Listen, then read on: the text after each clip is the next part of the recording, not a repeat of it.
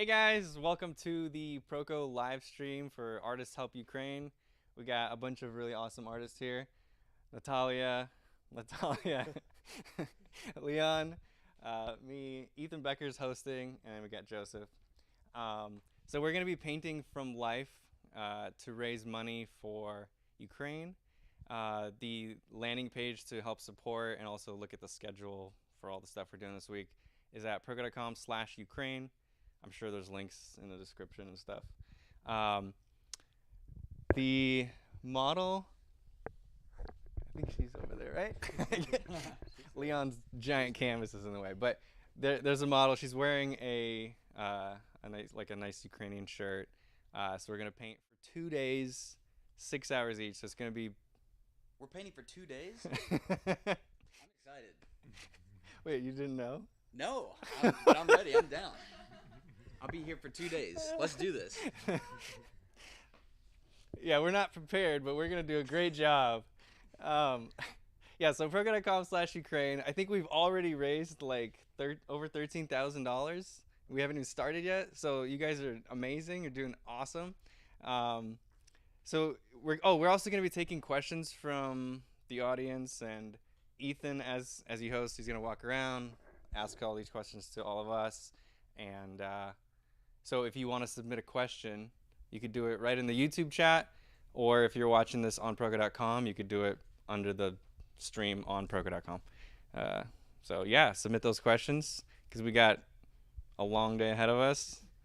We're going to need a lot of questions to answer.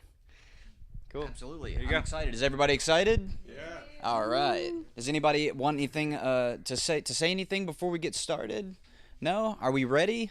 All right. Ready. Well, we're going to jump straight into it. You are the audience. You're going to be speaking through me. So everything that I say is what you're going to be saying. So we're going to go ahead and get started. Everybody to your easels, right? All right. All right. Let's take Can we take a look at the model up here? Yeah, Can we let's switch show to that cam? Oh, yeah. Cam to the model. Yeah, there is. That's Oh, there you beautiful. go. So that's one angle. There we go. All right, everybody, go ahead and start doing your warm-ups. Your stretches. Do some push-ups, and I'm just gonna jump into it. Yeah. I'm gonna go ahead and just start asking questions from. We already have. Let's introduce everyone. Yeah, let's introduce everybody. I'll go ahead and introduce. All right. So, what's your name? My name's Where's you from? Where's you from? I'm Joe Todorovitch. I'm from just outside of LA, and gonna try to make a cool painting for everyone to see and answer some questions about it. Heck yeah! You excited? I am. I'm always excited when I get a chance to do this. Yeah, me too. I'm very excited. It's nice watching other people paint for once. This is great. All right, Stan, where are you from? You do live painting streams? No, No. I don't. Okay. I'm Yeah. really bad at painting. Where are you from? You should have joined us. Yeah, I should have. I could actually, maybe I'll do a doodle on the side later. Yeah. On the draftsman set. Yeah. So we also do have this area where we're going to be speaking to some people. We're going to sit down and do a little talk every now and then, maybe. Yeah? Yeah. So yeah, I'm Stan.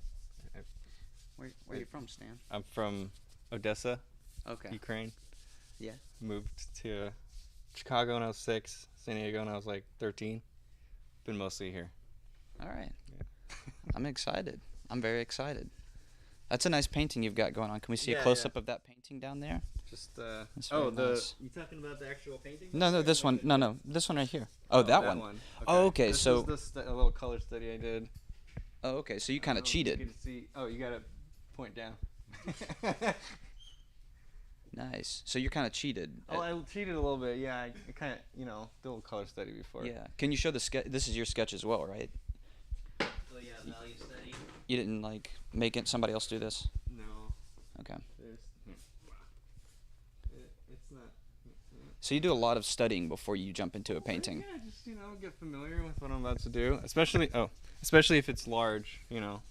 I want to be comfortable with it and not be juggling too many balls. Yeah. For real. All right. Very nice meeting you, Stan. You seem like a nice guy. Let's move over here. All right. So what's your name and where are you from? Leon. Leon. Yeah. So originally from Minsk. Minsk? Minsk. It's Belarus, capital Belarus. Belarus? Yeah. Okay. Yeah. Yeah. Moved here similar with my parents when I was a teenager. And fell in love with art. And here I am. Yeah, I'm very Years excited. later. I'm very excited to see what what you're gonna do here. This is a very beautiful painting you've already started here.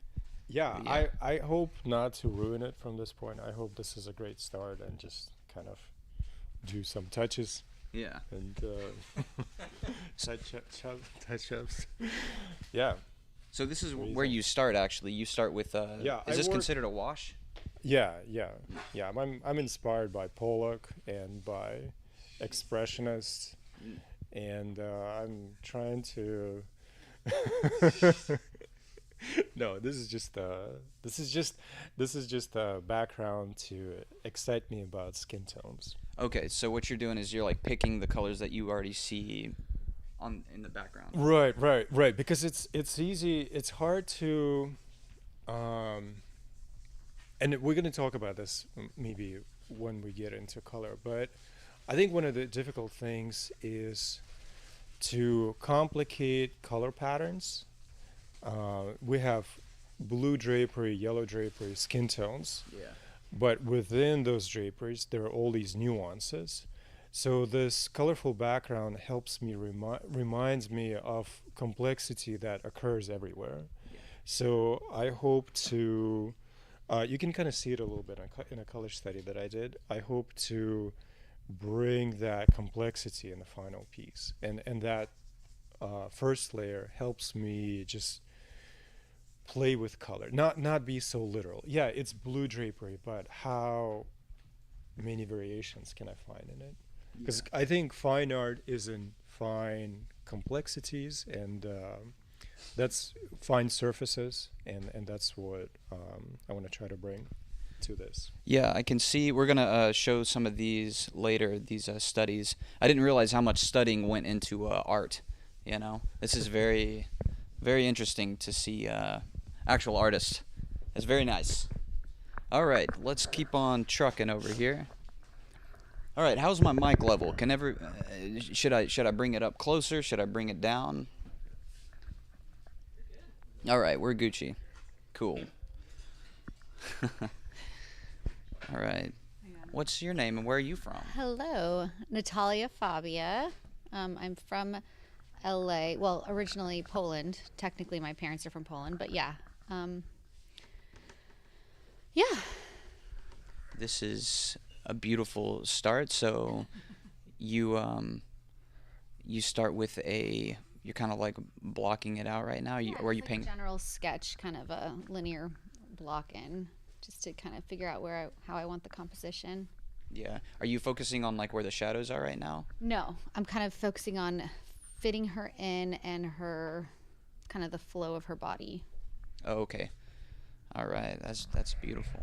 All right, we're gonna check back in. Did you do any studies? No, I didn't know there were studies being done, but that's okay. I'm just kidding. I didn't get any. That's okay. I probably wouldn't have anyway. You don't do studies typically beforehand. You just jump right in. No, I do if I have time and depending on, but I'm not cheating like other people here. Yeah. Look, she's gonna have the best painting. Yeah, she's just gonna have the best painting. For sure. All right. Hello. What's your name? Where you Hello. from? I'm from Ukraine. I'm Ukrainian, and it's been such a privilege to be here. First time I came to California 3 years ago, and it's just it's a breathtaking place for me because I was born in Odessa, the same as Stan. The same city. It's a seaport city in Ukraine, and it's that's why I love the ocean and the sky and all the beautiful landscapes and nature that California is so rich at. And I fell in love with this place, and it hasn't been easy 2 months for me. because of what's happening in Ukraine, and all my family was in Ukraine. But I'm so glad to be here, and it. I haven't painted for 2 months already. Oh wow. It never happened to me before, but I'm. Yeah, it's a therapy for me. Yeah. Do you do landscape paintings as well? Do you enjoy landscape? Yes, I do. I do very much. More than portrait? I've studied portraits my whole life. For 16 years, it was my major because I finished art academy in Kiev, National Art Academy, and then I studied classical art in Italy and in St. Petersburg a little bit. And I would consider myself as a portrait painter. Okay. But everything else, it doesn't matter what you paint. It's what you how you do it, and it's all God creation. Yeah. It's a very interesting start, like compared to everybody else's. You don't start with the wash. Is that your strategy all the time? It depends. But I try to get a feeling of the person, of the personality, and also very important for me is the flow and the energy that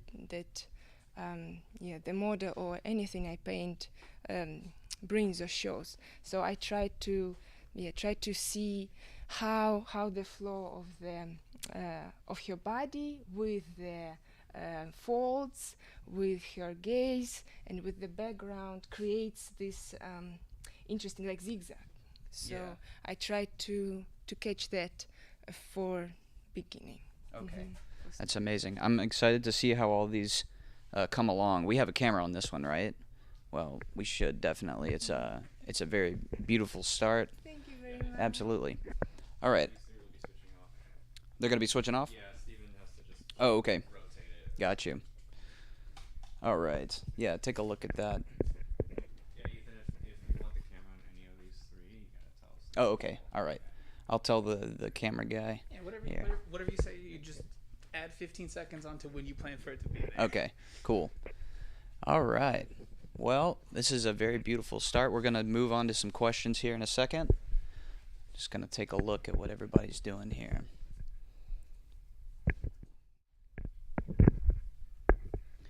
All right, let's circle back to you, man. What you got going on? I'm just trying to kind of establish a little bit of rhythm here, kind of a gestural series of marks that kind of gives me an idea of the placement and the kind of proportion of the subject in relation to the edge of the canvas.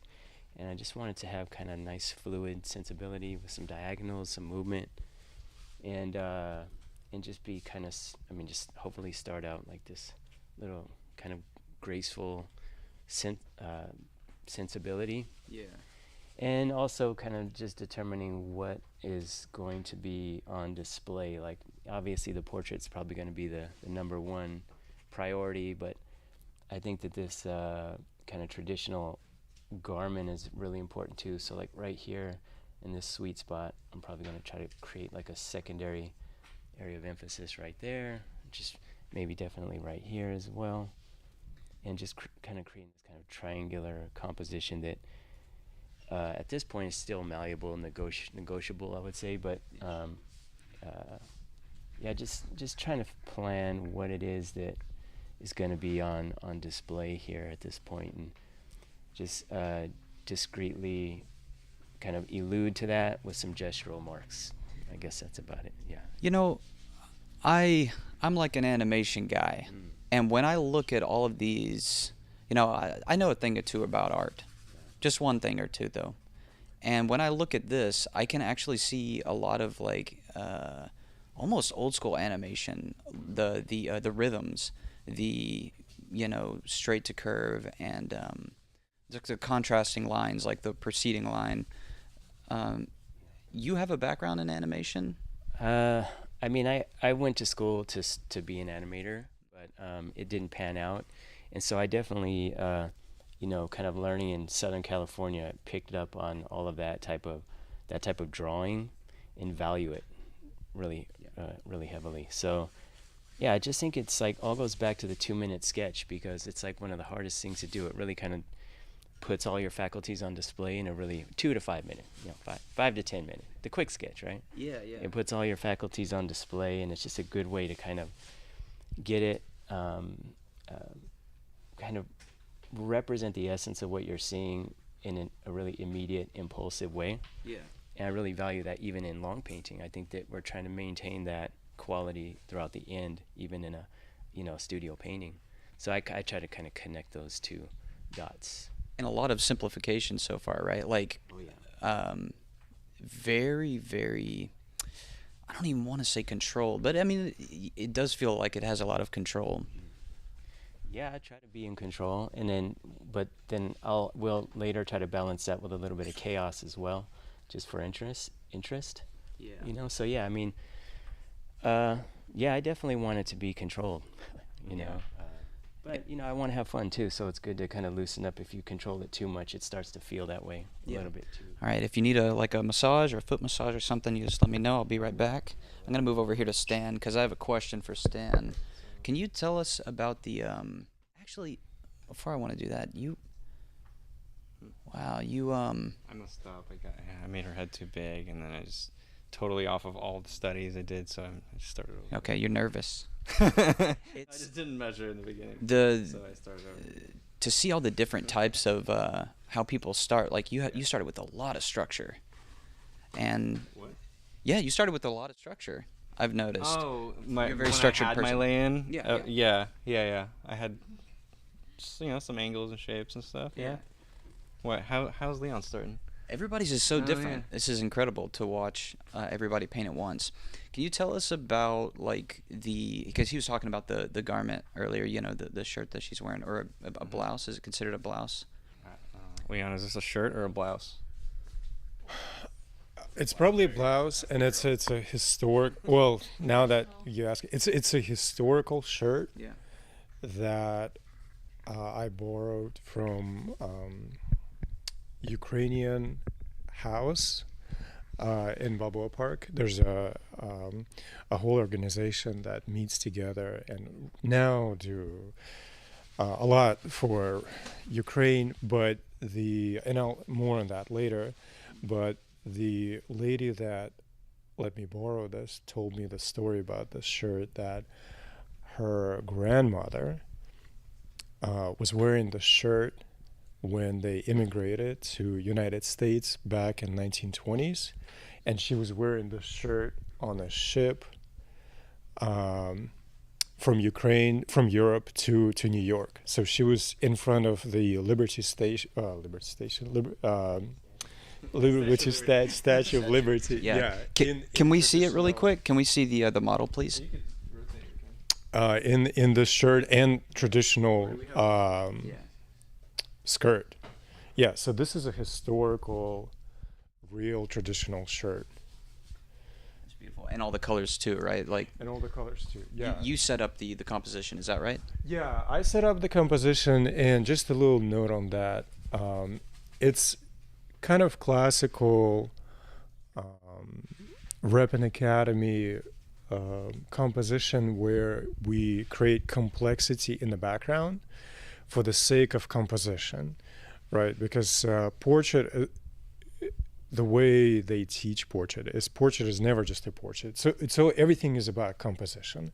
So they complicate backgrounds so that artists have a chance to design variety of shapes and then bring variety of colors back to skin tones and blouse. For example, we have a white blouse, we have skin tones, and this color around the yellows and the blues, of course they're Ukrainian colors, but also they meant to complicate the colors in the shirt and in the skin tones.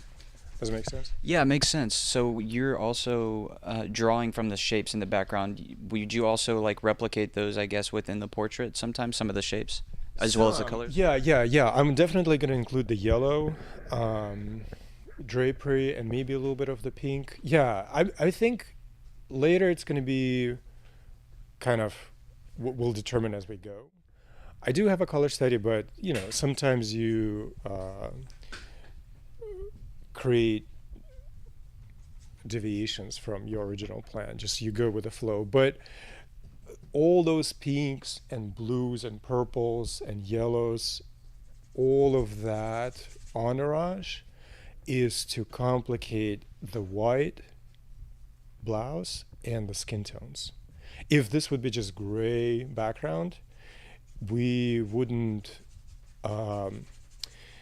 have so much stimulation for creating variety of color. Does it make sense? Yeah. Right, and that's what it's for, and that's why it's such a big setup for just a portrait. Yeah. Do you see students doing that wrong a lot, where they're just focusing on maybe just the portrait, but they're not considering the background? I think it's teachers. The teachers are the problem. Yes, it's teachers' fault if they say, okay, don't worry about background, just paint the face, because it's never about the face. Color is relationship, and what you want to do is you want to learn how to create relationship between different patterns, different shapes, and portrait is just a portrait.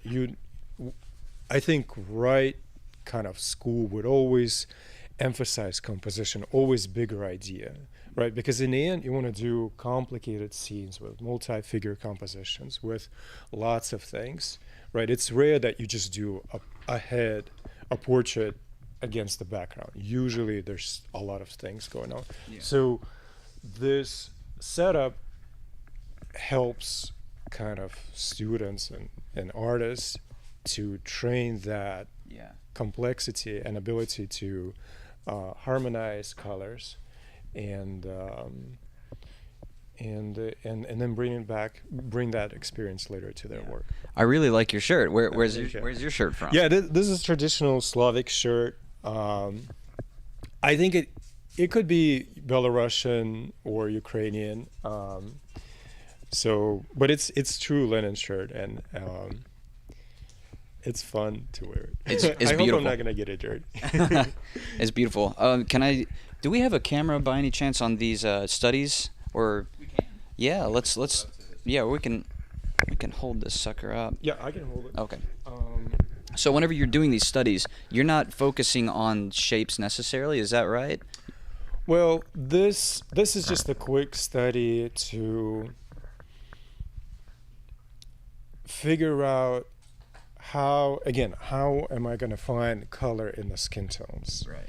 Because these yellows right here, right? Right. So I'm trying to put blues in the shadow, right? And I'm trying to basically we have shadow, we have light, right? So I'm trying to complicate the shadow with these blues and purples, and I derive them from other places in the background. And then this is a warm light, so I need to figure out the complexity of all the patterns in the light. And I go from oranges to reds to yellows and to lime yellows, right? And all of that you can kind of see in the background. So again, this is all to figure out through which colors am I going to resolve patterns in light and patterns in shadow. Yeah. All right, well, I'm going to let you get back to it, but what's the medium everybody's using here? What kind of paint is this? It's all oil canvas. It's all I don't think anybody's using water soluble oil, but it's all oils. Yeah. Oh, okay. All right, well, I'll let you get back to it. Those studies are beautiful. Thank you. All right, good luck. Thanks. All right, how are we doing on audio? How's the stream going? Is everybody liking it? Yeah? All right. The audience is digging it? I know I am. Oh, man, this sucker has... Yeah, can we get a... Yeah. All right. That's beautiful. Wow. Just watch me screw it up. Okay, so you're focusing on the background right now, right? Well, actually similar to what Leon was saying. I loved what he was saying because I also, like when I'm teaching, the background influences the model. It's impossible not to have color reflections and light reflections, and it's always, it's all relative. So the environment is super important. So just trying to capture some of the environment to also incorporate some of those colors into her and her skin, because they're all in the same light, they're all in the same airspace, so it's going to be very similar. So, yeah. I have a question about composition and lying to people. Okay. I guess manipulating as well. So whenever you see that backdrop, are you specifically saying, like, this piece of cloth doesn't do this necessarily, but I want to make it do, like, you're painting it to create a nicer composition than what you actually see? You understand? Yeah. I mean, I always look at whatever I'm painting is just inspiration for something. So, like, for example, if this is like just a sterile classroom setting and there were blinds, I might use those like vertical blind shapes to invent something vertical. Like, it's just inspiration. Do you know what I mean? Yeah. So, like, I might end up putting a forest back there. But, I don't ever it's always manipulating. Yeah. Because we should be able to create our world. That's like why we're painting. We're not taking photos. You know what I mean? Yeah, that's true. I feel like that's where Boring. I mean, in my opinion, if I. Yeah. I had those mistakes, or not necessarily mistakes, but I feel like it's just a thing that you kind of have to work through as a student. Yeah, you got to try. Yeah. Yeah, try copying what you see there, and then also try inventing and getting more expressive with it, and then finding what works for you. So you do think it's important to just not jump straight into making your own piece of art first? Like, students should first try to paint what they see, and then later they can start to... It's a tough one. A little bit of both, because like for little kids, you want them to have no inhibitions, and you don't want there to be rules, because then it stops their imagination. However, the second you start asking questions and learning, you want to have fundamentals, and like there is a way of doing things, and then you got to mold the two. Yeah, because what I'm noticing here, if we have a camera on it, from your angle, I don't know if that the cloth directly behind her, the yellow cloth, cuts through her head at that perfect angle there, that you've made that composition. Maybe because I'm sitting lower. Oh, okay. But it feels like you're already just creating your own composition to make it really solid, right? Yeah. I think you should always do that. It's more important to make something look more interesting and work for your piece of artwork. No one's going to see if this is hanging somewhere. They're not going to see the reference right next to it. Yeah. So it always has to work and stand on its own. Yeah. Well, it's beautiful. So you're doing the shadows right now in blue, is that right? Just on right here, you mean? Right here. Oh, yeah, I see a little bit of the blue reflecting, so it's kind of to remind me. So that's where you're starting then, in the shadows right there. I guess so. Okay. I don't know how, I work in digital mainly, so you can work any which way. Yeah. Light to dark. Shadow, or fill in the background, then shadow to lights. But I'm also very intuitive, and I jump around a lot naturally. So. Yeah. All right. Well, we're gonna let you do your thing, and we're gonna hop back here in a minute. And one more round, and I'm gonna take some questions. Oh wow! Everybody's so different. I love this. I can start to see it. I can start to see the form coming through here. Can we have a camera on this painting whenever somebody's got a second? I can move the camera, no problem. But let's see what you. You know what I usually focus on, because of course everybody's different and everybody perceives painting differently, but in general, since I'm European, and all the people who read from the left to the right, they also look at the painting from the left to the right. So it's very, for me, it's important to engage the viewer with my painting. And I do this with directing the view. So I invite the viewer in my painting by directing maybe with the lines or shapes, like from the left to the right, and then I try to create environment here where viewer enjoys what's going on inside and doesn't want to go away from the painting. Yeah. And the flow is very important for me, how it moves and how it like drops here with your hand, but not to.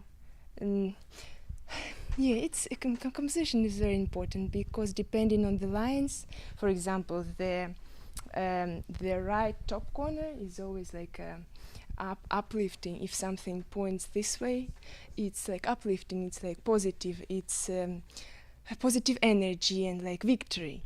And if something drops like this right bottom corner is like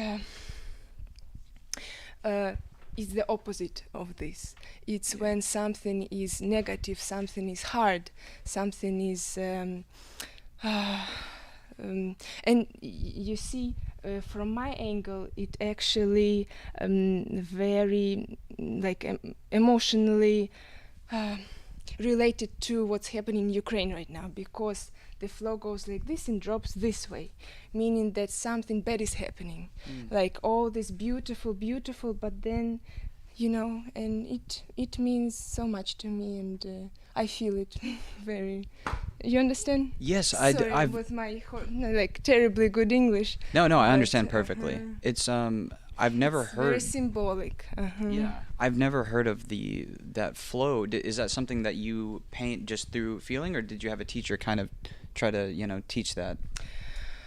It's both. Yeah. It's both, and it's hard to explain this. Yeah, it's more.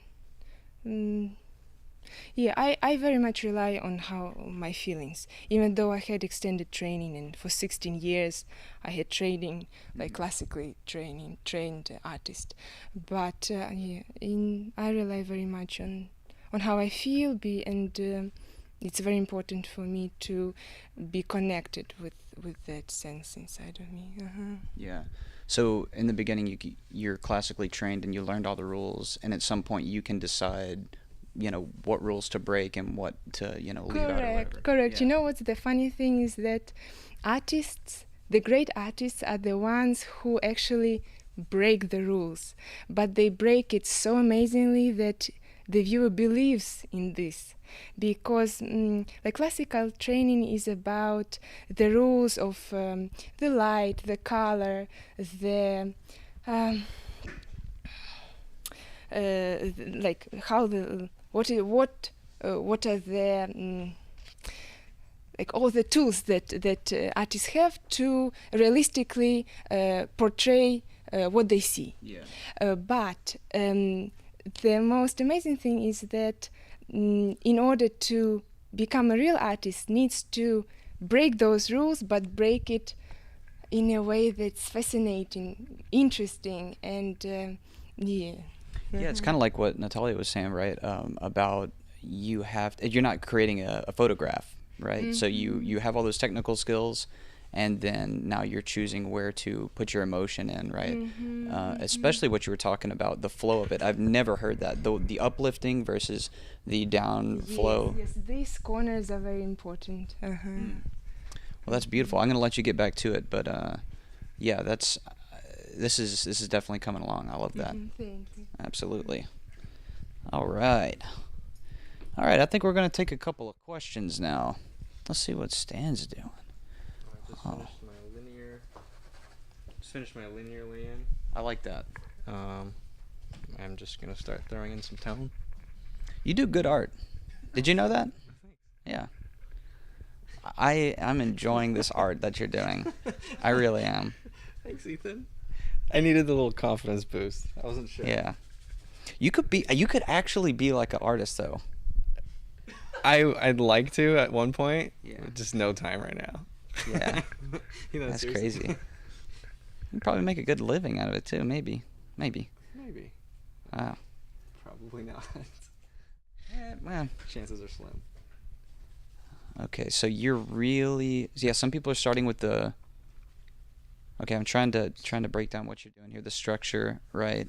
I mean, I have my drawing in, so I now kind of with my placement, and now I'm gonna make sure the big darks and lights are gonna work.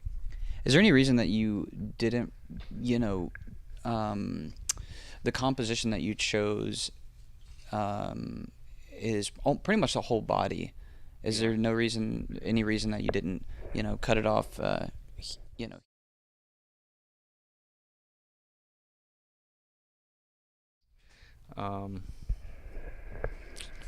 And yeah, I felt like it would feel more, like, feel bigger if I zoom out a little bit. Yeah, I see the hands in the study. Those are really nice. I just wanted to capture a little bit more of the scene. Yeah. Okay. So Really she's just a portrait. she's in the exact same position. She's been sitting here for a couple weeks. She was here all weekend, just waiting for us. Yeah. Yeah. That's dedication. That's awesome. Yeah. Well, I can't interview the model, right? Maybe not right now. Maybe. Well, she's up for it. Yeah. All right, let's take a couple. She's not giving us any cue. Very professional, just stoic. There was a nod? Okay. Uh-oh. No, don't move. Stop moving. You messed up my painting. Yeah. Does the model get any breaks? Yeah. She already took one. You didn't even notice. Oh. She took a 5-minute break. Oh, I didn't notice. Yeah. Yeah. Every 20 minutes, she'll take a 5-minute break. Oh, okay. Yeah. All right. Well, maybe I can. In illustrations, what is that actually like? What's the process for anyone who hasn't worked with a model? Yeah. What is the model process? Typically, every 20 minutes, that you got to shake it off and relax your muscles and stuff. So like 20-minute break for 2 days. Yes, and then you come back next week. Okay. All right. Did you 25? That's. Yeah. Did you know that I was a model at one point? What do you mean was? Shit. No, I mean, I didn't. Like, professional, you got paid. I got paid. Yeah. What did you model? For a split second. I was like they drew me. I was for yeah. Life drawing. Life drawing. Like nudes? Yes. Wow. Very naked, actually. As naked as it gets? No, I didn't have the cowboy boots on. Maybe next time. That wouldn't be very naked. That would be almost naked. That would be Texas naked. All right. So. Did you really though? This is not a joke. No, it's not a joke. I did. Wow. I met somebody who was in the industry, and he was like, "Yeah, take some jobs that I don't want," and I should have taken that as a red flag. Yeah. Anyway. If anyone has any drawings of Ethan from these sessions, please send them our way. Back then, I actually had long hair. I had it pulled back in like a ponytail. Yeah. You think I'm joking, actually. You're like, this guy's lying. I never know if you're joking. Yeah. Well, don't lie, kids. Nobody believes you, even when you tell the truth. I don't know. I could be manipulating you right now. Let's move on. Are. So, yeah, we kind of asked about the warm-ups. I think we're gonna, let's see, what other questions we got? Let's take a look at some of the questions. Are there any questions from, yeah, all right, I'm gonna take 1 second to read the questions and see what's going on behind the scenes. If we can, let's go ahead and, let's focus on this one. Can we put the camera on this one right here? Actually, before I move on to taking a quick break, I do want to ask, wow, you're really figuring this out. Is this charcoal? Yeah, this is just fine charcoal. Yeah. And but you're doing a painting, right? See, I've never seen this process. That's not Oh, I didn't know. I thought we were gonna draw. So you're just figuring it out, the tones. You're doing a value study, basically. Yeah, I mean, vine charcoal is easier to move around. Like you put a line down and you smear it a little bit. You get a little bit of pigment, vine charcoal, but if you paint thick enough, you can. It doesn't compete with colors, but it really helps to solidify placement of patterns. It's all about patterns and it's all about placement, so that when I start painting, I could be as wild as I can and still feel like I'm in a good spot. Yeah, you want to go wild. Leon is known for being wild. Yeah. Don't splatter. Everyone asks me, like, are you gonna make this shirt dirty? And I know probably not, but I can't guarantee that I won't make everyone else dirty. Yeah. So what I've known, he's giggling. You planned that one, huh? No. You were like waiting for the opportunity. No, that happened before at the academy. Yeah, it's just. That same joke happened? No, the truth. The truth. Have you ever splashed anybody in the eye? I might have. I don't remember though. I try to, not hold any grudges or. Oh, it's like a anger thing. No, it's not. No. It's bad. No, like you flick a brush and who knows what happens. You flick a brush and who knows what happens. I like that. Sounds like a threat. Yeah. Oh, one last question. You use a lot of straight lines, a lot of structured straight lines in here. And for students, I see them, going wobbly all over the place, using noodles and stuff like that. Whenever you do decide to use the curves, it's very, very specific. Like what I like to call lazy curves. This lazy curve right here. It's not as wobbly as like a super rounded edge, right? But or like a noodle edge. It's also a very professional term called a noodle edge. Well, how do you feel about the straight line situation? Yeah, I think it's very specific. You don't want to get personal in the beginning. I don't think it should be personal, because if it becomes personal and it's a mistake, then you would feel emotionally attached, and then you don't want to move things. It's like a relationship. You have a relationship with this painting, like slinging your brush. First, I'm like, yeah, I'm very. It's an angry relationship. No, it's not, I don't think so. But we'll find out. You're figuring it out. Exactly. It's just like a In the relationship. process. You're figuring it out. But the point is, like, straight lines force it to make it generic, so that you don't get attracted to your subject matter, so that when you have to move stuff, you're not moving her face, you're just moving a shape. Does it make sense? Yeah. You're not You're not emotionally attached, and Right. yeah. Right. That's a very interesting way of thinking about it. That's very artsy. Very artsy. I like it, actually. We'll see. Who Do knows? You never know what's gonna happen. How is your relationship with this painting so far? Is it angry? It's no, we're getting to know each other. It's cool. like First date. not even. This is like. I don't think.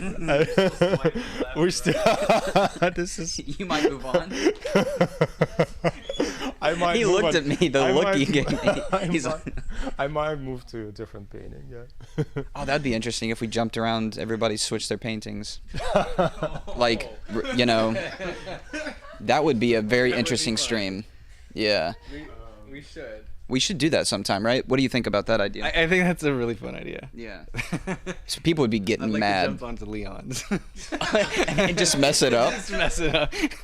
You're the wild card, huh? Yeah. Okay.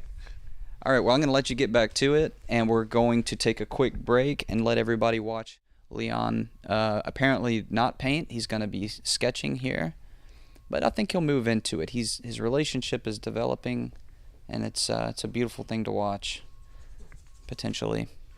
All right.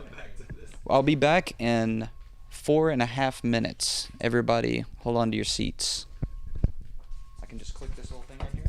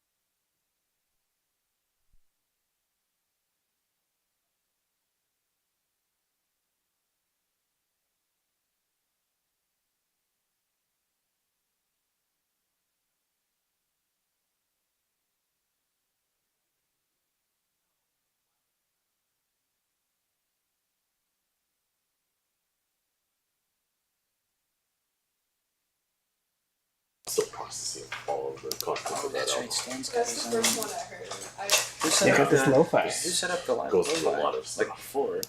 Who Like- posted those videos? Where'd y'all get those?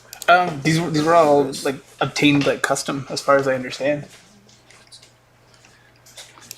Yeah. Art. See window capture. Sure. Okay, so I get levels from the desk. Yeah, can I see the chat? Oh, this is going live right now. I'm operating on the scene that everyone already sees. Awesome. I did not know that. No, you're good. So this is. Yes.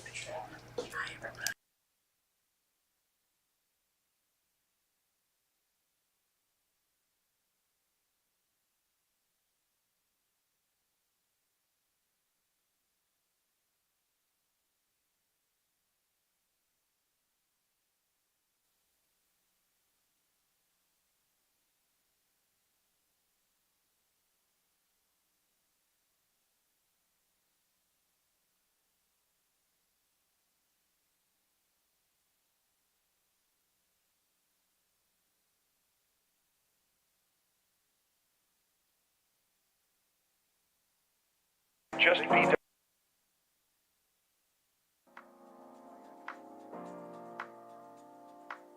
but they could also be a view of a musical instrument.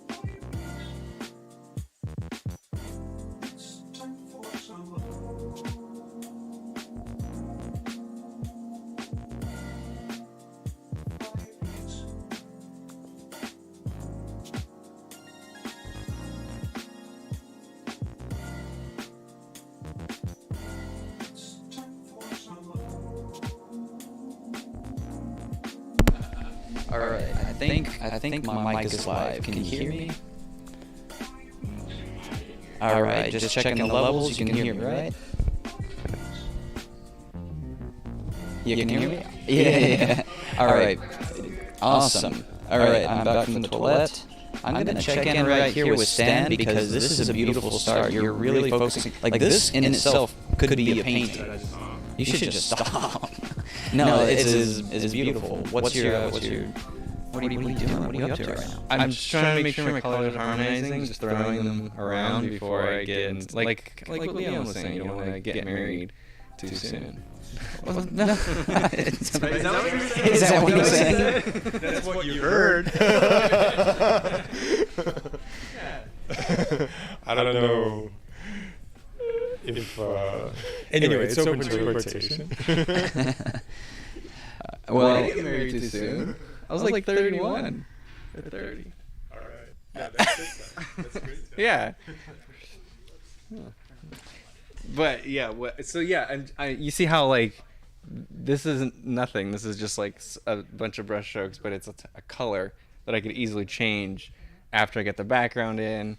yeah. I can shift these things. I'm not too worried about the actual shape. You're not married to it. I'm not married to it, and I'm throwing them very quickly so I can get the canvas covered and then focus in and modify things with a more confidence, because right now when I put something down, I don't know if it's right because there's so little to judge off of. Yeah. But once the canvas is covered, I could adjust things a little more confidently. Yeah. 'Cause I could compare it to a lot more things. Yeah. Yeah. Well, all right. What's your next color that you're gonna use? The next color, I'm about to put in this ochreish drapery right here on this side. Mm. Yeah. Well, That's that. that's exciting. Oh, Probably get this white in there pretty soon as well, because that's a big value shift that hasn't happened yet on my. oh, you want to create a bunch of contrast. Whole picture going. Okay. You create like the most contrast to then select the colors afterwards, basically. Okay. Well, all right. That's very awesome. Let's get some questions here. Let's see. We got a question that says, can you kindly give a 1-paragraph explanation of... Oh, goodness. Yeah, why is figure drawing so important for new artists? Well, I would say that traditionally the figure is one of the hardest things to draw correctly and objectively well. I would also say that what's involved in learning to draw the figure promotes discipline, and I think that learning a little bit about anatomy, or a lot about anatomy, learning a little bit about light, how light falls, how light functions across the form, and how it interacts with a flesh tone and all of those types of things. Well, we're talking about drawing, right? Well, it's like, painting. Figure drawing. Yeah, figure drawing. Just Yeah. figures in general, I suppose. I think it's a good objective tool to determine one's capabilities. Yeah. I would argue. Because it's so much easier to see the mistakes, right? If you're painting a dog, you can put an ear over here, over there, whatever. But Dogs are hard to paint too. Comparative anatomy is really important. So I think you can notice if a dog looks like a horse versus a dog. So some dogs do they look like horses to you? Some, yeah. Some badly drawn dogs look like horses. That's kind of rude.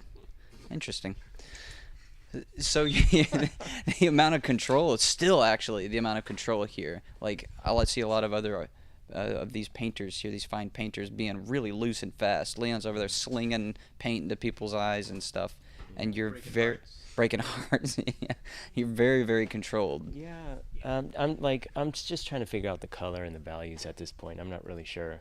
And there's not a lot of hard shadows on the face, so I can't really go in there just yet. Well, I'm probably about to start introducing something in there, some kind of grand average to the portrait, but I'm just trying to find my way here with the color. I'm not sure.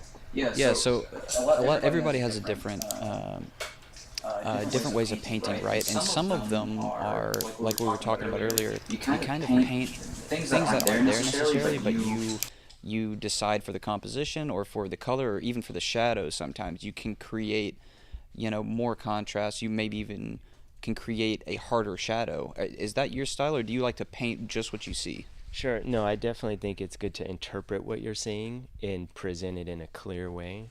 So yeah, I would push things here, push shadows a little bit probably in this particular instance, and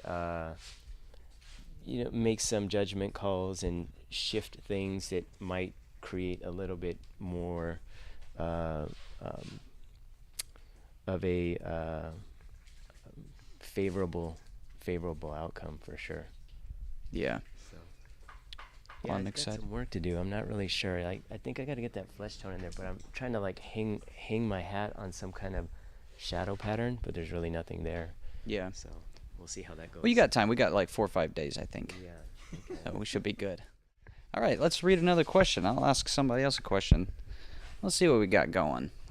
Oh, let's go. Well, we have 2 Natalias here. Which one do you suppose? This question's for Natalia here. We can ask both of you, actually.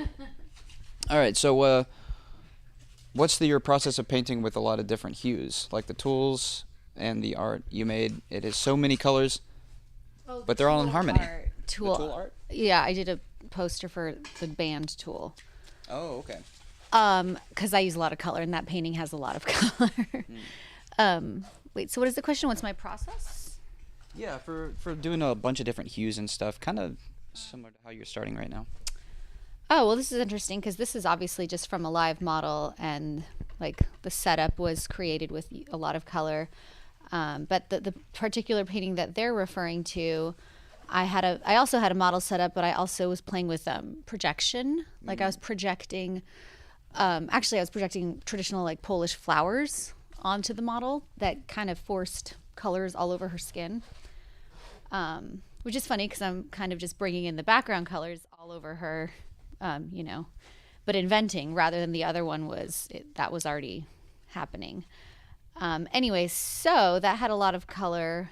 I love color, but I do also like harmony. So I also make sure there's like some color, one color that ties everything in.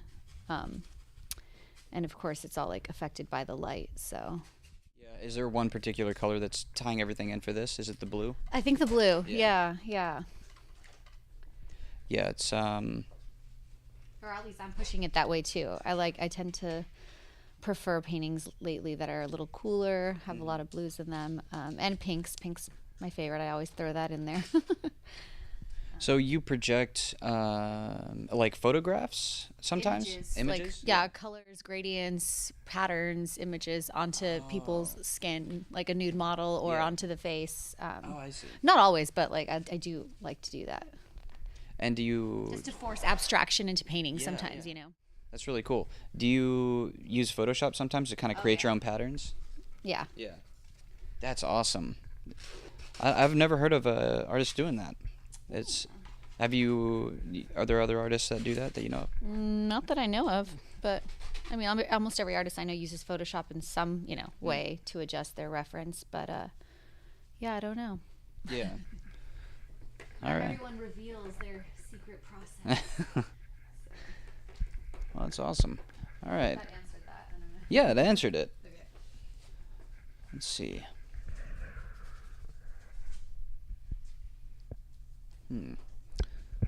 This might be an interesting question for you. I think I might be in the way of the camera. How do you keep track of all the skills an artist should learn while training? We were talking about, you know, the technical side of art earlier. How do you keep track of all the skills that artists should learn while training?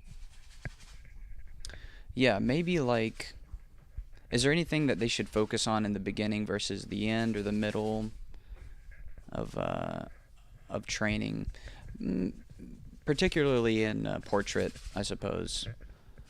Like, well, it depends on the training, because you know, every person has different technique, different skill set.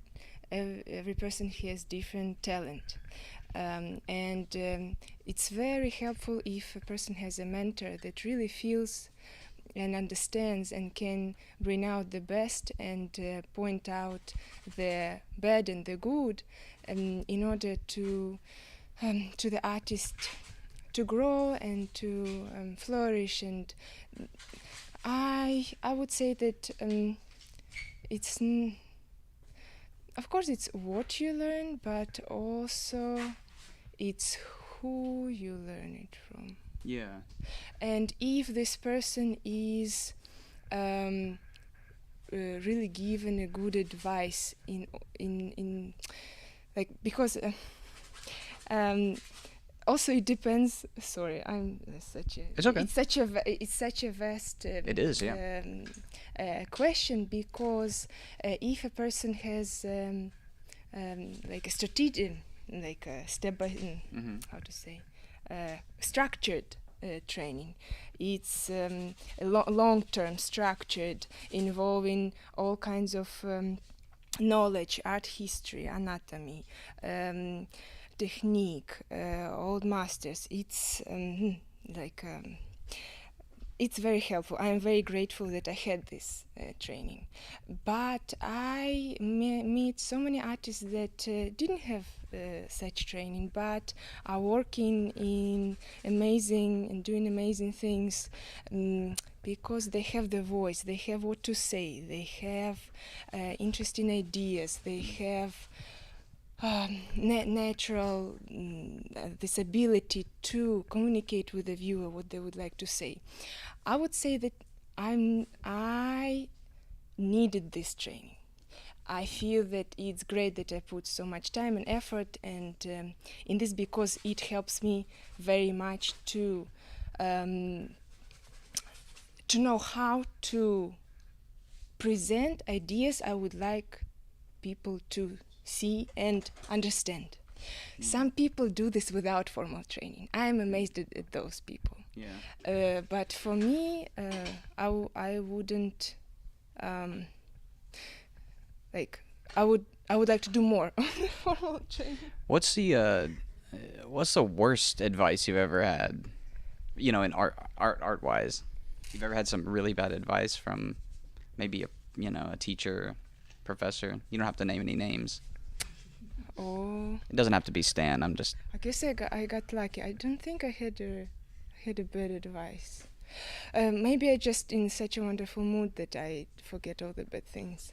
Yeah. Well, maybe Natalia, did you have bad advice? Oh my God, yeah. What's your bad or somebody? Was it Stan? Think. Oh yeah, Stan gives lots of bad advice. No, of course not. Or maybe not even bad advice, but just advice that may. Well, I've had, or even family members. Yeah. A family friend, which I'm still bitter about this, and she told me this when I was 14.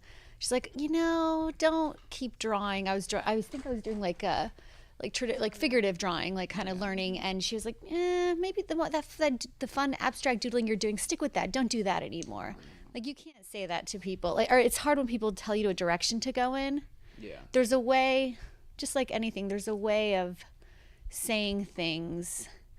You can easily just like telling a kid, I mean, maybe because I'm pregnant and I have kids, just telling them like, you never say anything's bad, or you just might say, oh, I love this. That's enough to push in one way or to let you know that's looking good. For sure. They soak up like a sponge, right? Like anything that you say. I think us, at least from what I know, most artists, most people I know are really sensitive. Yeah. You know what I mean? So, somebody telling you not to go in one direction can really, I don't know, hurt you.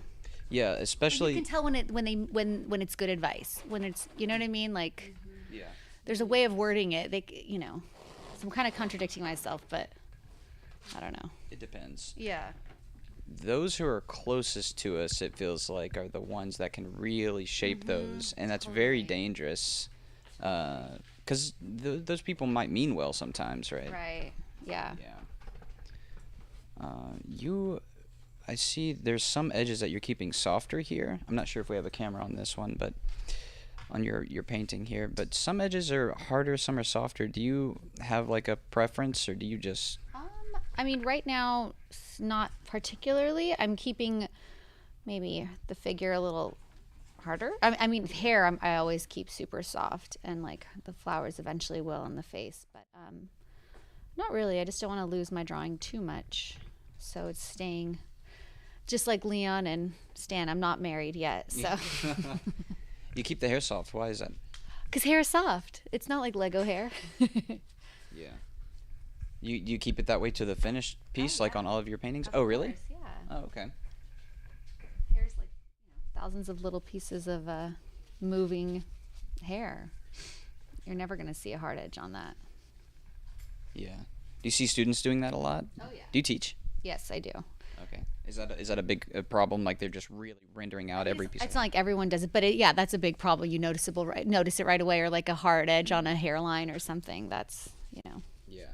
All right, students, stop doing that. Make that hairline soft. All right, we're gonna move on to another question here.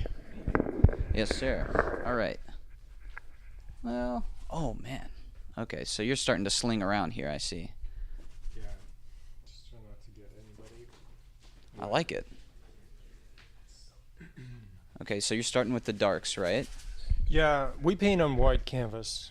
So establishing accents is one of the most important things. So trying to think about, again, variety of blues, for example. So we have this painting's battle of oranges or yellows and blues, right? So find variety of blues in the shadow, in the light, in the shadow of the shirt, in the shadow of her skin tones, just variety of blues, variety of yellows, oranges.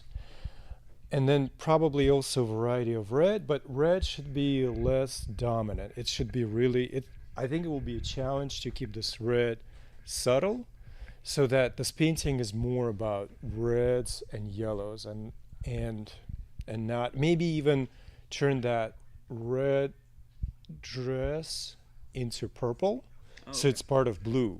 Yeah. Does it make sense? So do you have So like a dominant push, color? Push the red in the shirt, push the red in the skirt towards purple, push the light red next to the hand to the orange, so it becomes battle of orange and purple versus red, because that will help harmonize the whole painting. Okay. So that, and then also establish accents, right? And kind of right now just have fun with it. You know, right now, if you can't have fun with it now, it's going to be hard to keep it.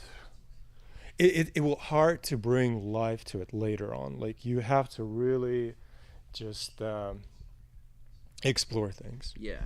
Right? Just explore the relationship. Take it on a date. Take it on a date. And so the main thing that's kind of honing all this together is the blue for the most part, you think? That's a good point. You don't want it 50-50, so we probably try to keep most of it blue, like 60-40. And blue, be flexible about it. Like shadow in the shirt, blue. Shadow, maybe the skirt could be kind of blue, but try to keep yellows no more than 40% of the painting. Does that make sense? Yeah, it makes a lot of sense. Yeah, one last question for you. You're like really tall. How'd that happen? Chernobyl. All right, we're moving on. just standing so close to that guy for a long time. Yeah, I still exert a lot of. I feel it. All right. What schools did different artists go to? What school did you go to? Watts Atelier in Encinitas. It's really close by San Diego here, or it is in San Diego. But Leon also went there. That's where we met. Oh yeah, okay. Y'all went to the same school. Yeah, we did. Yeah. Did y'all get into any fights? No, we actually had a team of artists, kind of aside from, well, for a little bit. Wait, what? Remember how we? It was like an arm wrestle. Yeah, no. I'm saying the opposite of that. Oh. We were actually. What's the opposite of fighting? Y'all were loving? Friendship. Oh, you were friendship. Y'all were friendshipping. Okay. That's good. Well, no fights? No fights. It's like, no, we're actually friends. Like, you have to tell a story to explain that we're friends. It's interesting. It's actually the opposite of fighting. Did you ever get in a fight in art school? No. If you were to, do you think you would have had your back? Leon? Yeah. Oh yeah, he's bigger than almost every human around. So. Yeah.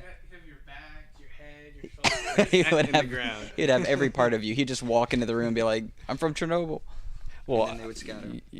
I'm also from Chernobyl. Oh, okay. Well, all right. My mom was pregnant with me during Chernobyl. Wow. Yeah. That's incredible. Radiation works in interesting ways. It does. Wow. Sometimes Yeah. makes you a freak. Sometimes a genius. Who knows what will happen? Who knows? Yeah. Wow. I didn't realize We're this. friends. We're friends. We could do this. Good Lord. All right. I didn't realize this when you invited me here. So okay, y'all are good friends then. Yep. That's good. Yeah. What school did you go to? I went to a school called California Art Institute out in Westlake Village. Yeah. In Arizona? No, it was in Calabasas, Corona, I guess. California? California. Ah. Yeah. And did they teach you? Yes. Yes, but I mean, I've been to like kind of a bunch of different schools, but that was the one where I feel like I learned how to paint the most. Oh, okay. Yeah. Yeah, I was wondering about like mileage. You know, I want to ask everybody about mileage because what we're seeing here is the finished product, right? But you've had to do a lot of paintings, I'm sure. You've painted before. You've painted before this, right? I have painted a few times before this. Yeah. Yeah. mileage is important. Can't get around it. Got to do it. Yeah. Did you ever have any bad advice from teachers, or putting you down, or did you ever get beat up or anything like that? Never beat up that I can remember. That's the thing about getting beat up. But yeah, you kind of remember. Yeah. Never been. No. But as far as bad advice, I don't know. Not that I can think of. No teachers put you down or kind of made you. You were just great from the beginning.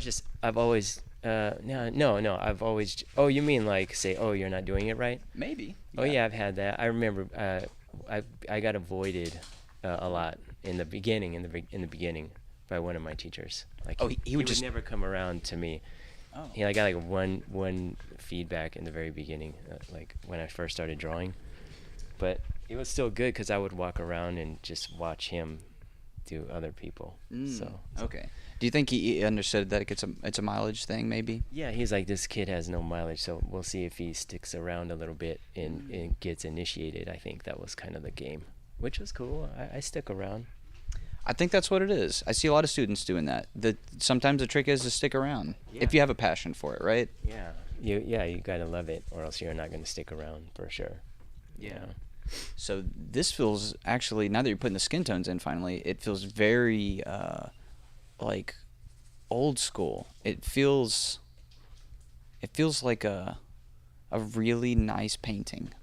You know what I'm saying? Like a master. You feel like a master. Are you a master? I'm not a master. No. No? He's a no. I said no. He is. Yeah, he is.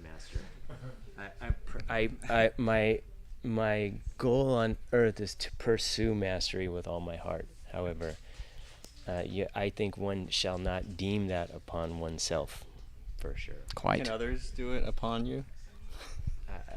Can I deem you? Can we deem you master? No comment.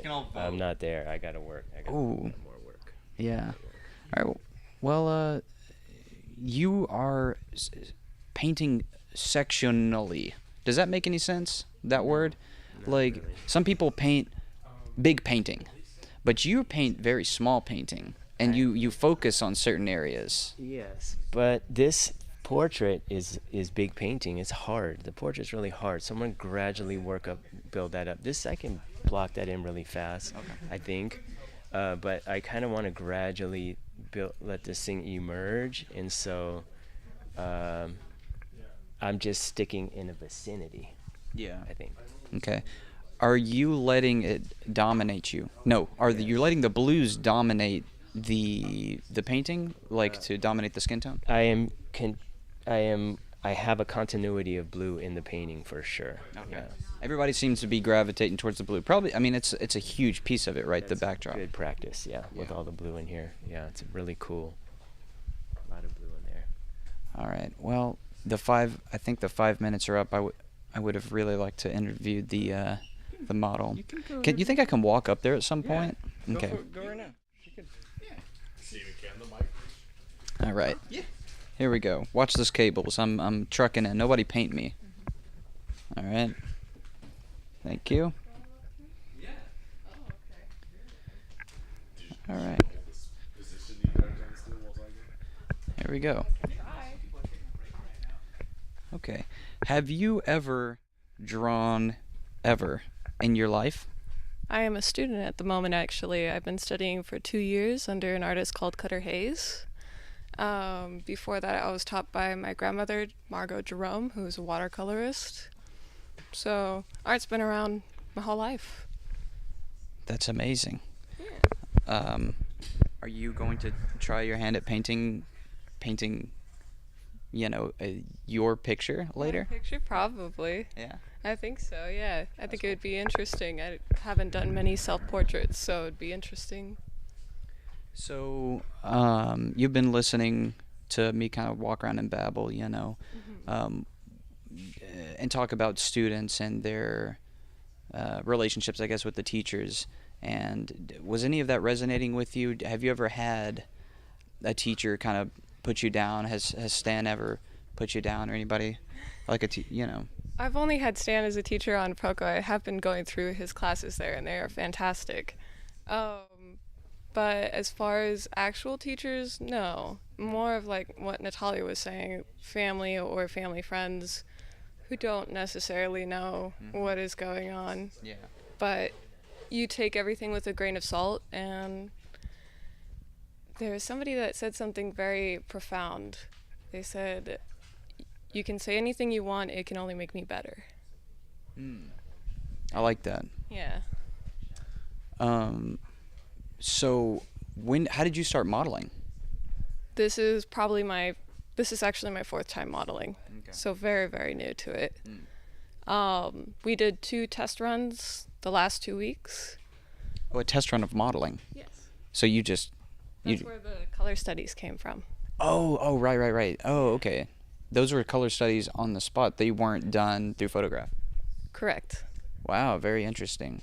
Because I've done some plein air painting and stuff like that too, and that's the compression in photograph, right, versus real life. There's a very big difference. A lot more information in real life. Yeah. Do you enjoy sitting? At the moment, yes. Okay, awesome. Are you prepared to sit for? I think we were on for 7 days. Are you ready? Well, it'll only be 2 days, the live painting of me. Otherwise, there's a whole lot more artists that are setting up and doing different kinds of things. Okay. I think Stan told me to tell you, but you will be sitting for 7 days. But okay. Anyway. Sure. Yeah. Do you do like mainly painting, modeling in your past few times? The majority has been of this particular modeling job, and I've done a few quick poses, and that's about it. Yeah. For me, I actually got, I made some money doing some modeling in the beginning. Do you think some students should do that? Does it, being on this side of it, does it help in any way whenever you go to the other side, of painting or drawing, or not really? You get an appreciation for the models that go up there, definitely. I have heard a lot of artists that, worked their way as a model and then also did their art on the side. Like Roberto and Cutter Hayes and Jean. Sorry, I can't remember the last names at the moment, but I'm sure people know who I'm talking about. Yeah. They did a lot of modeling, and some of them still are. Roberto still is. And I think it's just a great way to make connections. Yeah. Kind of go through your head, like maybe the anatomy that you're using, or use your own sense of composition to make a good modeling experience for the artists. Yeah. Okay. Have you ever watched any of my content? Do you know who I am? I haven't actually. This is my first time meeting you. Oh, okay. But hi, Ethan. Hello. All right. It was very nice meeting you. It was lovely meeting you Yes. as well. Good luck. And you're sitting. Yes. You're doing a great job. Oh, thank you. All right, here we go. We're moving on. All right. Yeah, we're going to chill with Stan in these chairs. If you'll Chill with take Stan. If you'll take this one. Okay, you want me to set this? All right. Let me know when it's ready.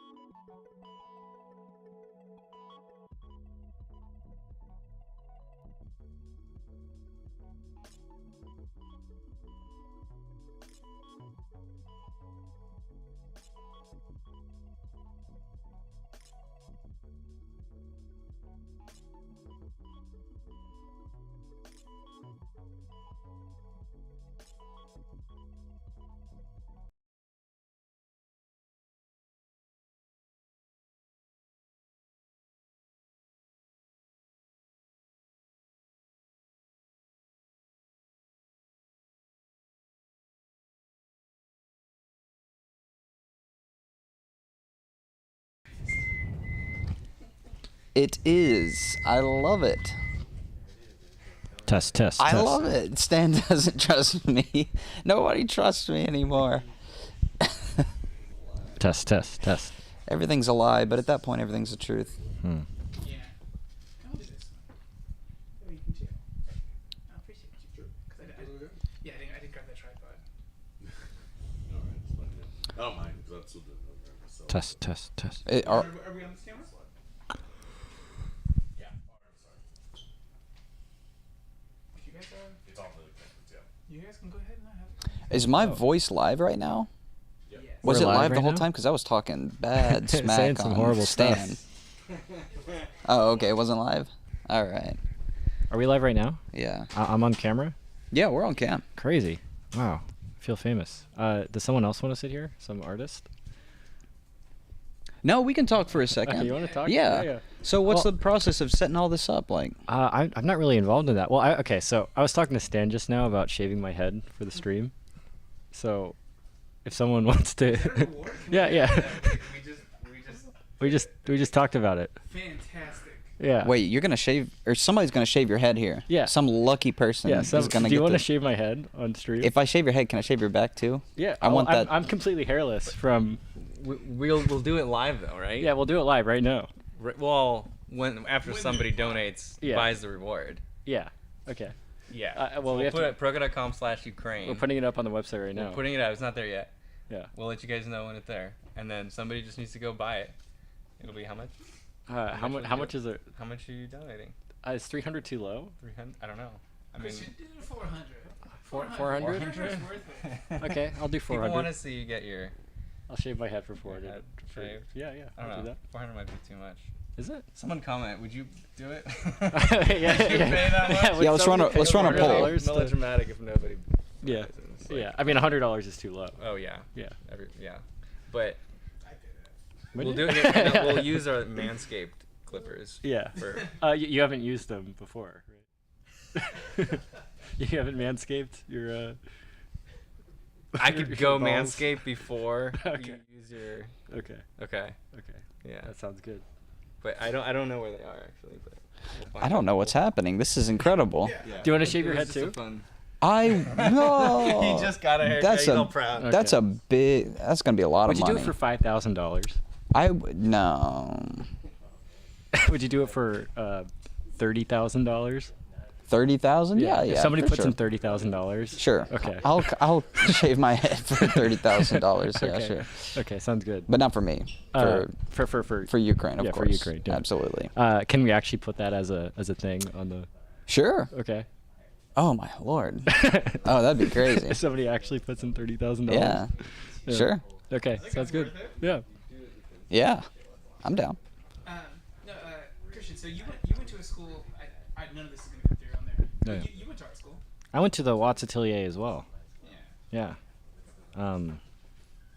This is for Stan. Yeah. I'm gonna shoot Stan later when he's painting Deep in Thought. You could shoot his painting. And Well, I'm not gonna shoot his painting. Yeah. I'll shoot him in the booty. Shoot him So in the booty. you went to school? Yeah. Well, I went to art school, but Also high school, right? No. I'm like 3 years old. I was grown in a tube. Yeah. In like a testing tube. Wow. Like 2 years ago. Okay. Yeah. So straight to art school. Yeah, straight to art school. Yeah, Okay. Yeah. How was that? Was it any of this kind of related? Yeah. I went to the Watts Atelier. I actually met Natalia there as well, and taking workshops with Joseph, and I watched Stan on YouTube as well when I was an art student. Hey, me too. I remember watching Stan when I was like 5 or something. Five That's or crazy. 6 years old. Yeah. Months or. I was very very young. 5. That was yesterday. That's right now. That's right now. I think there's a video you put out. You learned a lot from Stan, and the student became the master.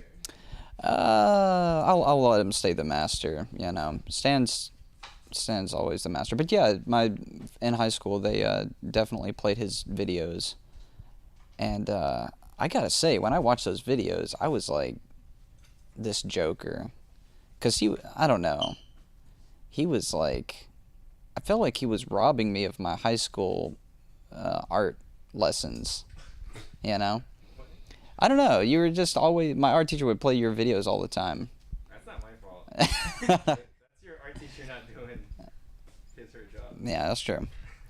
So how was art school? Did you have, like we were talking about, you have people kind of putting you down maybe? Oh, absolutely. Yeah. 100%. Yeah, Jeff Watts, he was my primary teacher, and he is known for being somewhat harsh sometimes. And very, very critical of people. But he, it's very much a good experience. Oh, okay. Really enjoyed it. It was like a good hurt. Yeah, absolutely. Oh. Yeah. That's cool. Any positive reinforcement? No, not at all. No, yeah, he's a very kind.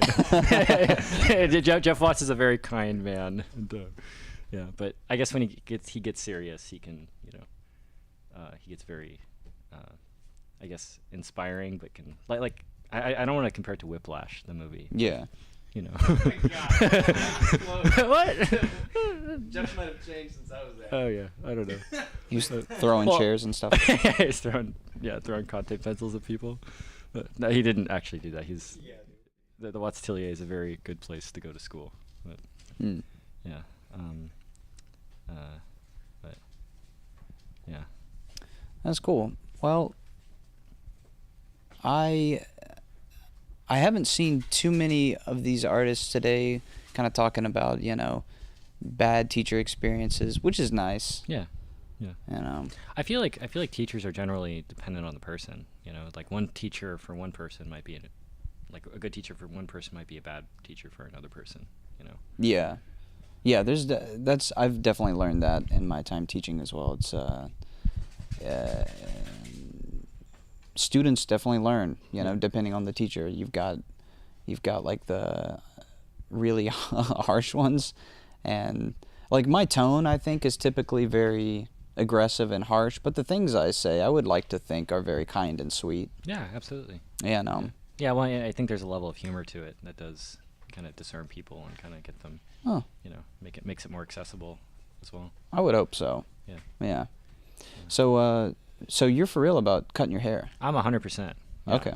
I'm 100% real about cutting my hair. Okay, cool. And and you are too, right? Yeah, I mean for $30K. Yeah. So we're gonna do it in phases, right? Like where I want to have a friar haircut, Okay. Like the sides shaved first? No, friar. Like a monk. You just shave the top. Oh, you're gonna do the opposite. Yeah. Oh. I want to have a friar haircut. You're gonna do the monk. Yeah. And you're gonna keep it that way? I'll keep it for the duration of the stream. But. That's crazy.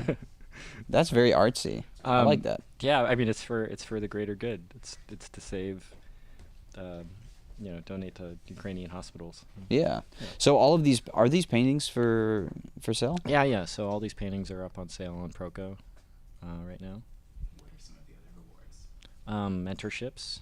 They don't hear me say this, Christian. Oh, yes. Some of the other rewards are mentorships, courses. I believe Stan was offering mentorships. Oh yeah, they're all sold out. You can see all of them right now on the screen. All the mentorships. Yeah, so all his the stuff. mentorships are sold out. Yeah, they're all sold out. They're $300. Oh, that's awesome. What's the what about the studies? Are we also selling the painting studies that they did? That's a good question. I think we. I'll put mine up on there. Yeah, yeah. You gotta take pictures. Yeah, that's so. What else is for sale? Other people have put up other paintings too, right? Yeah, yeah, yeah. Yeah. Matt Smith put up a drawing, a portrait drawing of a mutual friend. Oh yeah, brush pack from Lane Brown.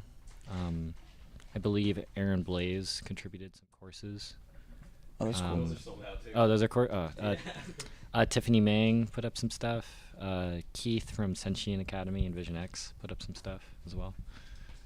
And if anyone has anything they would like to donate as well, we're constantly putting stuff on the website. So yeah, I think we're up to like $14,000 now total. Oh. It's crazy. And it's like Christian, was that the path you took with the hair? What? The fryer? Yeah, or you're the? adding your hair. Oh yeah, yeah. Absolutely, yeah, 100%. I can't donate courses or art, but I could donate ridiculous acts. All right, let's read some questions. Let's see what we got here. Oh yeah, what's the most challenging aspect of this painting for each artist? I think I can. You can answer this for them. I can answer this for them. Can we scroll to another one?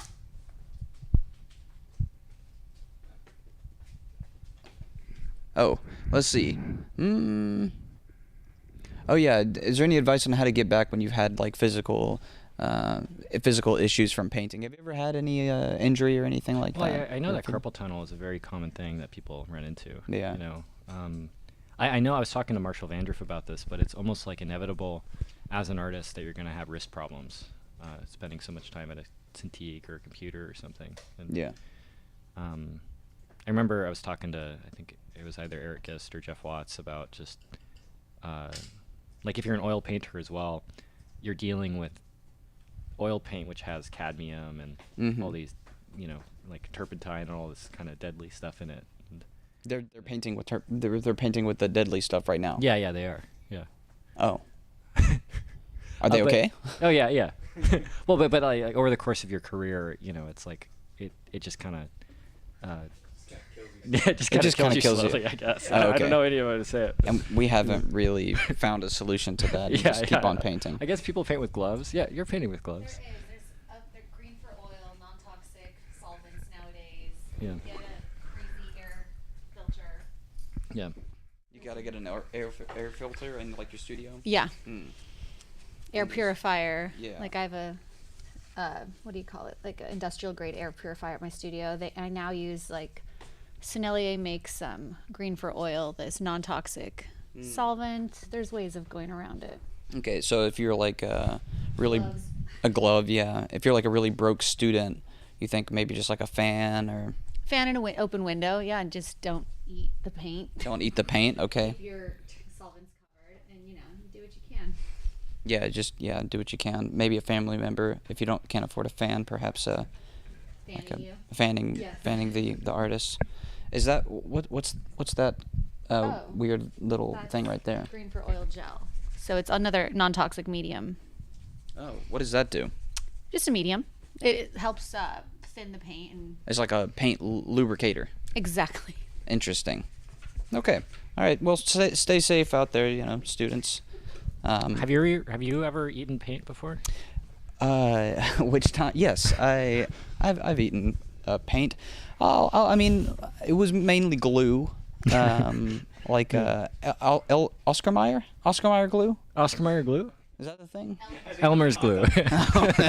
Maybe that's why it's a hot dog. Do they make glue now?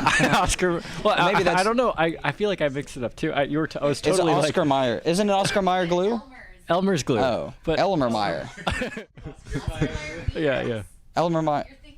Maybe that's why I thought. Maybe that's why I ate it. Yeah. Because I thought it was a. Well, anyway, maybe yeah. I would eat glue. On stream right now? No, I wouldn't. Yeah, much? just start. Well, okay, so I was trying to find the picture. I was talking to Stan about fighting him for a while, like physically, like. How for a while? You'd be fighting him for a long while. I'd be fighting him for a long time, for months. But, Oh. There at one point, Stan and I were gonna fight. Oh right, Yeah. they recently had the like big YouTubers or whatever online personalities do the boxing match. I think right. I guess I'm not a big YouTuber, but I was just thinking I wanted to fight Stan.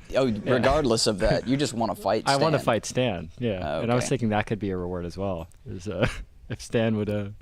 Are you thinking like bare knuckle or no, probably like a wrestling. like a foot fight? Yeah, I would.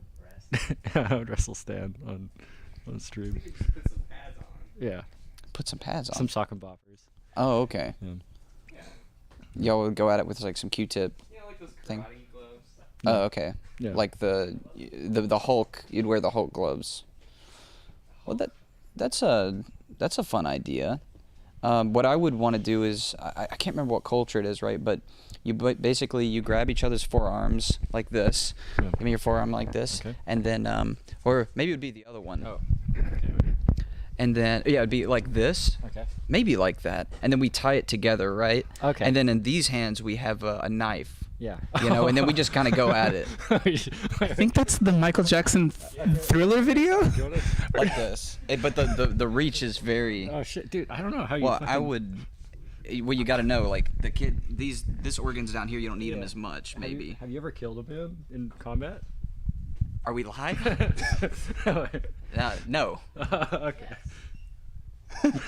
Maybe dude. go for the arteries down here. I'm actually 100% sure you would kill me. Me? Yeah. I'm 100% sure. I'd probably just go for your hand. Yeah, For like. I don't know, man. Oh wait. Oh, Well- the knives are also tied Are into they- your on your hand. Oh, so you can't let go. So you of the can't knife? let go of the knife. Oh, You man. have to. Is this what they do in Texas?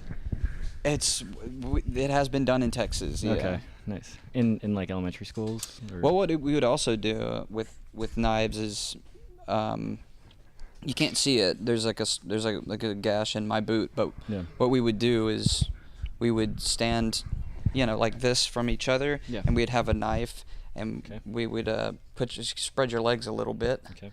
That'll be the first and last time I say that. And then you take a knife and you throw it between their feet, and every time you do it, you have to put your feet closer and closer. Okay, so it's like the hand thing. Like the, Kinda. Yeah, like the. Oh yeah, like you're Yeah, stabbing okay. your hand. Yeah. Except some kids wear flip flops, some wear boots. Yeah. That's a fun thing to do. Yeah. As artists, Yeah. you learn a lot. Well, you have no risk of damaging your hands. I mean, That's true. circling back to the question about physical injury, if you're doing that. Well, that's why we were talking that. Yeah. Of course, that's why I was talking about it. Yeah. Physical injury. So in art, yes, I've had physical injuries, for the art, and you have to be careful. You got to be very careful. Have you actually dealt with carpal tunnel or anything? No. The only thing that I've had in my whole art career to do with that is when my hand cramped up when I'm holding this mic for the really tall guy over there. Oh, yeah, that was the only time. Yeah, my hand. Other than that, my back does hurt. Yeah. I mean, doing all this. Yeah. Oh, hey Stan, where's the money from the donations? Where's the money going? You want to sit down here? Oh, yeah. You can sit on my lap. Take a little break. I can sit on your lap. Well, let me look it up. I want to ask you about your injuries later, because My injuries? yeah, like art injuries. Oh yeah. Or it doesn't have to be art related. Oh, we're at 14,400. Thank you guys. Okay, so where's the money going? Yeah, there's 4 organizations that we're distributing the money to. They're on Proko.com/Ukraine if you guys want to read about them, but I'll just list them real quick. Razom is one of them. It's right there on the screen too. Oh yeah, there you go. Those are the 4. There's a medical corps. So one of these is like a children's hospital. Another is helping like refugees and stuff. All these basically are just going to like humanitarian causes over to help Ukraine. But yeah, you guys could go to proko.com/Ukraine, scroll all the way down, and that's where it's going. That's awesome. Yeah. So my question now is like, have you ever been injured? Has it messed with your art career or influenced you, perhaps? Yeah. I broke my hand once. Fell down the stairs. Why'd you do that? Why did I do that? I just threw my body down the stairs. No, it was actually, it's funny. It was like a few weeks before my wedding, so I had a cast on during my wedding. Oh, you were trying to get out of it. You're just trying to find any like, reason. oh, if I break my hand, maybe I can't. This one?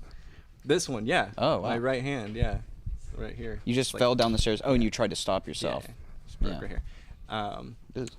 Yeah, so I had a cast on during my wedding. Were you terrified? Were you like, because you were an artist at that point, right? Yeah, because I felt I had to pop it. Like, basically it was broke, and I had to like, I saw it was out, so I had to like pop it back in. And I was like, oh snap, it's moving. Oh, that hand was moving. Like the bone, I like put it back in. You had to pop it and lock it. Yeah. Wow. That was interesting, and I was like in shock. I was like, wow, something's moving in here.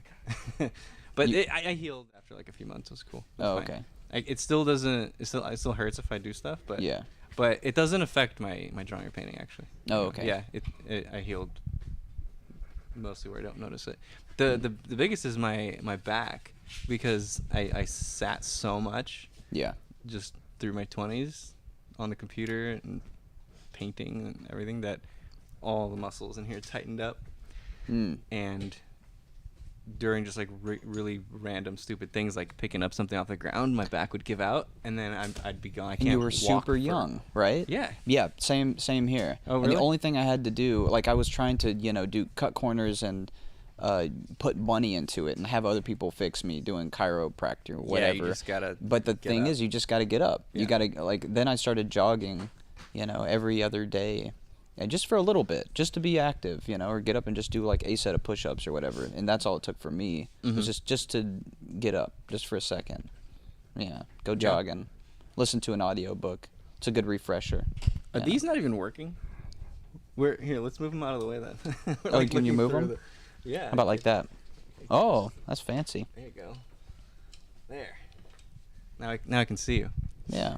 Yeah, you just gotta get up. So I walk like at least 4 hours a day now. Yeah. Just like if I'm in a meeting. Is this like a really old person conversation that yeah, we're it is. Yeah. But we had these problems but we had the situation when we were young. That's the thing. Yeah, and it's caused by decisions you make when you were young. So. Yeah. Yeah, that's true. Yeah. Habits that we form. So we're not old. I wouldn't say we're old, but we're having a conversation for. Yeah. Because I used to hear artists talk about this too when I was younger, and I was like, God, get out of here, you bunch of geezers, But, you were like 19. But I was the same age as the artist having the talk. I think, just be active. Go kick a ball. If you sit for 10 hours a day, just every opportunity you can get to stand up, just do it. Yeah. Like if you're on a Skype call or no one uses Skype. If you're on a Zoom call, yeah. Just take it outside. Just take it outside. Here you go. Would you like to shoot an someone? artist? Well, it's gonna be Christian.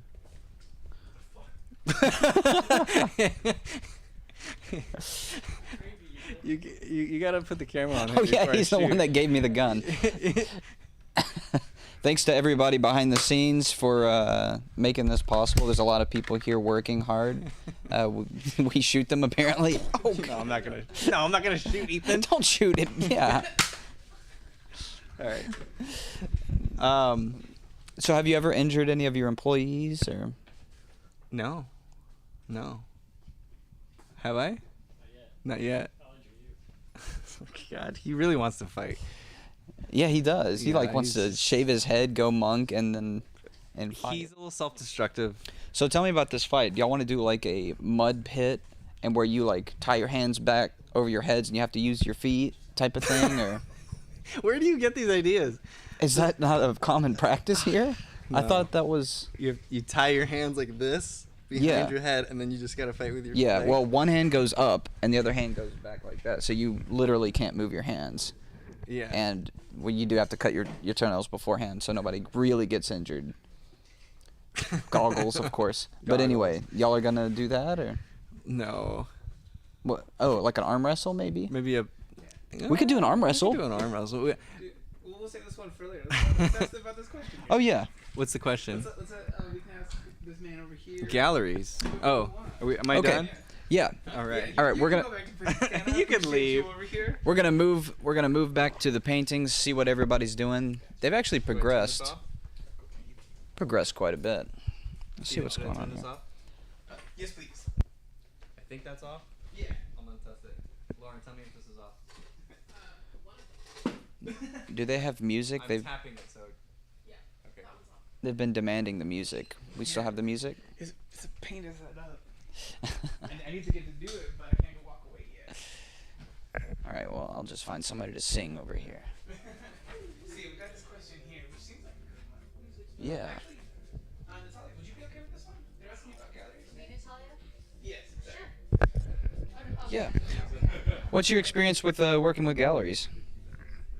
I mean, well, I mean, I started showing at a gallery while I was still in college, so I got lucky. Like, I still work with them, so it's been 14 years now, Corey Helford Gallery, and they're amazing. So I think it's tough because it's really changed nowadays. There's so many more galleries. There's so many galleries go with quantity of artists, you know what I mean, over a select artist in quality. So wait, what is like the actual question? It's changed. In general? Yeah, has it changed in the past? So you think 10 years, 5 years? Because art is very different now than it used to be, right? Yeah, from what I've heard from people, I'm not talking about my gallery, but just in general, galleries don't work as hard for artists anymore, which was what I always loved about it. And I love that relationship. Like, I just want to paint and give my paintings and they sell them. I don't want to have to do all the work too, which is amazing because we can now with social media and everything. But a lot of people aren't so happy with the gallery scene right now. Like, they're finding that they are, still doing all the work themselves, like trying to sell it, promote it, and you have to give the gallery your cut. So I still want to work with galleries. I love the concept of that relationship, but I want it to be like how it was, where A healthy relationship. yeah, like they get 50% because they work their asses off selling your work. You just create. Nowadays people are just selling on their own, which is great, and I do that too, but I do miss, I love the traditional feel of having a gallery. I like a space. I want to see it in person, see the scale of the work, things up close, not just everything digitally. So Social media's really changed the game, right? yes. So for better or for worse? Well, I mean, both. Yeah. It's life, I guess. Yeah, for sure. So you do sell your paintings I do both. on the side, right? Yes. Yeah. And how's that? Do they kind of hit you up in like DM sections, or do they email you? Both. Yeah. I mean, a lot of people just might not be serious when they're DMing, but then you can also find a very serious collector that's going to buy a $20,000 painting. You know what I mean? You never know. Or that email that probably everyone here gets. My wife has been looking at your work. Yeah. Did you get that? May I send you a check? Which is a scam. But that's a scam, really? And it's like everyone gets it. I get that like weekly. It's my wife has been looking at your works. And it's like kind of broken English, and then they try to tell you they're going to send you a check. Anyway, it's fake. I've never heard of yeah, this. It's fake. And they're just trying to get your art for free? No, they're trying to send you a check, and then they'll, I don't know. I had my old assistant accidentally fell for something like that, and she had to, I accidentally sent you a check for too much. Then they tell you to Venmo them, but the check is fake. I don't know. It's a whole scam. I had that too. Really? This is sounds like a common problem I've never heard of. So they sent me a check for $10,000, and then I called the bank and asked, "Is this a legitimate check?" And they're like, "No, it's not a real check." but you're right. Everything Natalia is saying, broken English, like, yeah, and kind of like nerdy, awkward, just like awkward. Yeah. And they never tell you which specific artwork. They're like, she's been looking at all your artworks. Like Extra $10,000-$20,000 we want to spend on new artwork, and we're just thinking maybe this one, maybe that one. You know, nobody who's serious about work will be like, yeah, I have a couple, dozen $1,000s to spend on artwork, and just I don't know which one, whatever you want. Yeah. It doesn't matter. So yeah, so the best thing is just to call a bank and ask, is this a or that's even better. Yeah, I've never heard of this issue. It's like a whole new world. Like, I'm mainly digital entertainment, and then this whole new world of selling your own art and dealing, basically, just trying to run your own business. You have to be a business person. Yeah.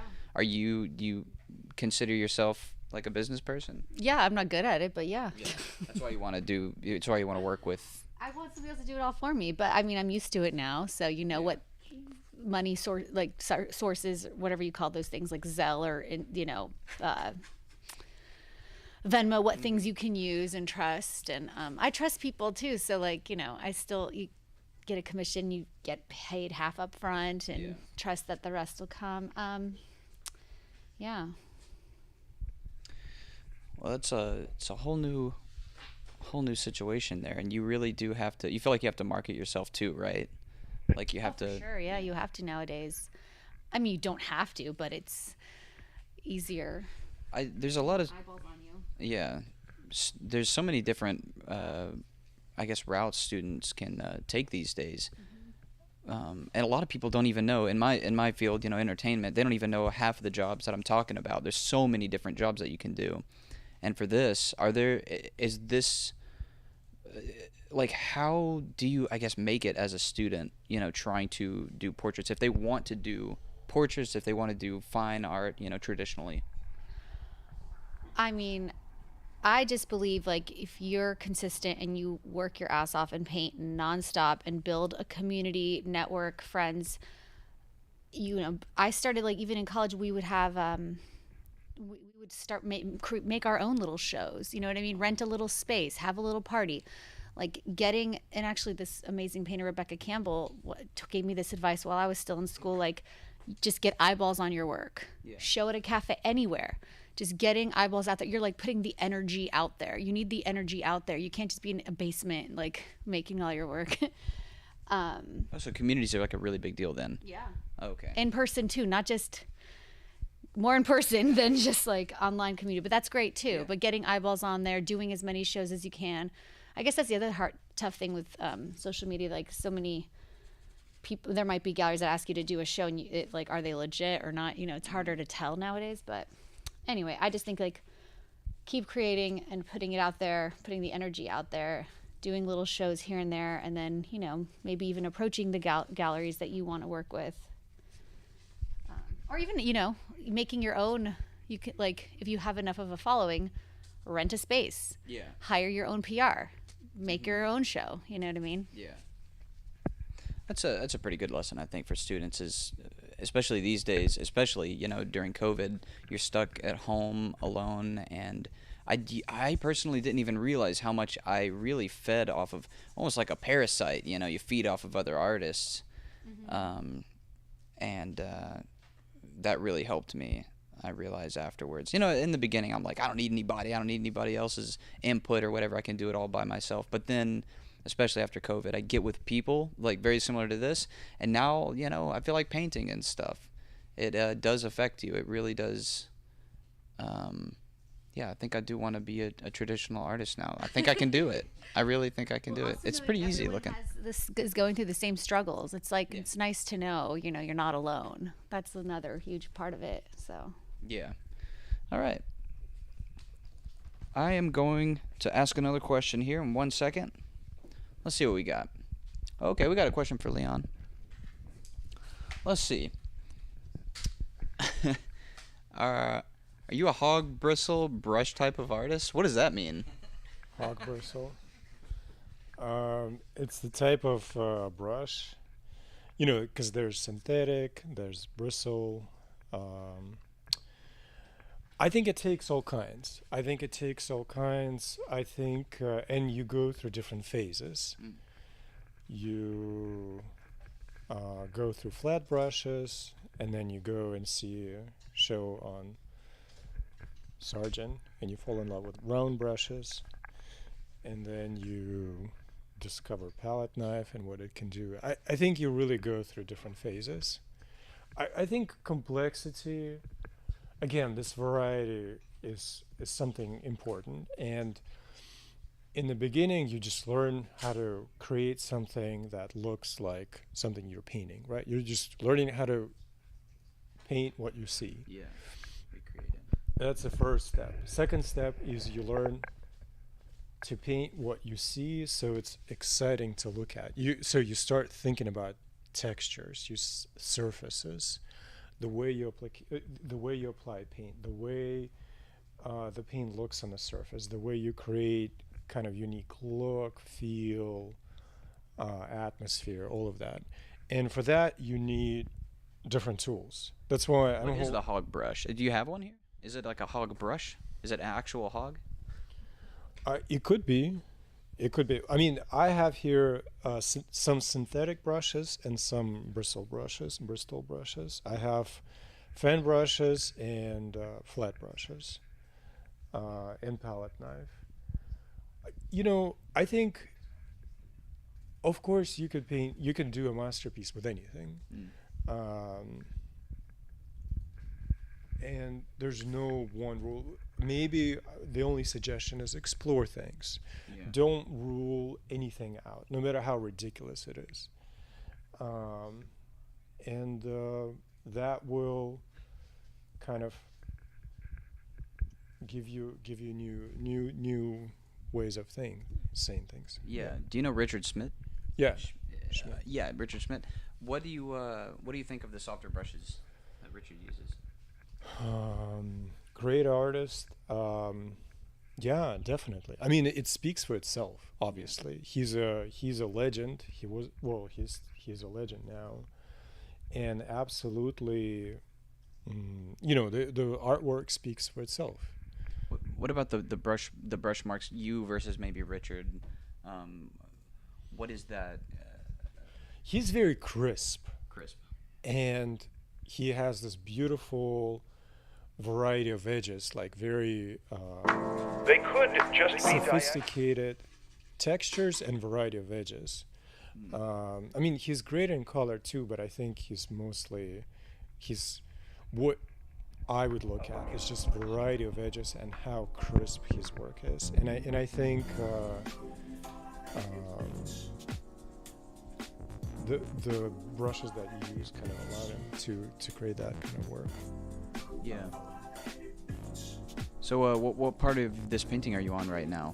All over. I'm just trying to create, again, like everybody, I'm just trying to create a flow, a mood. I'm trying to figure out what to do with the dress. It's a little bit chaotic, but basically create this diagonal flow, eliminate the yellows a little bit so it's mostly blue, a little bit of yellow. And then once I kind of lay down the patterns, hopefully it will be today, then I will start going for details like the head and the hands. Yeah. So if we're talking about like strokes and patterns like that, I've seen a lot of students, you know, do like, if the lighting is coming from the top right and then moving down to the bottom left, are you painting strokes in that direction? You know, I've seen students do a lot of different things. You know, it actually depends on how it lights your canvas, because sometimes you'll put a brush stroke and you cannot literally see the color because it goes, because you'll have a glare. So you have to put a brush stroke in the direction that the light flows on your canvas. So will you change your lighting scenario? Like, let's say you finished the painting to a certain point. Will you then move it to a different area so you can paint different strokes, you know, for the glare? Oh, I wouldn't, but you know, I didn't think about it that. Maybe that's a good idea, because it's all about final result. For example, it looks great on your easel, but then you put it on the wall and it looks distracting, maybe you can go and kind of fix it, or put some kind of varnish or some kind of medium that will soften that effect. Oh, okay. Because it's got to look great on the wall in the frame. You know, it's all about final product. Yeah, it's definitely coming along. All right, I'm gonna ask everybody about how they do their pricing real quick. Very interesting question about pricing their portraits. Do either of you have a very strong opinion about this? I have a method. You have a method of pricing? Yeah. What's I your guess method? I mean, so I have a bunch of charts and stuff. Why are you laughing, Leah? No, I'm curious. So I worked with some galleries and stuff, and they pretty much helped me decide like a general baseline. It's like the amount of paint that you've used in one thing. No. Is it by amount of brush strokes? About amount. Yeah, I count. You count the brush strokes. The brush strokes. Yeah, 25 cents a stroke. No, but once you kind of know your baseline, and it also depends on where you are in your career. If you're just starting, like, it doesn't even matter. Just price it as low as you can to just sell. Okay. I think this kind of, some people disagree.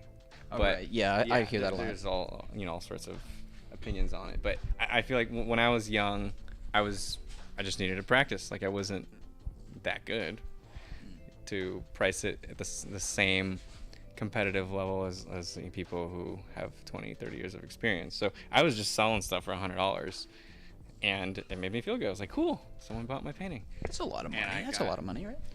Sure, but it's like less than minimum wage. Yeah. If you really think about like how much time I spent on it. Yeah, that's true. So, but I didn't care. I wasn't trying to make money at that time. I was just trying to practice a lot, and then sell the painting to buy more paint. Right? It was student work. It wasn't professional quality stuff. So at that point, it was just like, just sell it. And then once you're at the point where you're like with galleries and selling, I have like a price per square inch type of deal, and the larger the painting, the lower the price per square inch. The curve kind of like levels off eventually. But yeah. You just mean like the canvas, like just how big it is? Yeah. Oh, okay. Yeah. What was the other people had stronger opinions of, like, you know, like you're saying, whenever you're a student, you're starting out, you want to do lower price, but then there are other people that are saying as a student you want to sell your paintings for $5,000, $20,000 or whatever. As a student? No, I mean, you're saying people who are just starting out, and you're saying you disagree with that a lot? I think so. I mean, if you're a student and you can sell it for $5,000, then yes, do it. Go ahead. Like, are you just saying they just have to be reasonable, or? Yeah. Are you saying students aren't special, or beginners aren't special? Yeah. Oh, okay. Including me. Oh, okay. Yeah. Okay. I mean, do you think students can sell a painting? Like, if you're not a student who's already a master for some reason, yeah, you can sell a painting for the same price as I don't know. Leon over here? I'm not an artist, so I really wouldn't know. Would you rather buy student work or Leon work for the same price? Yeah, that's a good point. I'm definitely. Or would you rather watch somebody shave their hair? Right, yeah, I'd rather just I'd rather just pay somebody to shave their head. Spend your money wisely. Yeah, spend your money wisely.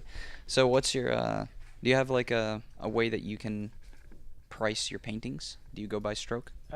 It similar to what Stan says. There's kind of like a per square inch recipe, but like I have a range. Like, so small paintings will have a range. So if it's like a sketch, I mean, I'm not going to be high on the higher end of that range, and so I set like a range for small, medium, large works based on some kind of like price per square inch recipe that I cook, if that makes sense. And also that's obviously created initially through asking help with the gallery. What do they think they can sell the work for? And it's over time establishing a little bit of a price point. Oh, you okay. know, so, And but yeah. keeping the consistency there. Exactly. And I always am like, hey, you know, what do you think? You know, like willing to see what, you know, get feedback on that, and you know, from the gallery or, you know, my boss. Oh, so you're working with galleries a lot too. Do you sell your paintings? I work with one gallery predominantly, but yeah, I work with a handful of galleries here and there. Okay. Yeah.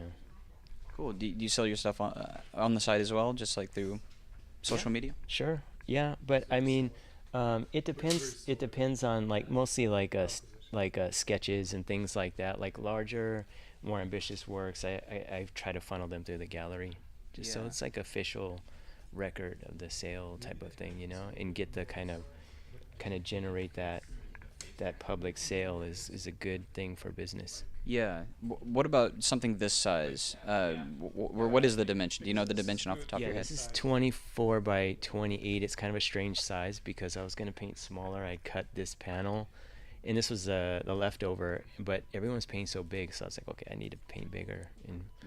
And so, but what do you mean, what about this size? Like, yeah, what would you sell this type of size for? It really depends on like how the quality of the work. You know, like lower or like a sketch, 2-day sketch. I mean, that's a lot different than putting like 100 hours, 200 hours on a painting or something like that in the studio where you just have time and time and time. Oh, wow. So, you know, you could put a lot of time into these things if you're really kind of like modeling and solving and just kind of like nurturing it. You know what I mean? So a 2-day painting is called a 2-day sketch? That's a sketch to you? This is a sketch for sure. Wow. That's a long time. What do you, I mean, that's for me. That's how many hours is this? Like going to be like 10, 12 hours? That's nothing. 12 hours of painting? That's with no breaks. He'll take breaks, so it's like 10 hours. That's nothing in a painting. I mean, that's a start. Really? Yeah. Wow. I mean, I'm still in just a real initial underpainting layers, very thin, and just trying to build it up and keep the drawing and kind of keep it all on the tracks. There's a point where, you know, you're really crafting that surface, modeling that form, looking for all that kind of sensitive detail in the edge work. I mean, there's a whole nother levels to it. I see a lot of students stop at this level and they're like, I'm done, you know, because they don't really know how to proceed. And I do that as well, right? And professional artists can look at it and be like, no, you've actually just put in the groundwork. How do you, well, I mean, we're going to watch you tighten this up, right? And then put in like highlights and stuff like that, I'm assuming, and like really render it out. I'm going to try. I'm not going to force anything extra because then it just flattens it, kills it if you go too far too soon. Or, you know, so it's going to evolve to whatever point it evolves to, and I'm going to constantly be kind of like negotiating the form and the illumination over the detail and like the kind of like finalities of it, like the little busy stuff in the eyes or whatever, you know. Oh, okay. So you're really, and that's another thing too. Like I'm thinking of it from a student standpoint, they just start putting detail everywhere. The whole thing is detailed out. Looking at it right now, can you feel certain spots where you're like, you know what, I'm probably not gonna touch this area for the rest of the painting. Maybe not at this stage, right? But at some point, you're like, I'm gonna keep this section loose and focus on a detail somewhere else. Yeah, everything's still pretty negotiable. Like, but yeah, everything's still pretty malleable right now. There's nothing right now that I'm married to just yet. Actually, the nose kind of is holding everything together. I think okay, so I kind of like that. But I still got to kind of like solve this little area right there. And then, you know, once something really kind of holds up, and I know that I'm running out of time, like I'm just gonna get out of there and let it be. Oh, okay. Yeah. And you, a lot of artists tend to put the detail in the eyes, right? Because that's where we're gonna be looking, right? Yeah, for sure. But you know, it's tricky because like a really impressionistic eye sometimes looks a lot better than like a sharp edge, like detail-oriented eye. It just like kills it, you know. So if I can keep it like nice and kind of loose and just kind of mushy in there, but like kind of punctuate it a little bit so that it feels more resolved, that's usually a good way in a situation like this where I don't have the time to go in there and render the sclera, render that underplane of the lid, all that kind of stuff, and play with the edges. There's a whole like world in there to play around with. If keeping the eye kind of like soft in edges and focusing more on like sculpting the form and the light for a portrait this size, I think is going to be like the best plan for this particular painting, if that makes sense. See how it's kind of like starting to blossom? Those lights are starting to blossom. Yeah. I want to really kind of stay on that path. So have you ever used a computer? I mean, Photoshop? Yeah. Both. You paint in Photoshop? As a matter of fact, I have. Yeah. Yeah. So what I like to do in my Photoshop is just really grab those layers, put them in a group, put them down, and then do the next version of the painting, and then just keep doing those. So I have older and older files of the different stages, right? So you can look back and be like, oh, I really liked how loose the eyes were here, and then you go in and like, you know what, I'm gonna cut out the details and go and revert. Yes. So how do you do that in traditional? Can you do that in traditional? Do you know what I'm talking? Oh, you just cut it out. Can you show the just scrape it. Oh, you just literally revert. That's actually a great way to do it, because like it's actually like a really good tool to like.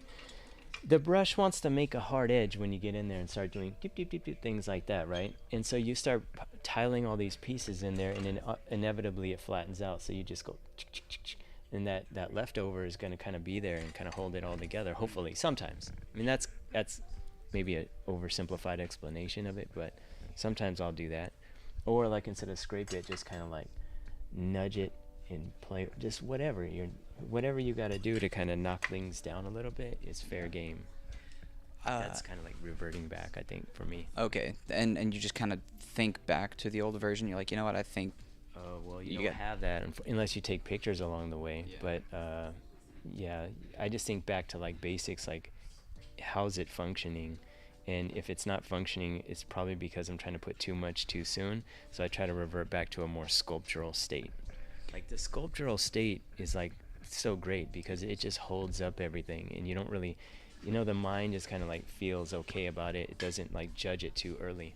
That's crazy, because I do feel like, honestly, I like this stage. Typically, I like this stage a lot more than the finished product. This right here is beautiful because you really have to. It's like you said, it's coming out now.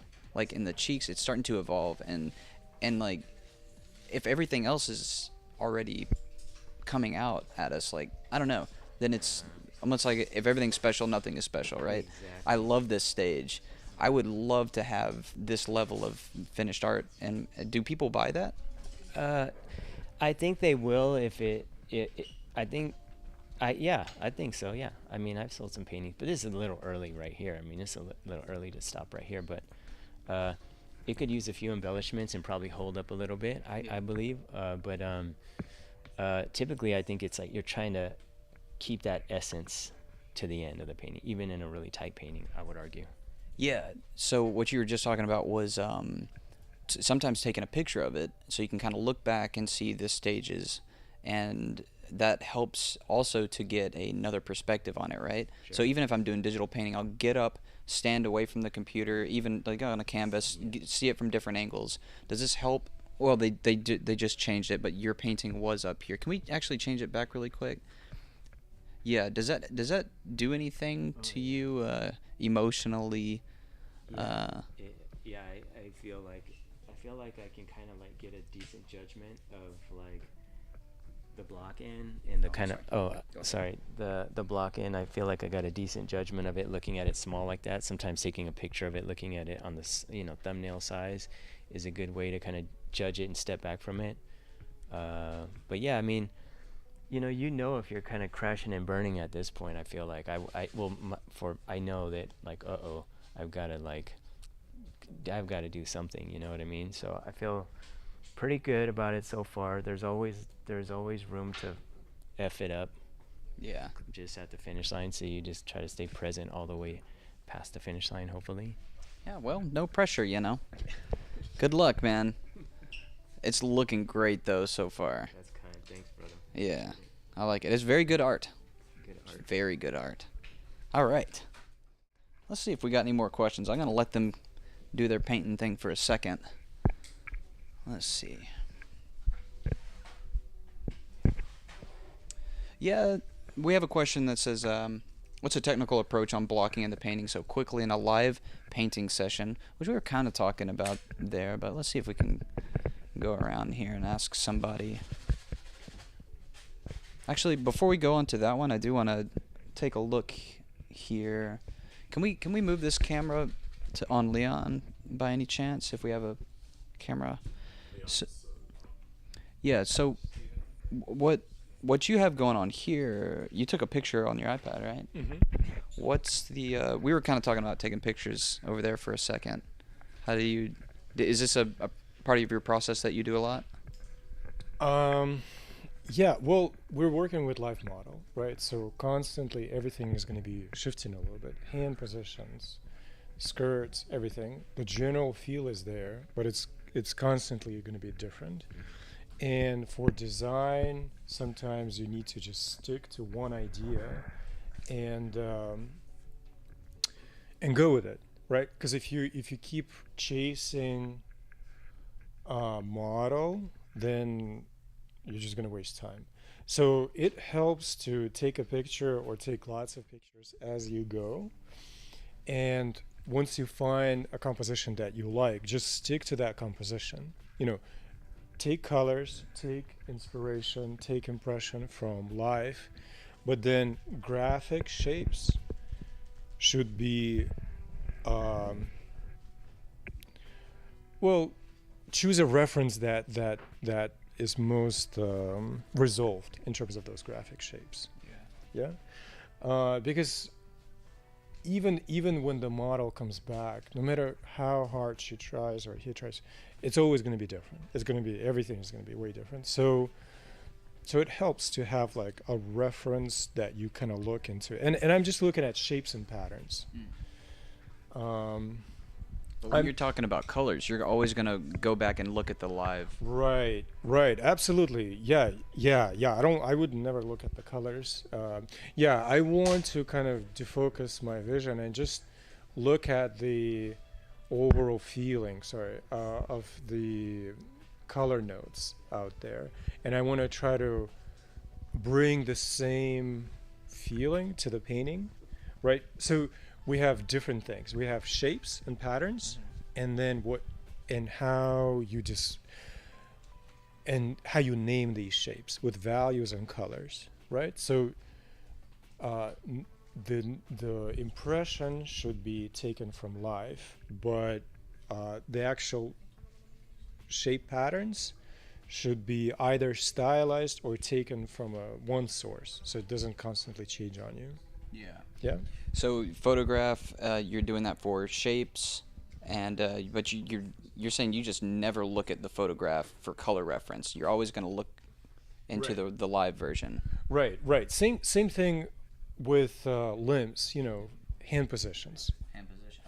No matter how hard you try, it's always going to be different. So also take a photograph that seems most clear, right? And stick with that. Don't change it, because it doesn't matter. Like it just has to be legible. It has to be graphic. It's got to look good. That's all. So this is also something that I try to teach my students, is that just because you see it in real life does not mean that it's a good design, right? Absolutely. Like the way that an arm falls. Absolutely. Like in your photograph here, I'm not sure if we can see it in the camera, but in the photograph, the arm, the design isn't the best because it's kind of coming towards camera. But your version of it, the painting that you did, there's an angle. There's a very clear. The shoulder goes one way and the forearm comes to the bottom right of the painting. Right. You're designing it out, and you're not painting just what you see, right? Right. You know what's supposed to, you're revealing form, right? So you don't want to stack information. Like, for example, if we know that arm turns, we don't want to stack all these, all of this anatomy in a straight vertical line. We want to create a flow to it. Yeah. So obviously you should choose what looks good. And I think actually this is what a lot of classical education is all about, is not just learning how to paint, but learning what's paintable, number one, and what's not paintable, number two. Both things are very important. Because I remember when I was at the academy, our teacher would set up a pose, and then we would take a spot, and then she would come over and say, okay, this is not, you can't draw this. it's undrawable position of the hand or of the foot. And to me, I was like, what are you talking about? We're in the school, so we learn how to draw from any position. No. You have to choose. You're making the decisions. Right. You choose. Choosing your spot becomes part of composition. You mean like where you're sitting, where you're facing? Where you're standing, what's the position? Yeah, you have to choose, you have to demonstrate your knowledge of composition, even in the choice of setup. Yeah. The angle and how the model is positioned. That makes a lot of sense. That's a really good lesson, because that's what I see a lot of students doing, is just trying to replicate only what they see, and they're not designing it out, which there's two different lessons, in that, like. No. Well, I think it's a little bit of a tangent, but I think it's important to understand that there are different types of kind of modes you should be in, like student mode and artist mode. When you're in the student mode, you present your knowledge, right? You display your skills, anatomy, perspective, color harmony, relationship, all of that. You make everything, you fit everything so it so that you expose the maximum amount of skills that you have, knowledge, right? That's one mode. Another mode as an artist, that's totally different. That's more about poetry. That's more about self-search. That's more about, let's go into the woods and see if we can come out of the woods. Like you're going into unknown. You want to go into the place you've never been before, so that you learn something new in the process. The way I like to think about it is, in a student mode, you're learning how to speak. And now, after that, as an artist, now you can speak. What are you going to say? That's another good way of saying it. Yeah, that's also very good. Yeah, that's we also talk about that as well. Yeah. All right. I'll let you get back at it. The paint smells amazing over here. I don't know if that's the paint or the thinner. I'm a little bit embarrassed because it smells so good. I kind of want to eat some. Is that actual terp? No, it's not terp. Oh my God, I hope not. I can't. No, it's not. It's not terp. It's not. It's not terp. No. What is it? More varnish. Oh, it's varnish. Yeah. Oh. What's wrong with varnish? No, it should be fine. But it's just, I think all painting should be done in well ventilated rooms. So I think we should turn on maybe AC at some point, especially during the break. He's gonna be an artist. It smells really good. Just let me know if you got any edible paint over here later. All right. Let's see if we can ask another question. Question for Stan. All right, 1 second. We'll ask it in a minute. Look at that art. Look at all of this art. All right, we're going to ask Stan's question in a second. Wow, okay. So what seems to be happening here is you're keeping it really loose, and now you're honing in on the face, right? Structuring out the face. Correct. Yeah. I know y'all are really busy. Whenever y'all have a second, can we just change up the camera right here? Thanks, man. Just to see what she's working on right now. This is beautiful.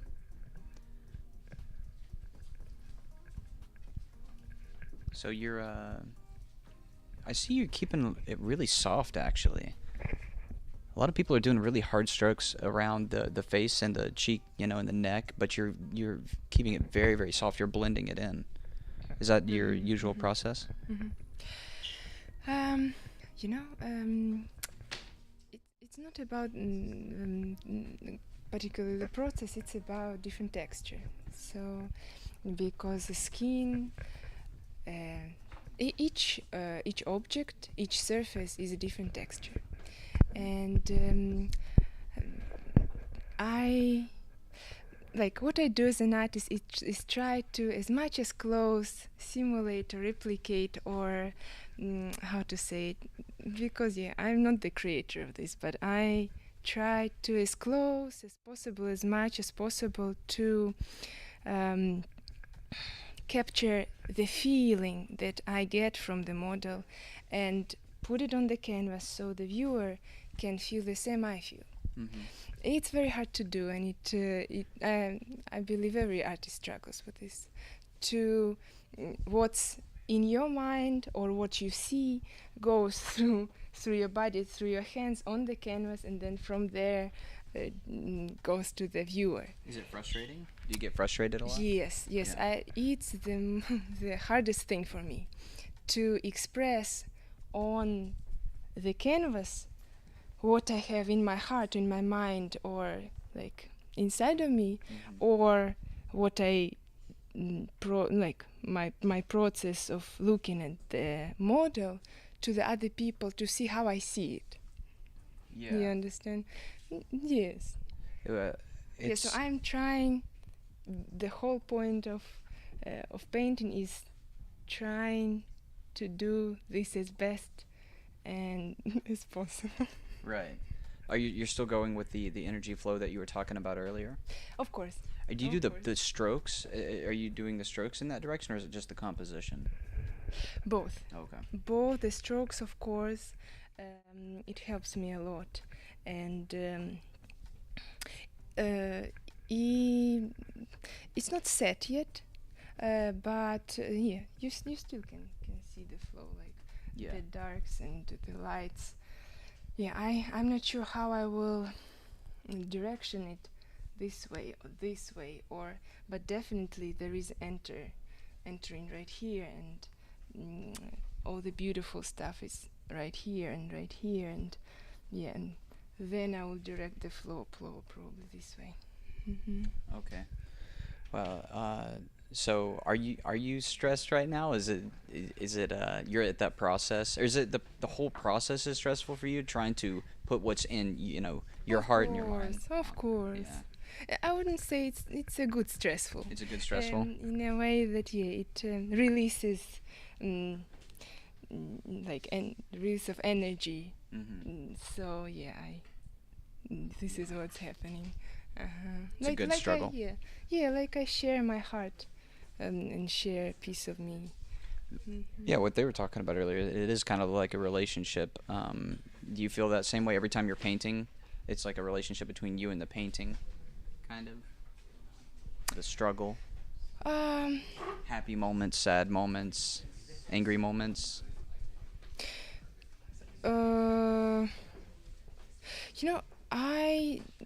not sure if I can relate exactly to that. I feel like for everybody it's different, but yeah, for me,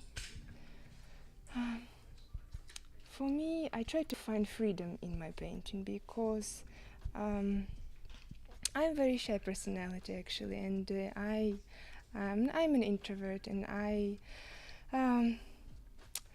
it's hard for me sometimes to feel free and express myself freely, and only with my art it's a comfortable and safe place for me to find this freedom and feel free. It's very important for me. Yeah. You feel like because please, sorry for interrupting. Because in life and in general, I feel so much pressure of maybe it's my background, growing up in Ukraine, and maybe it's a family thing, but there is always ways of doing things. It needs to do this way, needs to be this kind, needs to say this, which in painting there is also rules and the process of steps, but for me I find painting I find freedom only when I paint. It's like a therapy for me.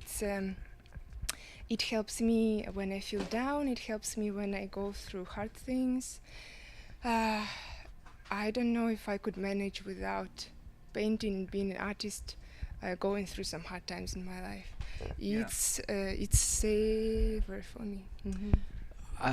I don't know if a lot of people felt this during COVID. I definitely felt this where it felt like art and expressing yourself and the positivity of art really went kind of downhill for a bit because there was so much hardship at the time.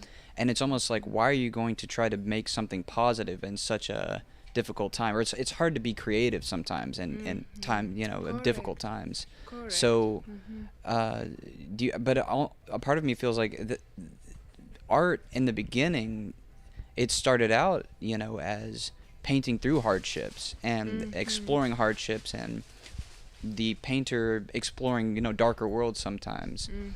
Not to necessarily say like, hey, be happy about this, but like it's just a form of expression, good or bad. And these days, art means, what does art mean? Art means Pixar, Disney. Art means being happy and all the time, just all the positivity. But I don't think it started as that, right? It's about expressing individuals and anything and everything, hardships, happy times, whatever. Correct. Yeah. I mean, all art is very emotional, and when the artist paints, he puts a part of his soul, or a part of, like musicians, music and art and all the arts that expressive arts. It's all about emotions and all about personal story and all about what's happening around the person, what era the person lives, what do they do, where did they grow up, what kind of situations, what experiences they had. It's all super connected, super combined, and for me, learning about artist, about his life story, his or her life story, brings so much meaning to their art that they do, because it opens much more of what I just can see. But when I know, it connects for me, and I see the art as a whole. Well, I know when the artist shares, oh, I struggled with this, or I went through this, and yes, Yeah. it's a whole. Art and artist. Yeah. Yeah. So art has been a way for you to express positive or any emotion, right? You feel like it's made any emotion. Yes, any. Has it helped for me personally, my art abilities, knowing that I could do it, has helped my, confidence level? Does it help you as well? Like I'm actually an introvert, so I have to really try to be extroverted. I have to really, really try. Wow, and you are doing such a great job with us today. Oh, thank you. Yeah. Well, yeah, I grew up pretty much always alone, so I really have to try to do that. But art has really helped me be like, oh, you know what, I am capable of doing something, so there's a level of confidence there. You feel the same way? Yes, for me, I was born and raised up in Ukraine, post-Soviet country, where it's very close-minded and not very much about expressing yourself, but better being good and following the right direction. For me, the life-changing experience happened when I was 13 years old, and me and my mom had a trip to United States for half a year, and I painted.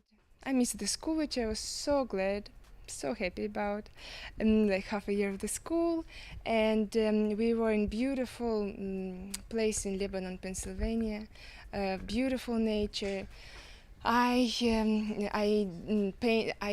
I only used watercolor at that time, and I painted around 20 paintings and did a little show in the cafe.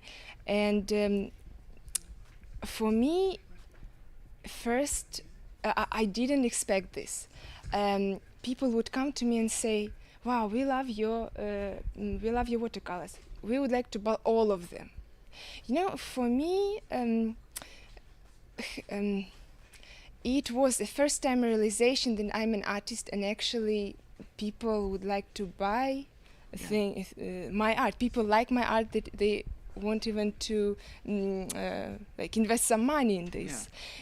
And it's maybe it's not. It sounds not like valuable or something interesting for nowadays and here people in America. And but being from that background, it changed my whole perspective on myself, on who I am, and I'm so thankful for that. How old were you again when that happened? 13. Wow. Yes. That's actually a big deal. I think for anybody, honestly. That's such a big deal. Yes. And I when I see a teenager or a kid doing something extraordinary or something that you can feel a talent in this, and like something special. I always would like try to as much as possible encourage and point it out maybe to parents if they didn't see it, because it's very important. Yes. Yeah, it is very important.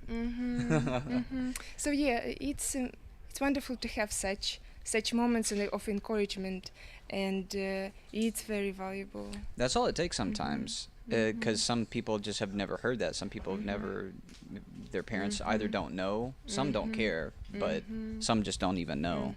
Yeah, and earlier this question, the bad advice.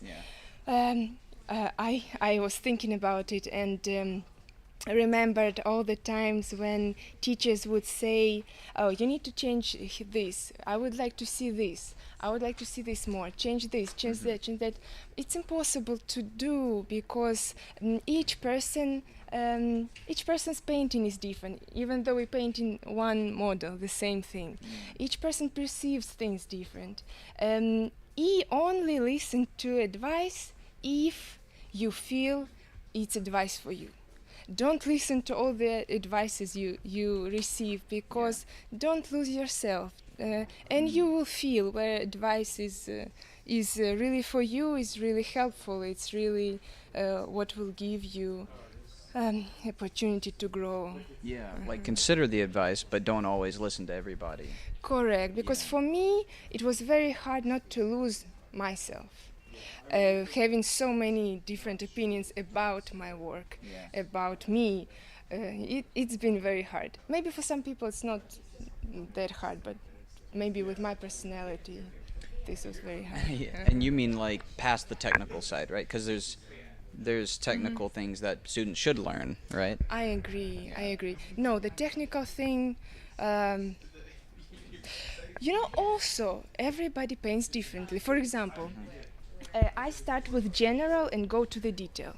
Some artists start with the detail and then proceed, and you see it like... I'm seeing that over there. I'm seeing the exact same thing you're talking about. Everybody does it differently. I'm very fortunate because my dad, he's an artist. Even though I have a stepdad right now, and my biological dad was not involved in my life very much, but it's interesting that this connection, because I'm his daughter, and this because of the genes, my mom sometimes tells me, Natasha, did you see your dad's painting this or that? I said, no, I never seen this painting of his, or never.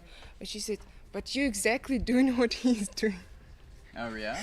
Yes, it's amazing. Even though I never had relationship with him, like close relationship or anything, I've maybe spent time with him 4 times in my life.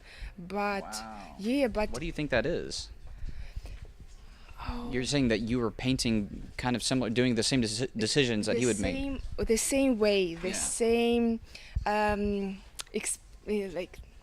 same way. That's crazy. The same way, even though he never taught me or. It's amazing to me. Wow. It's like a part of his soul is a part of my soul, and it's interesting. That's beautiful. Wow. So so you're saying some people just have ways that they kind of paint, and yes, because it's you get it. I would say it's God-given. It's a part. of course the technique, and you grow in this, but what you were born with, you can't run from it, or you can't change it. It's who you are. Yeah. A lot of people try to fight that, I think. They try to keep the technicals, and keep it technically accurate and all that. But yeah, I think a lot of people need to get the technicals down, and then, like we were talking about earlier, learn to break those rules, break out of that. Yes, Yeah. yes. I'm learning this, how to break the rules in a way that's creative, fascinating, and and I want to be that person who breaks the rules in an amazing way. It takes a lot of hours, though, right? Like, for me, I had to really spend many years making sure the technical stuff was down, still keeping my own artistic eye in mind, but knowing when to put it in, when to, be a student, when to be a painter, basically, right? Yeah. Right, yes, Yeah. it's both. It's a balance, I believe, and there are so many things I would like to learn still, and I don't know, but it's such a combination of I believe it's not just technique. For me, working with the students, it's much more interesting for me and easier to work with a person who already been immersed in arts, maybe never done art, but who at least read books, read articles, went to the exhibitions, explored, learned about artists, learned about art styles, the history. It's like a luggage that the people already have, and it helps to paint or create art because nothing, like the saying that's new thing is good forgotten old, but needs yes, it's very important to have something to draw your to draw the inspiration and to draw the ideas and to have this connection. That's a really good idea. I want to ask some more artists about that, because you have to do a lot of living sometimes in order for that stuff to come out. I'm going to let you take a break if you want to. Everybody's going to be taking a little break right now. We're staggering breaks, so I can go on Leon here for a second. All right. Oh, okay. Let's see what we got. Okay. All right. I do want to ask that about. I feel like there's a level of living that you have to do sometimes, because we're stuck behind computer screens a lot, and there's not too much experience. I was just talking about how a lot of us sit behind computer screens, and we're not necessarily living a lot of life these days before jumping into painting. You feel like a lot of the things that you've lived through in life really come out in painting, or the stuff that you enjoy painting, or the way that you look at things? Not enough. I wish. I think Natalia was talking about her subject matter and how her husband is in the music industry, and how she's in her daily life, she sees all these characters that are just like they're dying to be recorded. And I thought, like, well, I'm not surrounded by such a rich subject matter. Should I be like traveling more and seeing different walks of life? I think it's a complicated. That's much more complicated. Teaching art, teaching academic stuff. It's not easy, but it's something that you arrive to sooner or later. But in terms of your own personal work and what are you saying, and how profound and how important, how much people care about what you're trying to say, that's a whole new, different, difficult layer of information. And I'm I can't say that I'm in a place where I just love everything I do. I'm always hopeful for new, better paintings. You know, just like every artist says, next painting is going to be the best painting or better painting than anything I've done. Yeah. I'm definitely hopeful. And do you think every artist needs to say something profound, or do you think it's okay to just kind of chill sometimes and just paint, you know, for your own emotion? Chill, I don't know, like, I think there's plenty of examples in art history where people just paint things they know well. It's kind of like storytelling. It's very similar to storytelling, it seems. It is, yeah. And if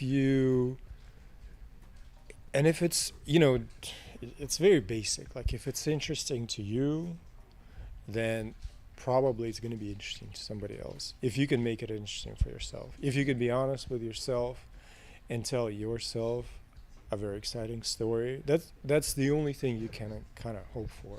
Yeah. Is that that could be also interesting to somebody else. You can't make it exciting for somebody else because it's always going to be pretentious or fake or just unreal, you know. Entertain yourself first. Right. Yeah. Right. That's a pretty good lesson. All right. Well, I'll let you get back to it then. I think we're going to be taking a break here soon. All right. How are you feeling? Are you ready to take a break, or you're going to keep on? There's so much things to do with this. So I'm starting to get more excited about this, but it's going to take a lot of work to bring together. Right. So I'm just throwing things, hoping they're going to land in the right spot. Yeah. I see that dash of red you threw in there from the beginning. You're kind of keeping that there to keep the red in check, I guess. On the shoulder? Yeah, on the arm right there. Yeah. Just going back to that conversation, variety of reds, yellows, blues. Yeah, definitely it's going to be... Sometimes you need to kind of throw ridiculous color note to keep you on toes, you know, just keep you excited about things. Yeah, how would you criticize this? Oh, what would I say about this painting? We need a little bit more art in it, I think, for the most part. But I mean, it's really coming along. I've seen an art or two in my life, and this is really, it's nice. It's really big. You went big. You usually paint this big? Well, I felt like this live stream is more of a show. Yeah. And it will be fun to show something different. Who knows if it's going to be disaster or success, but it's a show. It's going to be definitely a show. Yeah, it is. It's beautiful. All right, I'm going to let you get back to it. Good luck. Stan, should I ask you questions, or are you eating? We can just go to a painting cam on Leon for a few minutes. All right. We're going to do a painting cam on Leon, and we're going to watch him go. I'm going to take a quick little break here, sip a little coffee, trip a couple artists while they're walking around. All right. Be right back, baby.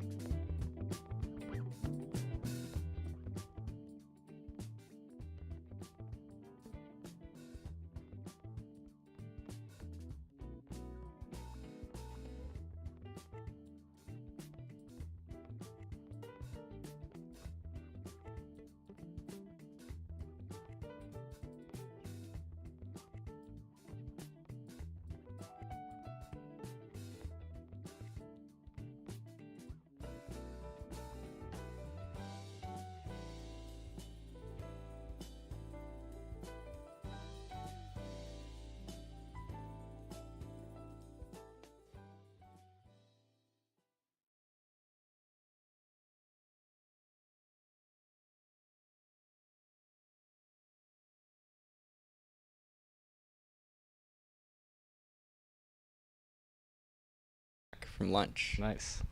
How you feel? Heavy. Nice. From the lunch or the From the lunch. or the lead paint. I didn't put any lead on my palette this time. Okay, cool. Yeah. Nice. Sick. I did Well, last week. Did it go better? No. Nice. Cool. Well, I guess we have questions from the chat. If anyone wants to ask questions from the chat, we're going to be answering them. I'm going to be asking Stan stuff. So That's right. yeah. And by the way, if you would like to donate, we're at proko.com/Ukraine. Go ahead and support it there. Yeah, you can buy a bunch of paintings. We're selling all the originals that we're painting today. There's a lot of artists donating things like courses and mentorship sessions and stuff. Aaron Blaze. And all Tiffany May. of it goes to charity. So 100%. yeah. 100%. Feeding kids and hospitals and stuff. Yeah. So questions? Yeah. Well, so I know you weren't a web developer, but you do web development for stuff. I mean, sort of. But I did like web design. Yeah. Well, I guess, have you learned anything as a web developer that has proved useful as an artist? It helped me when I needed to do some marketing. I needed to just create a website real quick and, be able to know how a landing page is supposed to work and, user experience and all that. Like, it helps me with that, but not as an artist. That's more of the business side of it. As a painter. As a painter, not really. No, I don't think so. I mean, it helps maybe with business. maybe it enabled you to paint more because you were able to make businesses online more efficiently, or something. I don't know. No. None. No. Not at all. I don't think so. Like no portfolio building or anything, or no. Yeah. Okay. Well. I think it's really the only thing that helped is I was able to understand the internet a little bit better because I know how to control the look and the experience of a website. I'm a little more in tune with it because I had that experience, and that's it. But, I mean, websites are important. Like that's what we do when we go on the internet. We just look at websites. Yeah. So. Well, do you think being an artist made you a better web developer? Probably, yeah. Yeah. Just visually better. I mean, when you say developer, I'm thinking coding. Yeah, yeah. I don't think so. Yeah. I'm not a good developer engineer. Right. Well, I'm picturing somebody who just makes websites, not necessarily. Yeah, no. I know barely just enough to be able to put a website together. I can't make something functional. What? I'm reading that. I looked over at the next question and I. Oh. Okay. That's a good question. You should ask it. Okay, question. So, do you people actually like Christian, or do you hate him? Because sometimes I feel like you just keep him around to bully him now that Skelly is gone. Wow. My middle school fear is finally coming to fruition. No, we actually like Christian. Because he's fun to make fun of. Yeah. I'm an easy target. He's also good at his job. No, I'm not. Nobody sees what he does. Yeah. Because he doesn't do anything. I watch. Nobody sees what he does. Not even me. Yeah. Did we get the question that was up here? Yeah, that's oh, wait, it's gone now. What kind of easel would you recommend for beginners? Yeah, what kind of easel would you recommend for beginners? My first comment on this one would be whatever easel you have access to. Well, yeah. Is that just because you know how to answer that same thing except switch it with a camera? Well, also that. What's the best camera? The one in your pocket. Yeah, exactly. Yeah. But no, whichever one you have first. But which one's the next one to consider if you're buying your own? You've got some money. I'd say just like a cheap French easel's fine. Like there's a hassle. You got to set it up, but. I think the best thing is the thing that gets you to paint more. It's like if it's some That's difficult true. thing to set up, and like there are plenty of easels that are like $500 or $600 that are just difficult to move around, and yeah, if it's a hassle at all to set up, you're just going to paint less in general. Possibly, yeah. I remember in Draftsman you talked about like lubricating the process to you just doing more practice, and then What's so funny? Nothing. You did that on purpose. No, I didn't. You knew you'd get a reaction out of me. That's not fair. I promise you I did. Those were your exact words, actually. I said that? You did. Oh, okay. Well, I'm not surprised. Yeah. Well, I guess it's related to the question in general, but like, I remember I took a workshop with Joseph, and he was talking about how when you paint, you don't want to put down a lot of or a little amount of paint on the I can't remember the word of the thing. Easel? The easel? No, not the easel. The palette. Canvas? The palette. Oh, The palette. Because if you paint like you're gonna run out of paint, you're not gonna paint as confidently. So you're just not gonna make as many cool decisions. Right. I think that happens to me as I get further into my painting session. Yeah. Like I start running out of paint. Yeah. And then I start running out of space on my palette. Yeah. And if I don't just make the decision to put more paint out, clean out some room, I'm just gonna keep like mixing little amounts of paint in the little spaces I still have left. Yeah. Yeah. Yeah. And then it's so annoying because it ruins my whole mental state in the way I'm painting, because I'm not gonna have enough paint, or the color is going to be wrong because I'm just not grabbing enough, or I'm out of yellow, and I'm trying to make the right color, which is impossible because I ran out of the color I need. Yeah. And that just ruins the next decision, and it spirals out of control until I just say, okay, let's just clean up the palette. Yeah. Right. Yeah. Well, I was saying when I took your workshop, you were talking about how you want to paint like you have a lot of paint because it makes you make better decisions. And You want to come here? You can't. They can't hear you. I was gonna say you want. You can't hear you. I was just saying you want to have the tools you need to get the job done, and you want to be organized and make it easy on yourself so that you're not kind of like you said, mixing in a little corner with small amounts of paint or running out of white when you really need that value to be higher. And it's just so easy to be lazy. Like so many people are just kind of lazy when they paint. So don't do that. Don't do it. Okay. The door of it. The door of wisdom. The door of wisdom. Todoism. Ooh. I feel like that somebody's already said that before. Toto? Nice. That's a good name. Okay. Cool. Well, wait, maybe you should start a YouTube channel called Toto. You should, Toto? Yeah. Yeah, that's a good. Does that sound like Proko? Well, it's part of his last name. That's fine. Yeah. That's not my thing. I'm not the only person that took part of my name. Right? Yeah. I think you are. Really? Yeah. I can't think of a single other person.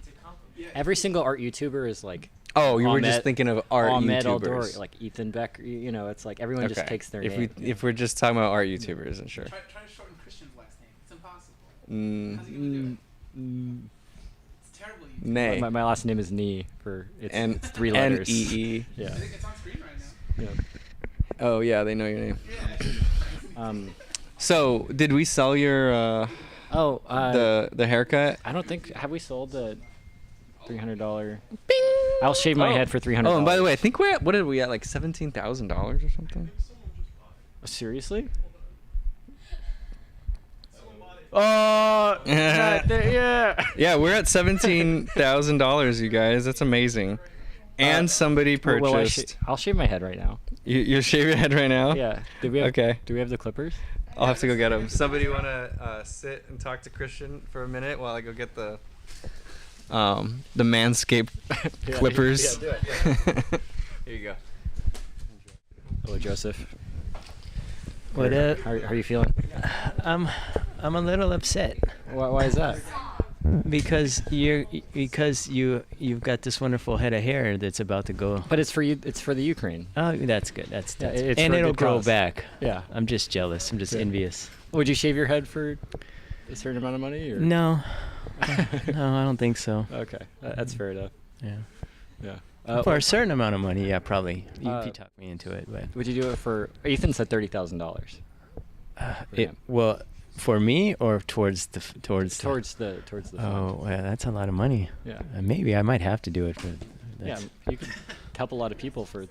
I'd rather get out of this situation if I could. Can we divert this to Stan? Do you or- want to join in the conversation? Oh, here, I sit. can't hear you. Oh, I can sit. You want to sit? No, Joseph, it's fine. You're Well, talking. how much money would it cost? Would you shave your head for $1 million? $1 million? Yeah, of course. Yeah. Well, would you do it for $1,000? No. So somewhere in between $1 million and $1,000, you would shave. Wait, your where'd head. you get $1 million to $1,000? Well, so the 50 grand maybe. 50 grand maybe. It's Okay. 50 to $1 million. Okay. Let's stick with $1 million. Okay, got it. You need a haircut, so this is your way of getting a free haircut. Absolutely. And donating. For a good cause too. Yeah. I'm actually kind of nervous. I've never had a shaved head before.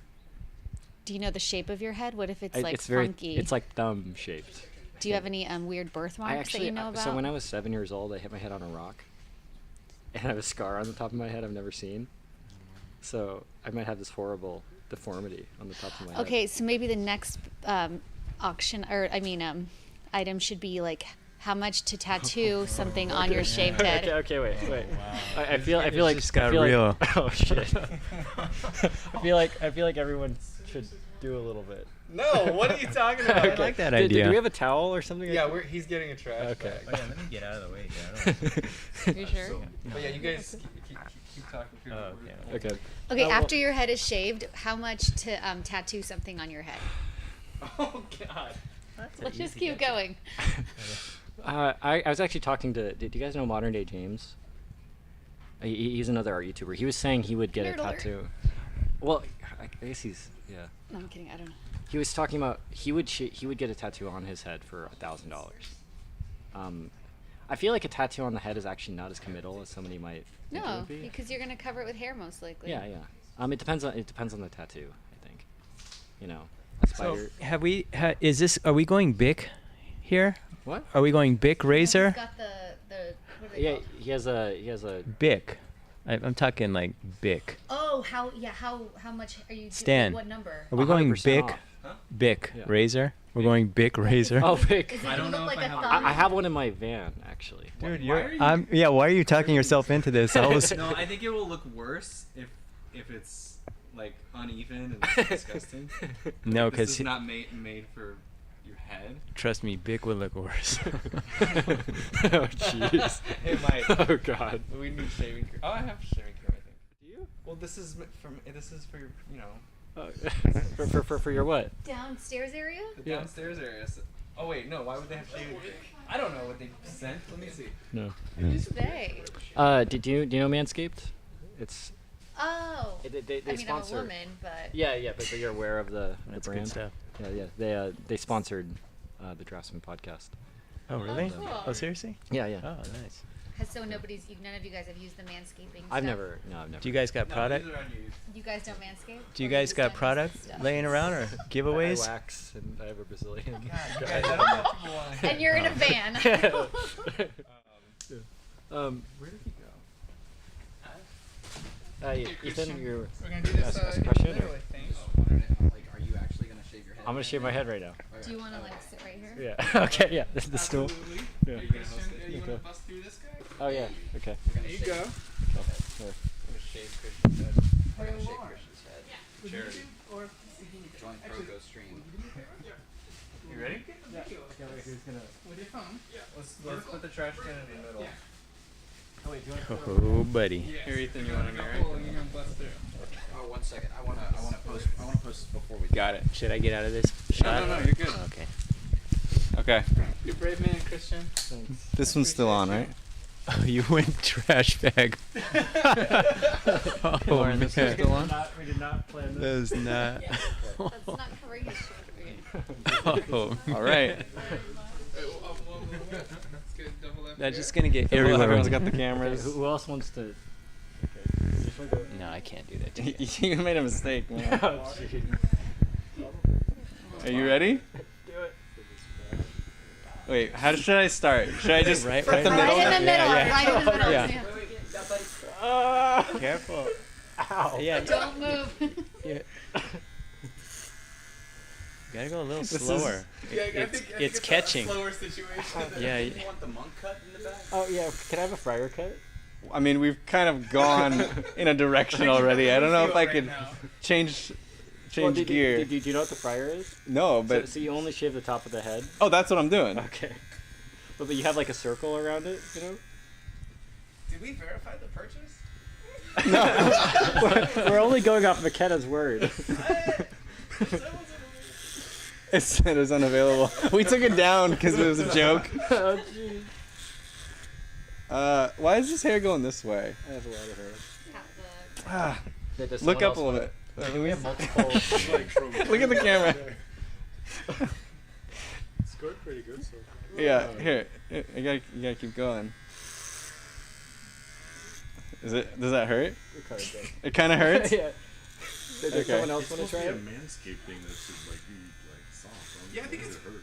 it's supposed to be like Maybe, a no maybe tug it will thing. help if you do it with those I mean, hands. I don't think it's supposed to have this much hair.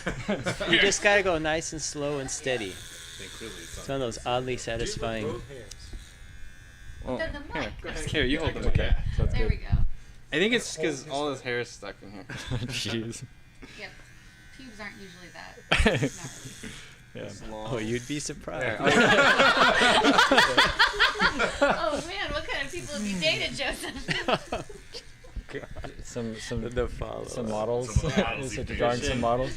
Does someone else want to? Do you want to put in? Time. Yeah, Ethan. Ethan, do you want to do a? Here you go. All right, people don't know this, but I actually cut my own hair. So. Oh wow, that's Yeah. impressive. All right, so you want it like to the skin. Absolutely, 100%. Okay. What's the battery charge on this thing? It's enough for me to be embarrassed. It just got to be styled a little bit. Nice. There you go. And Ooh. yeah. Oh, good technique. Good form. You should leave like one right there, just one little, Oh, one one little patch right there. There you go. What's the chat looking like right Yeah, what's the count now?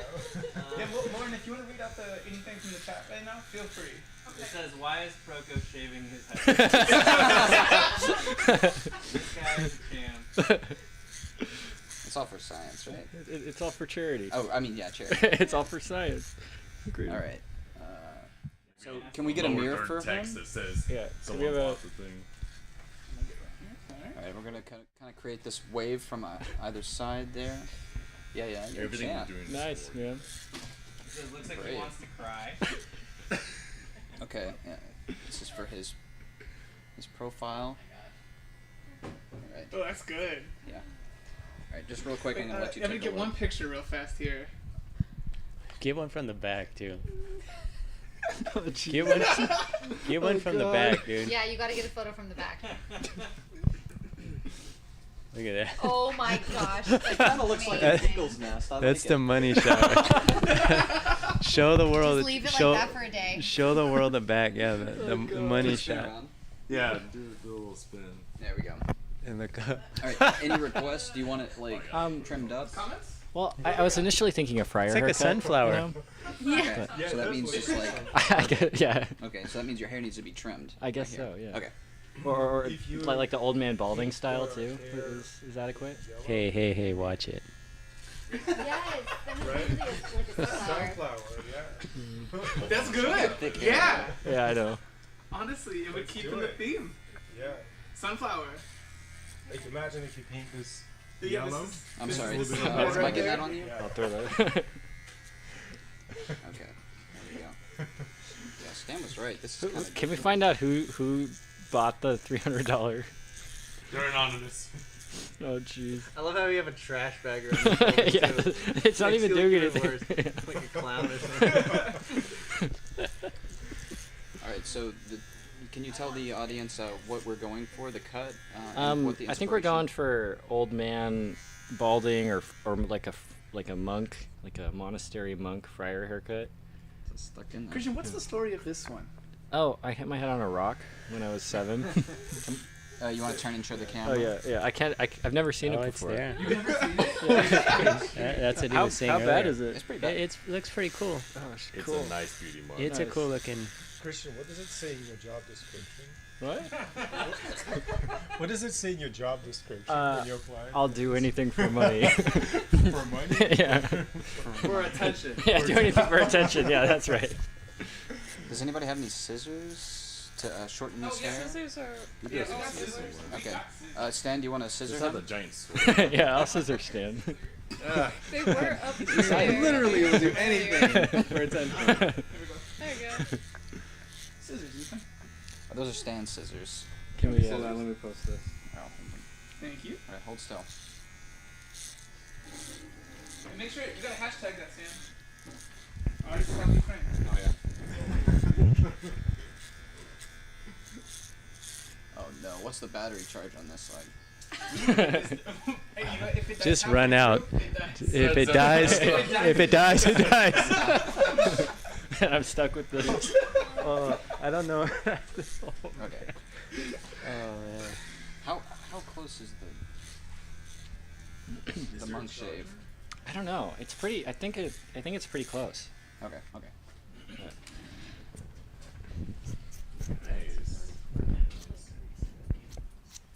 You know, my grandmother's a hairdresser. Oh, nice. She kind of taught me. Yeah. I'm gonna How's the experience been cutting your own hair? Oh, it's easy. You know, Nice. for me, it's very easy. Have you been doing it your entire life? Adult life, yeah. Nice. It's cheaper. Here, do you want to trim up that side? Trim up what? This? Yeah, just to make it more reasonable. You know, it's kind of Like that? ridiculous right now. Like reasonable to cut? We're yeah, and also we're trying to create I'm a monk. just chopping We're it. trying to make a monk look. A reasonable friar cut. Yeah. So busier. Yeah, I know. My mom did that to me once. We're shaving all of it though, right? Yeah, 100%. Because oh god, there's so much hair. There's a lot of. Whose microphone is this? 'Cause there's hair in the microphone. That's Proko's microphone. Oh, it is. Great. It's mine. Yeah. Okay. It is actually going to be easier to cut on this thing. Air blower, airbrush. Absolutely. Yeah. We need a safe word, right? If we hurt you. Yeah, it kind of hurts. What? The scissors? no, the. I think you're about to cry. Okay. It kind of hurts. It hurts so bad. God, there's so much hair. The safe word is Ethan. Ethan Becker. You look older. Let me see. Look up. Wow. That's very good. Look at the camera.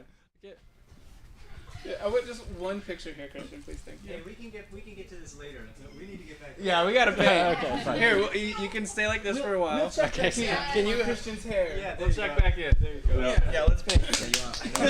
Sorry, guys, we got a little carried away. Save the hair and make a merkin. That's at least 13 merkins. That's actually kind of gross. All right. Christian, go wash your head. I'm gonna take off the. Yeah. Go wash your head. Go wash your head. Send him to do some important. Yeah, can you actually get me my coffee?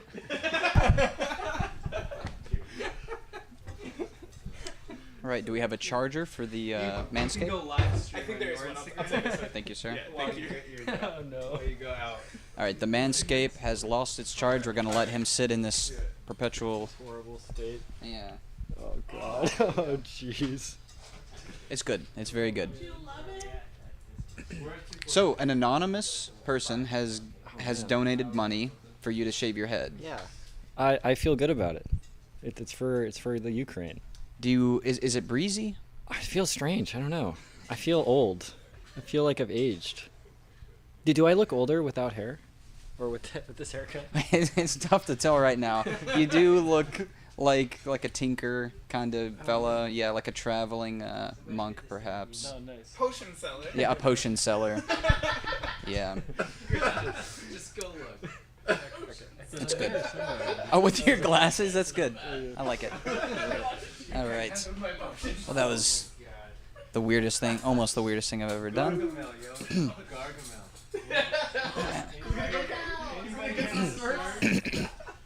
How are the levels on me? Bing bong, bing bong? Good? Thank you. All right. Well, that was very strange. We're going to get back into the art now, the other type of art. But we'll cut the rest of his hair later. Yeah, we're gonna paint, not sculpt anymore. Oh, yes. Yeah, we'll be painting, not sculpting anymore. And for, I think, what is it, $10,000, we're going to shave the rest of his head? Is that right? $10,000? Yeah. Otherwise, it's just going to have to stay there. I'm gonna give you this one that doesn't have Christian's hair. Thank you. All right, this one's lighter, too. You Yeah. can sling this sucker around. Well, that was awesome. Thank you to whomever donated that money. That was awesome. Very strange. Actually, what are we at now? What are we at? We're at 17 something. That's awesome. All right, yeah, and like Stan said, somebody also got bought one of the paintings. Oh, that's really cool. Joseph's painting sold. Yeah. Thank you. All right, no pressure, right? Cleaning your palette. 17. I made money. Look at that. All right, we're gonna jump back into it. All right. I'm gonna need help getting this cord back. Yeah, I'm here for you. So, as a cameraman, was that the weirdest thing you've ever seen? Weirdest thing I've ever seen? No, but it was definitely one of the most entertaining for sure. Okay. All right, we'll come back to you on the weirdest thing you've seen in your life in a minute. All right, Stan, what angle are you going to be attacking this from now? The same angle. I'm cleaning my workplace. Oh, that's a big part of it? Yeah, I mean, I just noticed I kept grabbing new brushes to avoid cleaning my other ones, and it's a lazy thing.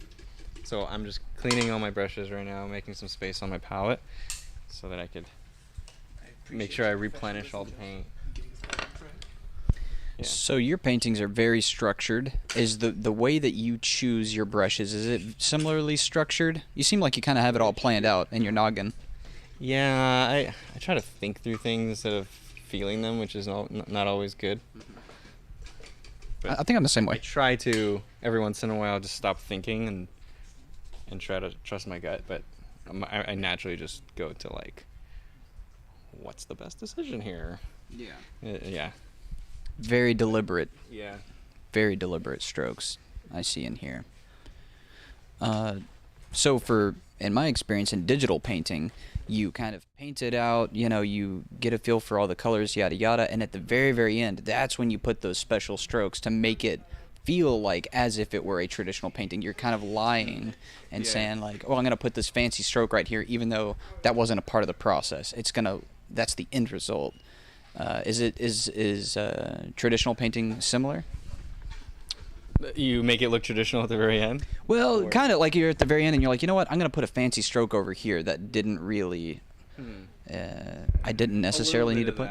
Not necessarily fancy strokes at the end. Like, I actually tend to, like, if you look at Leon's, like his is kind of fancy all over the place, and then you actually try to, like, bring it back and tighten it up, so that the randomness, you could fix the randomness later, like the parts that aren't working.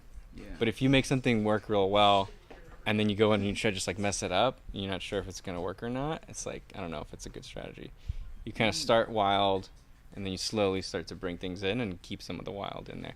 But at the end, I do tend to add notes of like color pop or a value contrast in an area, or like start thinking about where should I put a really sharp edge to really bring attention to these areas, or lose an edge in another. So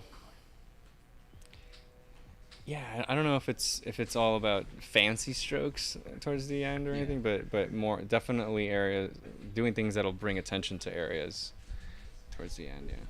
So I'm wondering this, like if you put your painting up on a wall, let's say you're finished with your painting and you frame it and everything, you put it up on the wall, and then you have time to sit back and kind of look at it from a distance, spend a few days, maybe you walk by it and you're like, you know what, I really hate this one section of the painting. Do you then go back in, even if it's like hanging on the wall, just to do a little thing or two? If it's done on the wall? Yeah, if you've considered it done.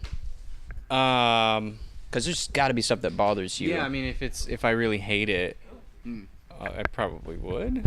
Yeah. Yeah. What, you giving me the mic? No, you can't have the mic. This is my mic. No, this is my mic. Don't touch it. Don't touch the mic. Oopsie. Don't do that.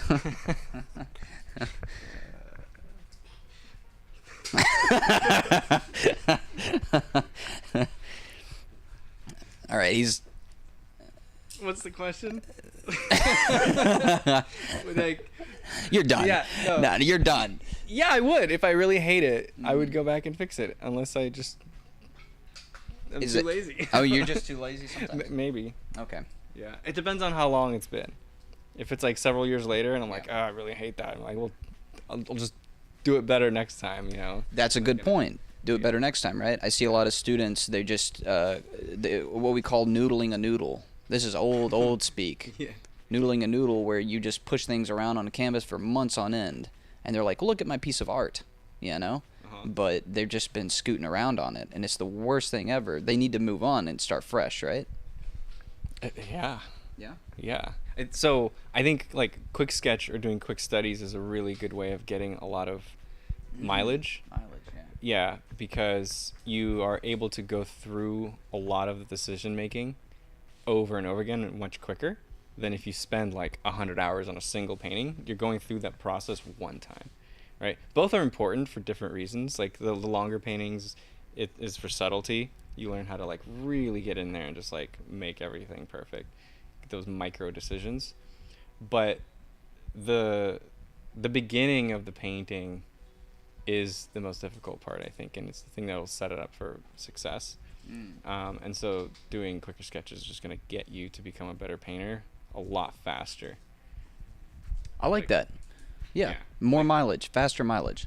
Like if you could either do one 100-hour painting or like whatever the math is, yeah. 52-hour paintings. I would do 52-hour paintings. Yeah, me too. If those were the two choices, like you should do a balance. Yeah. Of different time frames, but yeah. Don't touch the mic. Did Stop I it. touch the mic? No, don't touch it. You're done. Something like that? Go ahead. Didn't Bruce Lee say something like that? Oh, did he? Yeah. He was a painter? Probably heard it from me. Well, he says, fear the man who's practiced one kick 1,000 times, not the man who's practiced 1,000 kicks one time. Yeah. Something like that. Yeah. And just don't kick in general if you're trying to paint, right? Not a good idea. Yeah, it's not a. That's a really good point. Yeah. So, do you have a new angle of approach now that you've taken a second to step back? Yeah, just trying to move away and flesh out, kind of get the rest of the painting up to par with the leader. This would be the out in front, the leader, in terms of emphasis. So I'm trying to get some secondary information to help support what's going on now. Otherwise, it just looks like you just stop. I like this kind of gradative sense of resolve outward from the area of emphasis. I think that's probably a good plan. Also, to get me away from painting on the portrait and possibly ruining it after somebody's bought it already. Oh yeah, that's right. No pressure, right, in ruining this. You could ruin it at any second. Now, do we have a camera on this piece right here? By any chance, is this camera active?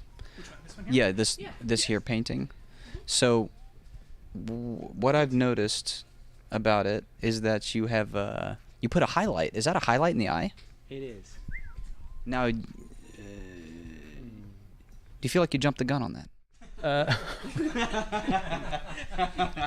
Probably, but no, no, because it's there, and what I see is like it's a test, it's a placeholder. It's easily removable, but I wanted to see if I can get that snappy punctuation to kind of like inform my next decision around that area. So I thought it was worth a shot. It's cool. Like if you bring some pieces of the painting almost to a finish, like you were talking about earlier, then it kind of gets you excited to do the rest, right? Yeah, certainly. Yeah. Adding that pop in there, that's really nice. Like, is it weird? The shape is wrong, I think, but that's because the tail was hanging from the end of the brush, and so it just landed that way. But it's good. I like it. Like if I blur my vision, it feels very, very natural. It gives you the impression of something sharp and bright right on that thing, right? Yeah. Oh, that's all. Do you think? Yeah. I mean, I'm loving it a lot. Do you think that the person who purchased this painting, do you think they like that decision that you made? No. All right. Well, we're gonna move on. Good luck for the rest of the painting. It's beautiful. Thank you. Yeah. Much better than Stan's. Sorry about that. All right.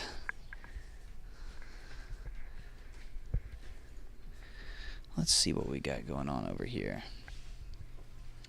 Okay.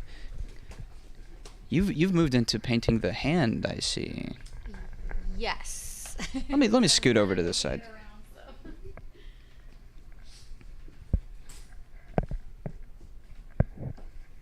Everybody has different, things that they enjoy painting. Stan was talking about the hands too. He likes painting hands. You really focus on like hands and eyes? I love hands. They're very difficult, but a beautiful gestured hand, like if it's positioned right and like a nice delicate hand, is super fun to paint. But yes, of course, eyes, which everyone seems to love to paint, but what do they say? They are the window to the soul. Yeah. If the eyes are the window to the soul, what about feet? How do you feel about feet? Feet they could be pretty indelicate too. Yeah. They can also be weird. And That's a good foot. She has a really good foot. She does. I didn't fit it in here, so easier for me. Yeah. It's kind of like a hand though. It's kind of like a balled up hand, right? Yeah. Like a foot. Yeah. Yeah. Yep. That's what I've always said about the feet. It's feet are the windows to the soul as well. That's what I've always said. Oh wow, that's beautiful. Did you have a good break? Do you feel like having a good break is a big part of painting? Yes, yeah. Of course.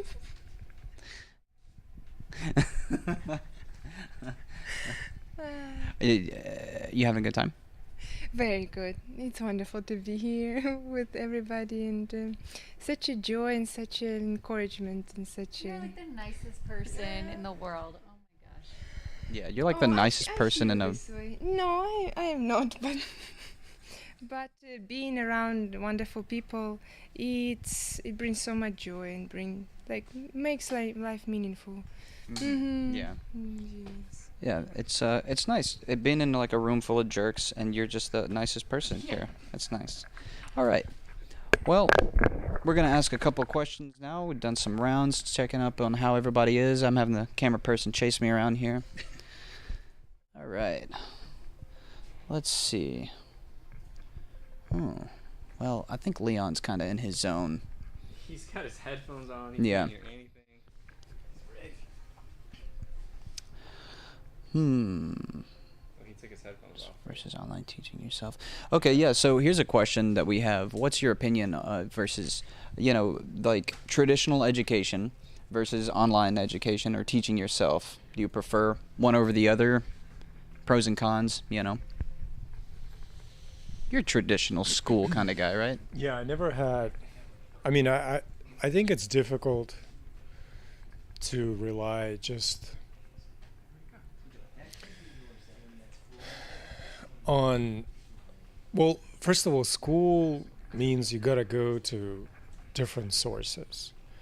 Even a good school, when you have different teachers, different approaches, and different ways of telling you this information, because it takes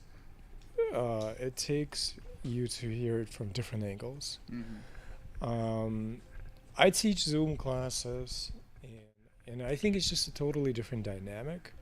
I definitely feel that you can learn some things. You can probably polish some things and fine-tune some things, but bulk of education, I think, has to happen live, because you learn just as much from your teachers as you learn from your peers. Mm-hmm. And seeing talented artists interpret the same or deal with the same subject matter is incredible part of education, right? Because you may learn actually a lot less from a teacher than from your peers. Oh, that's interesting. That students that are a little bit better than you are, because maybe the teacher is just too far away from your skill set. Yeah, that's true. That's a good point. They tell you things that you will only understand a couple years later. Mm-hmm. But to see clear visual things, how to do this or that, you'll learn a lot from your peers. So finding a situation where there's a lot of examples of student work that is better than your work is great.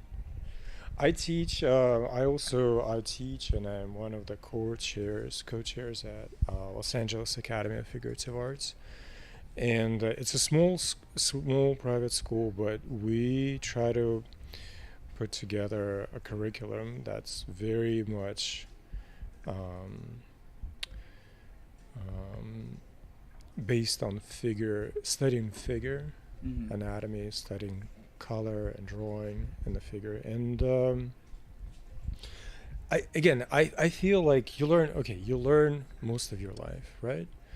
So it takes different kinds, but I think live classes is a must at some point. Yeah. At some point. Live classes is extremely important. I also teach online, and the most common thing everybody here teaches, I think, one of the common things I see from my students is whenever it's not their turn to take criticism or critiques or whatever, they jump out, and then they wait until it's their turn. And I'm like, that's so important for everybody to be listening to these notes, because you're going to notice the patterns, for one, of everybody has the exact same notes. You need to stick around and listen to the other students. It's like, so you've experienced that too in your classes. Yeah. I mean, so during pandemic, obviously, I had to teach only Zoom classes, and usual dynamic of a classroom is teacher facilitates environment, right? Model, studio, time where students learn something, or lecture. Yeah, they have a model to paint or whatever, and then teacher kind of goes around and fixes mistakes, right? Or talks about what needs to be done. With Zoom, it's a different dynamic. Not everybody can have a good setup, so it becomes more of a lecture, right? So it's a different dynamic from doing artwork in class to lecture, where a teacher tells what needs to be done, and most of the work is probably done at home or outside of classroom. I think paint along on Zoom, it's just not that effective, because teacher can't see what you're doing, really. Yeah. Because students just don't have a good setup. And so it's a different environment. And absolutely, I think the most important thing about Zoom classes is talking about what went wrong and understanding that everybody has the same problems. Literally, like you start saying one thing and then you just repeat it 15 different ways, no matter, it depends how many students you have. It's just, it's the same problem, but it's it's nuanced differently. Have you ever had a breakthrough with a student, like, that comes to mind? Any instance, where yes, of course, but it's the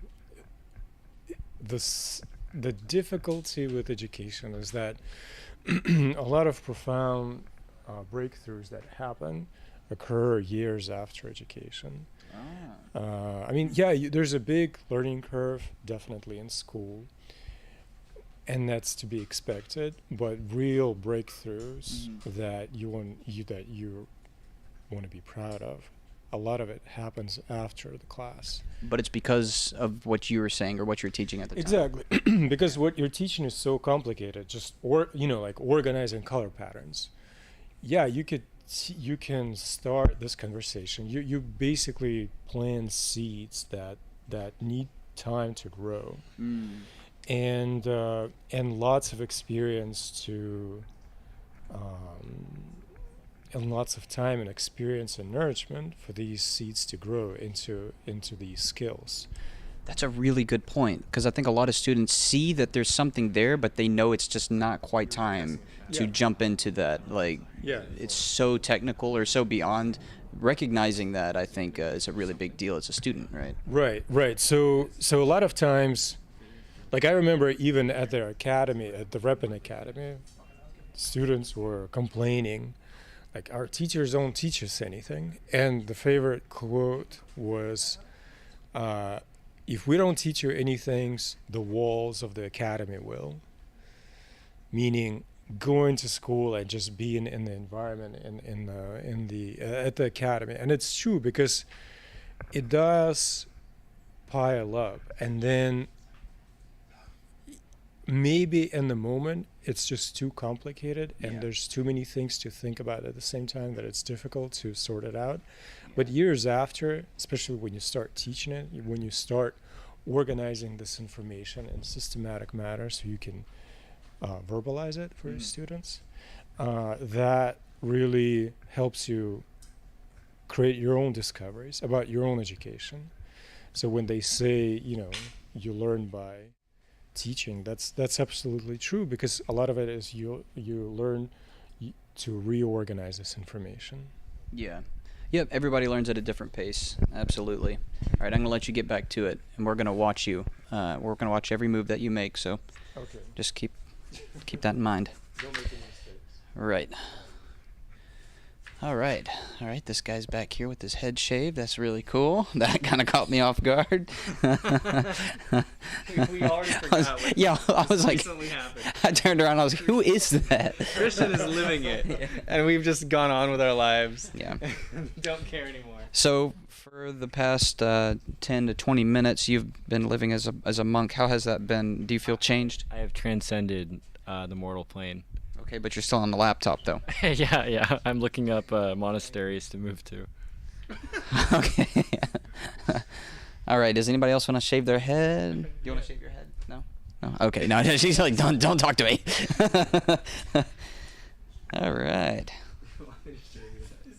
I'm just gonna take a little walk around, take a little gander. Let's take a look at some of these questions. Yeah. If y'all have any questions, sling them up on the stream. And, they could be personal questions. They could be any kind of question. Let me see. All right, we're going to ask a question about social media. And let me see if I can pick somebody here. Let's see. How much does social media influence your business? Is this your mainstream of income versus selling originals? Now, I know a few people who could answer this. I think I might ask Stan in a second. He's a real social media kind of guy. How much does social media influence your business? Is it your main stream? It's pretty much everyone's business at this point, isn't it? Well, it could be. Mostly. Yeah. Yeah. If you need customers. What about traditional paintings? Like, do you still sell your paintings, or do you have time to paint anymore? Yeah. No, I don't. I'm not a professional painter anymore. Yeah. Okay. But I mean, selling courses to artists, it's a totally different business than selling paintings to paint collectors. Yeah. Right. It's actually a totally different audience. That's a mistake I made in the beginning when I first started doing. This was before social media. This was when blogs were like the way to promote yourself. I've never heard of that. You never heard of a blog? Yeah. It's like words on a screen. I've never heard of those either. Yeah. So I started a blog because I thought, hey, this is the way to like get attention online. Yeah.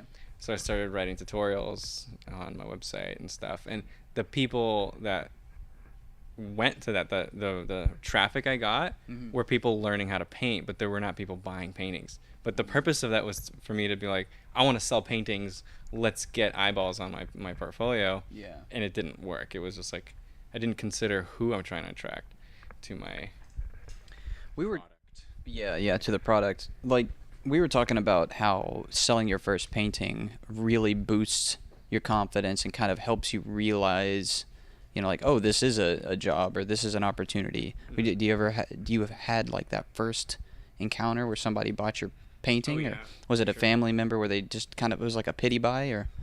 Pretty much. Oh, really? I mean, it's funny, but like, that's why I was saying earlier when people are like, how much do you price your work at? I was like, just whatever you could sell it if you're a student. Because I would sell it for cheap, but my like parents' friends would buy them. Oh, is your parents' friends? Was that the first one? That's not a pity buy. I mean, that's your. They were trying to support their friend's kid, And so it was like really bad then. It was good for like a 14-year-old or 15. You think they still have it? Yeah, probably. Oh, okay. That'd be weird if they threw it away. That would be weird if they threw it away. I don't know why, but no, it wasn't like horrible. Oh, okay. It's like And then they would commission me to do like portraits of their kids and stuff, and that was good practice. Do you remember like the very first time that were like? Yeah. Do you remember your very first time? I think so. I think so. What was it? What was it? How old were you? I feel like I was 14 or 15. Yeah. It was a portrait of a guy's kid. Child. It was a portrait of what? Of a guy's child. Oh, a guy's child. Yeah. Oh, that's cool. Like a baby. Yeah, one of those. Oh, one of those. Okay, that's cool. Yeah. Was it? Did you paint the child? It was a drawing. Oh, it was a drawing. Yeah, it was like a graphite drawing. Oh, okay. And you did it on the spot? No, it took me like a few weeks. I was like, oh my god, I need to do a commissioned portrait. I'm a real artist, right? Okay. But that's for like a 15-year-old. Yeah, like for that's sure. important. Like, oh my god, I'm an artist. I'm making money. This guy is paying me to do a portrait, like a real portrait. Wow. Yeah, at 15 or 16, I had a similar thing, except this might kind of age us differently. Is like I was trying to do graphic design through like the internet. You know, some dentist had some kind of thing. And I was trying to graphic design like a tooth thing. You know, he never paid me, but. Oh really? So everybody takes different routes. Like I started really different than a lot of other artists, and I think kids these days, right? They can go any which way, like traditional or graphic design. It all evolves differently, and it evolved it differently for you apparently. Yeah, I tried a lot of different things. Yeah. I didn't know what I was gonna do. I knew I liked being creative and just trying out things, and that's what I did. So the man who you are today, like the really kind of like entrepreneur and also like the big boss guy and kind of like a overly aggressive, you know, the big guy. That developed the first time you sold a painting, or you sold that, you feel like as soon as you sold that first piece as a kid, as a 15-year-old, did you feel like the man? No, I mean for real, did it boost your confidence? Probably, yeah, I think so. I mean, I don't remember the confidence part. No. I remember me feeling like, oh, I gotta take this seriously, sort of thing. It gave a sense of professionalism too. Yeah, and that's all it takes sometimes, right? Yeah. To like push a kid into thinking, oh, I can actually do this. And what'd you do with the money? I have no idea. Oh, you don't know? You just blew it immediately? I think I saved it up for something, and I don't remember what it was. Oh, okay. Really don't know. Do you remember when you first sold a piece? Do you remember what you did with the money? Yeah, it was my grandfather first bought one of my paintings. Oh, that's really cool. Yeah. Same as Stan. Pity buy for sure. Was it pity buy? For sure. Was it horrible? Do you remember it? It was pretty bad. Yeah. But I mean, it was just like a landscape, like a futuristic landscape. You know? Was it sci-fi? Kinda. Yeah, kinda. Yeah. And do you remember what you did with the money? Probably blew it. Yeah. Yeah, I don't know. Yeah. That's cool. That's an artist's way. Yeah. Very nice. It wasn't very much, so it went fast.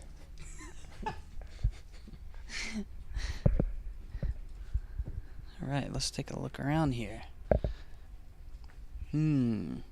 What advice would you give an upcoming artist about solo art shows and sell painting to collectors? We kind of had this question before. Let's see. Does anybody here talk about the... Can I have that sucker back on the screen for 1 second? Yeah. What's the...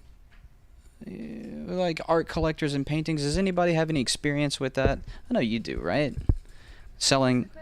The question is, what advice would you have for upcoming artists with solo art shows and selling paintings to collectors?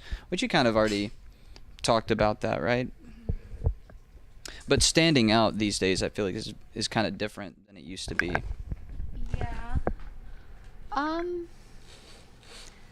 guess, I mean, this is advice, and I never take advice like this, but you having, you know, a range of sizes, but and also I like to paint really large, but I do remember once my gallery telling me, like, make sure you have some medium and small pieces too, you know. Really? A lot of people can't fit, you know, a large piece or afford it, you know.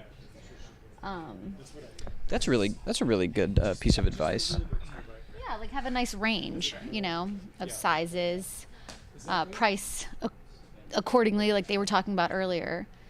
And accordingly, I just mean if you go too high, you can't really go back down. You can always go up. Yeah. But, you know. I'm thinking also of a sense of consistency with the quality of painting that you put out. Yes. A lot of students put out they put out everything that they have, which includes studies, the finished product. Do you have an opinion about that? Yes. And a good friend he's a producer, an art producer, actually said editing, always edit. Edit, yeah. And I was like, what? Like, because, you know, you think everything you make, you spend all this time. And but really, you're right, putting your best stuff out there.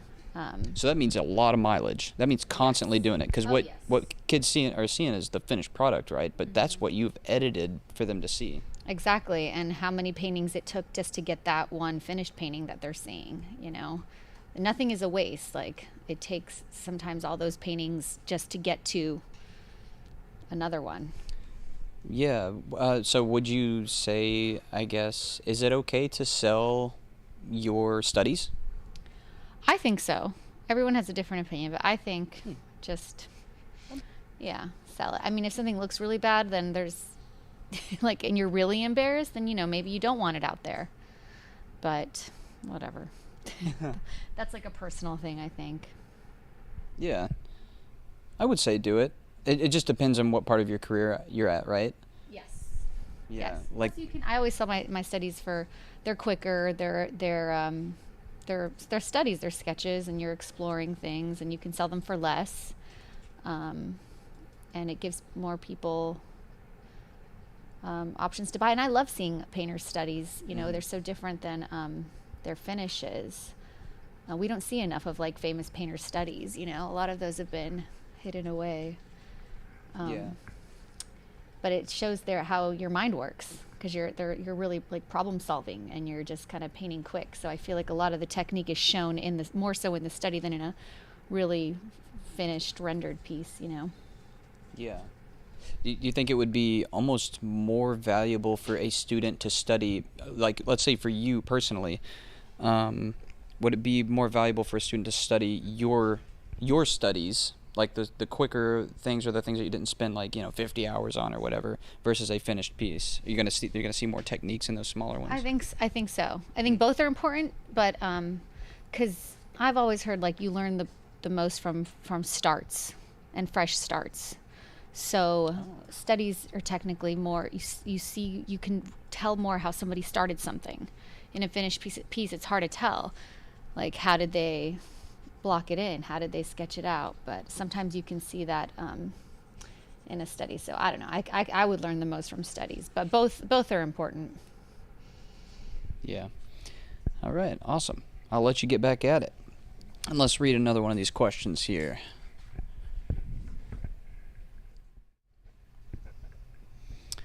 If you are a super beginner little baby student and you need to make some money, is there any job to make money? Or do you just pick up a day job whilst you do your studies? That's interesting. That's a very good question. Did you guys end up in any interesting jobs? Well, Trying to do art, maybe? Well, for me, everybody's journey's very different, you know. For me, I picked up a job at Vaughn's. I was working the bakery section. I worked the bread wall. This is whenever I was living in my car for a second. So there's all types of sacrifices some people can make. And luckily, you know, for a long period of time, I was living with my grandparents, and they would feed me and stuff like that and house me whilst I work on my art. So that's really nice. What about you? Did you ever have to work any, like, little odd jobs? Or, you know? Yeah, for sure, always. How odd?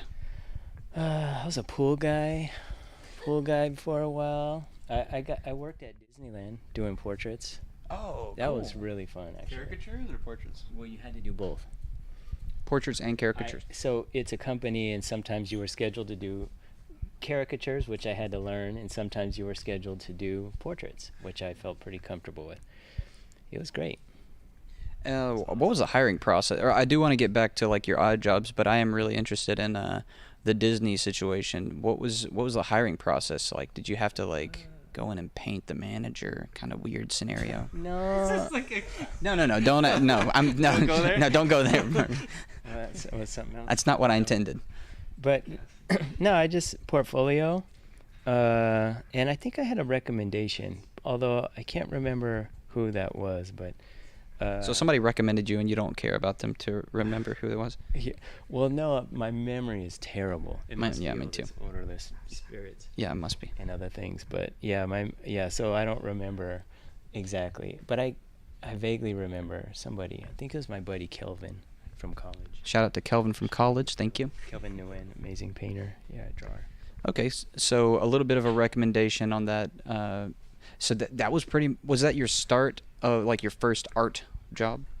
No, it does framer. I was a framer at Aaron Brothers before. Yeah, before that. Or was it after? I don't know the order. Like I said, my memory. But I always trying to do some type of art job. And on campus at college, I worked at this graphic services so we did a lot of illustration and stuff like that on campus. Oh, for school, like a pamphlet situation? Yeah, but like, and also display cases and stuff like that. So it was kind of artsy, you know?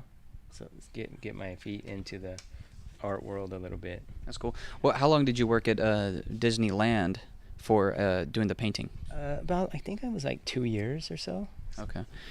What's like the most difficult client in those situations? Oh, kids.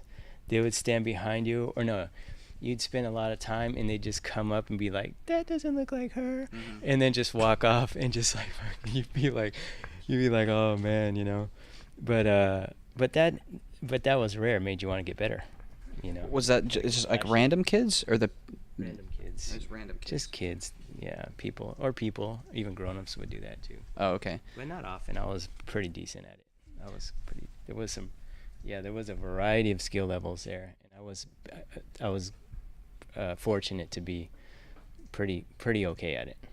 And these kids, they just come up like right behind you and over your shoulder, just watching. Yeah. That's the worst as an artist, right? Just somebody coming up right behind you and just not when things are going good, but when things are going bad, yeah, that's the worst. When things are going good, sometimes you got a nice little crowd back there, and then you line up more, you get more work, more money. Oh, that's cool. Yeah. That's awesome.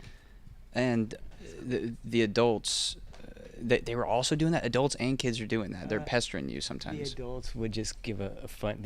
You could see, like, you could watch the sitter watch the reaction, and they'd be like, "Oh no!" And then they go, "Can I see it?" When you, yeah. Oh no. Yeah, when it's done. But that was good. It went both ways. If it was going really well, they'd be stoked. They'd big old smile, and they'd be stoked because they know it's going well. You know. I imagine it's easier with the kids, right? Because they're at a different height. So if you want to just do a quick elbow to the throat or something, then they don't really have a choice. They're at that level already. Yeah, totally. You could shoo them away. Yeah. Yeah, that's interesting that you did that to children. So your other odd jobs are what I wanted to ask you about. Working, because those are art jobs, right? That's kind of our dream as artists, to even begin to start to work in the art field in any way. But before that, I grew up mowing lawns and cleaning, doing janitor service and stuff like that, and working the bread wall. Pizzeria. How do you? So you do that during the day, and then you painter by night? No, party by night. Party by night. Yeah, a little bit. Okay. But they paint sometimes, yeah. Okay. Work day, paint night, party night. You fit it all in. Okay. Yeah. That was back then. So many moons ago. Living is a big part of it then. Like experiencing, gaining that life experience. Having a life. Okay. Yes. Yeah. In my opinion. Makes you excited to come back to painting. Yes. And and you meet people and you paint people and listen to music and get inspired and see other people doing creative stuff and feeling like, hey, I want to do that too. Yeah. All huge, important stuff. there's a big work culture situation, you know, where it's like, no, don't do this. You need to sit down. You need to work for many, many years. Don't do anything else but work. So you don't really believe in that as much. In the painting, you mean? Yeah, I guess, or in art in general. I believe in that for certain. That you've got to put in the miles. There is no substitute for the mileage. So I was very diligent but I was young, so I could do a lot of stuff at the same time, I think. Yeah. I just packed it all in. Okay. So do it when you're young. Yeah. Start when you're young. I mean, aren't people getting really good really fast nowadays too? Yes, for sure. Yeah. And it's easier to come by because you got like Proko videos to learn everything you possibly want to know. That's and then true. you just put the miles in. But yeah, you got to sit in front of that model, hold that brush, and make those paintings, the good ones and the bad ones, especially the bad ones. Yeah. In my case. All right. Well, I'm going to go around and ask some more people about their odd jobs. Thank you for that, and watch out for the kids again in the future. All right, he's in his zone. Maybe I can ask him a question or two. So we're talking about artist experience. I guess your first few jobs that aren't art related. How did you manage, doing kind of creating an income for yourself while you're also doing art? Did you have that situation, or were you able? Absolutely.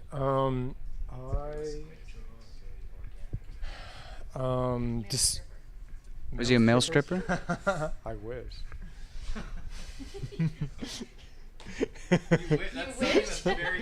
You said you wish. Listen, Leon only takes on challenging jobs, not ones that he can easily conquer. Do you think you could have gotten a male stripping job very easily? I don't know. I think I missed out on that opportunity. You did? What would you know about this? What do you mean you missed out? Are you saying he couldn't do it, or are you saying? Of course he can still do that. Oh, I see what you're I saying. get that, but it's like you gotta go to the gym for 25 years to build up. Yeah. Well, no, it's about a market, right? You got to pick and choose. Are you out in the country or are you in the city? I don't know if I have a. There's a lot. That's a lot of. I think it's the thing you gotta. It's it's like ballet. You have to. I think it has a time. Yeah. It's like a very active male stripping situation. Well, you got to be fit to be. Do you? I think so. Who were you watching? Were you studying? Who did you do your master stripping studies on? Yeah. So would you? That's the question. Today, let's say your art just stopped really selling and nobody really wanted you to teach. You would resort to male stripping, perhaps. And where could we find that? I think I would just never be.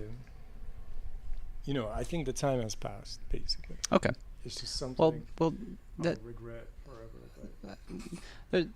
I don't think the time has passed, but really. Well, yeah. All right. Well, maybe I'm too hard on myself. So, at some point, I said, okay, I want to be just an artist and nothing else, and of course, but I didn't know how to do anything, right?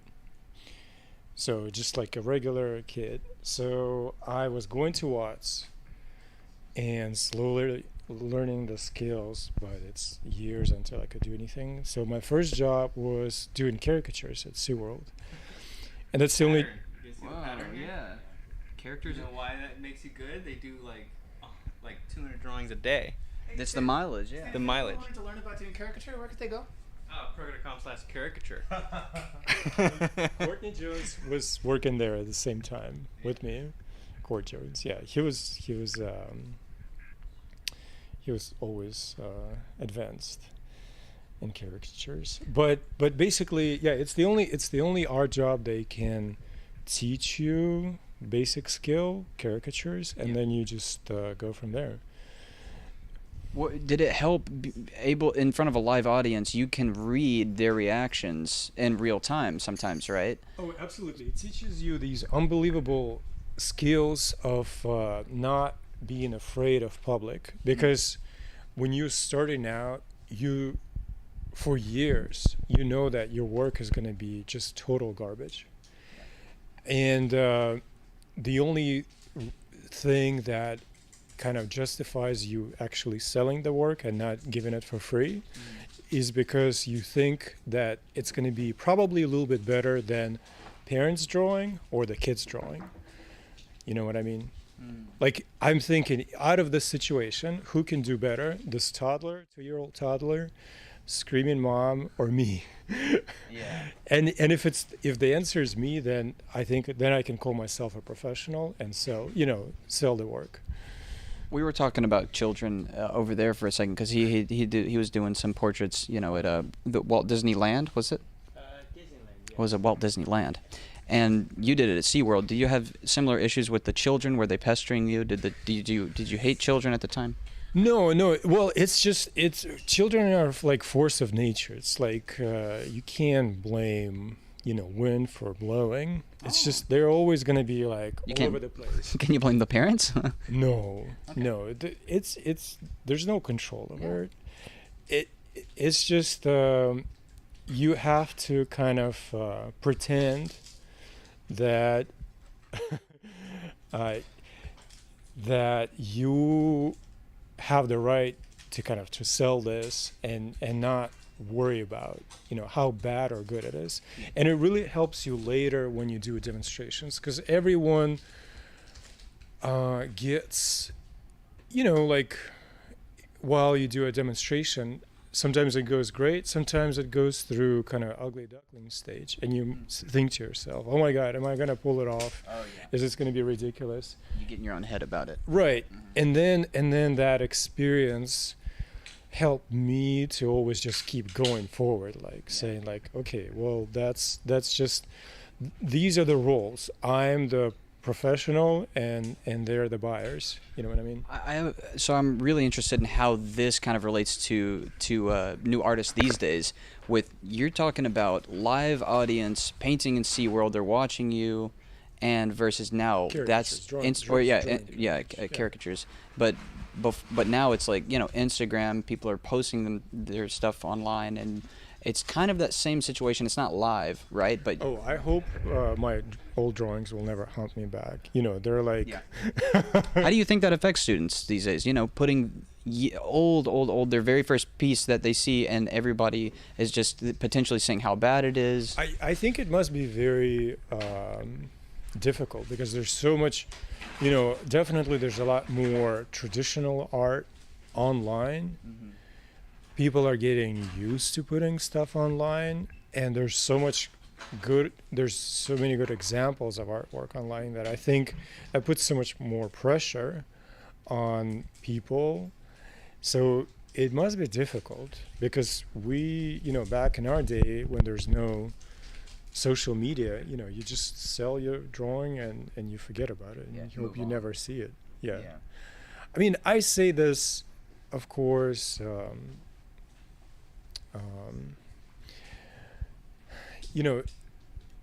after a while you get better and you do make some great drawings. I'm just saying that there's always, in everybody's career and everyone's development, there's going to be that time where you just need to get over the fact that you've decided to be a professional, and no matter how good or bad your work is, you're the professional, and you need to be bold enough to sell it, to make a living, to keep going.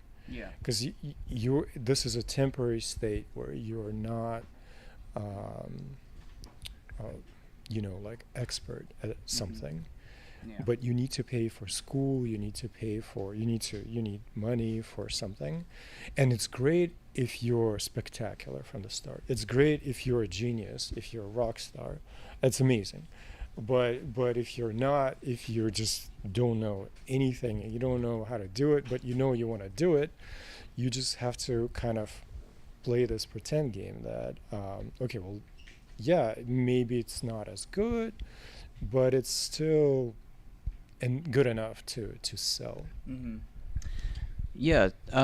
So I'm kind of wondering, before that, that was like, did you have any other smaller jobs that you were trying to paint and stuff on the side before? I started teaching almost as soon as I started. Oh wow. As I started learning art, I had these kind of opportunities to teach right away. Yeah. So I think teaching is definitely great avenue to get in, because you get to know people, most of all. Yeah. And you get to actually learn so much more from your students, because a lot of times you'll be teaching older people than you are, and you learn so much about their life. You learn so much about their professions and their successes in life, and how to be a better professional, a better person, or so on and so forth. And of course, you know, it's a shared experience. They learn from you, you learn from them. Yeah. So definitely, I would recommend people that are stuck and say to yourself, well, I can't afford school, there's nothing I can do, so I'm gonna quit. Well, you know, there are lots of different options. There's teaching, there's jobs like I was describing, SeaWorld. You know, my heart was always in fine art, and illustration was always secondary, and it was interesting to be first time in the community of artists. It's totally different, because I come from family of engineers. There's nobody does art, nobody thinks art is serious, everyone just kind of is shocked that somebody can be an artist. And that's most people, I think. Yeah. And for the first time to submerge yourself in a community of artists, people that appreciate, love, and are willing to spend their life on, that's spectacular. And if you can find that environment, that's very important. Yeah. And if you can find ways to make money to pay through school, that's also great, because your desire will push you further, and you're going to be a much more professional artist. And soon you'll be totally content with your skill level, and feel good about what you're doing. Yeah. You said something earlier about learning from your students. That's a really good point. I'm going to let you get back to it, and I'm going to ask somebody over here. Let's go see what you have to say about that. So we were talking about kind of learning from our students. I've personally learned a lot from my students, which I didn't expect in the beginning, right? Where I've learned to simplify certain things, and where I was being too complex. And I was like, oh, some of these students are doing these certain techniques. I'm just going to straight up steal that. Have you ever stolen from a child or a student? Oh, wow. I love your questions. Oh my God, a child or a student stole something from a child. Have you learned something from a student, maybe? You know, did they help you realize? You know, I learned from my people who ask me to do commissions. Because people here are so creative, and everybody would like to have something of unique or decorate something that's valuable for them in a unique way, or make make it, how to say, like memory of something or somebody, talking about portraits. And people very creative. Honestly, I sometimes amazed how creative people are, and my job as an artist doing these commissions is to listen to their very creative and sometimes a little bit crazy ideas, and create a painting that will look unique and look good, containing all those ideas. Yeah. It's challenging for me sometimes, but sometimes at the end I get surprised, because thinking sometimes, oh my God, what the idea, how am I going to implement it, how am I going to put all of these details and things they want to put in it together, and it's crazy. I don't know how I'm going to do this, but once I start and once I do this, and it sometimes amazes me that it actually works, and the idea is a great idea, and I would never come up with such idea, but it's great. That's awesome. You This learning was- from your clients. That's cool. yes, yes, yes. Mm-hmm. What was the craziest idea that they've ever presented? Was it just challenging, or were you like, oh, this is just not gonna work? Oh, well, early when I just started, I had a very nice lady who wanted to create a memorial painting of her parents, which are deceased, but she wanted a big painting of them ascending in the clouds with doves and halos, and there was a special shoe she wanted to put on her mom, and it was very interesting because different I'm so glad that I could do something like this, where people, when it's so personal for people, and maybe I don't understand sometimes exactly why they would like this or that, but it makes them feel good, and they feel good about it. But yeah, it needs to see this painting, maybe. Yeah, to better understand what I talk about, because it's different. Things that might seem crazy for me is not is normal for other people, and it makes me learn and be more open for new things and for different ideas. Yeah. Do you enjoy having a lot of restraints like that as an artist, or do you want people to say just do whatever you want to do as an artist? If you're No, there are two types of customers. Customers that know exactly what they want to do, and my job is just to listen and do exactly what they would like me to do. Like, they tell idea and I just implement it. And you're okay with that? On the paper. Totally great. It's totally fine with me because they don't change their mind. They know what they want. Yeah. And the other type of customers, the ones who change their mind so frequently, and it's sometimes very challenging for me. And they would like different personality and different, but it's much more challenging when when people change their mind and would like to add things on. But to add things needs to change what we have already, and to change what we have already, it's completely different something. Yeah. And have you ever would you call them customers, I guess? Yeah. Have you ever strangled a customer? What is strangled? Strangled is kind of like, like when you grab somebody, just, like that.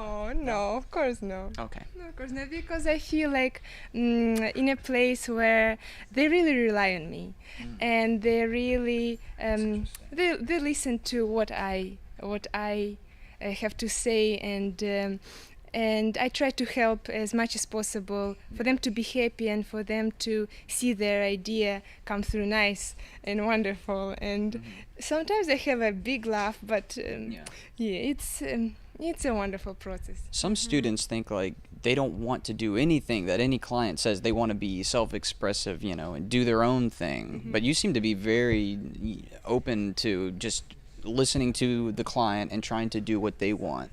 Yes, I was raised in a way that, like, I would like to serve with my art, with my talent, and different approach than just expressing. There is a balance in it, but it makes me much more fulfilled when I make somebody happy. It makes me feel that my what I do matters, and there is a value in this, and each person has is very creative. Yeah, that's interesting. It's your standpoint is it's about them. It's not really about you at some points. No. Yes. Wow. Oh, that's amazing. There's very different, mindsets for students, but I'm sure right? Because you're a teacher as well, right? I am. Yeah. I am. Did you ever want to like strangle a student, perhaps? Give him a little shake or anything? Of course, no. But of course, for a student, you would like them to succeed, and you would like them to learn from you and to listen to you. And it's very frustrating when a student, sometimes consciously, but probably mostly unconsciously, doesn't do what will actually help them grow. They take the easy route, or they just don't even go that route. It's sometimes frustrating, but it's their choice. Everybody chooses for themselves. Yeah. All right, I'm gonna let you get back to it. This is looking beautiful. I love it. Thank you very much. Yeah, that's beautiful. If people wanted to go to donate, what would that link be? Oh, if we want to go to donate, what would that link be? That. Let's go over here. Let's go over here and see. If we want to donate, what would that link be? Proko.com/Ukraine. All right. Also in the Proko.com/Ukraine. It's also in the description. Check out the screen. Yep. Oh, there it is. How much are we at? Oh, yeah. All right, let's take a look at what we're at right now.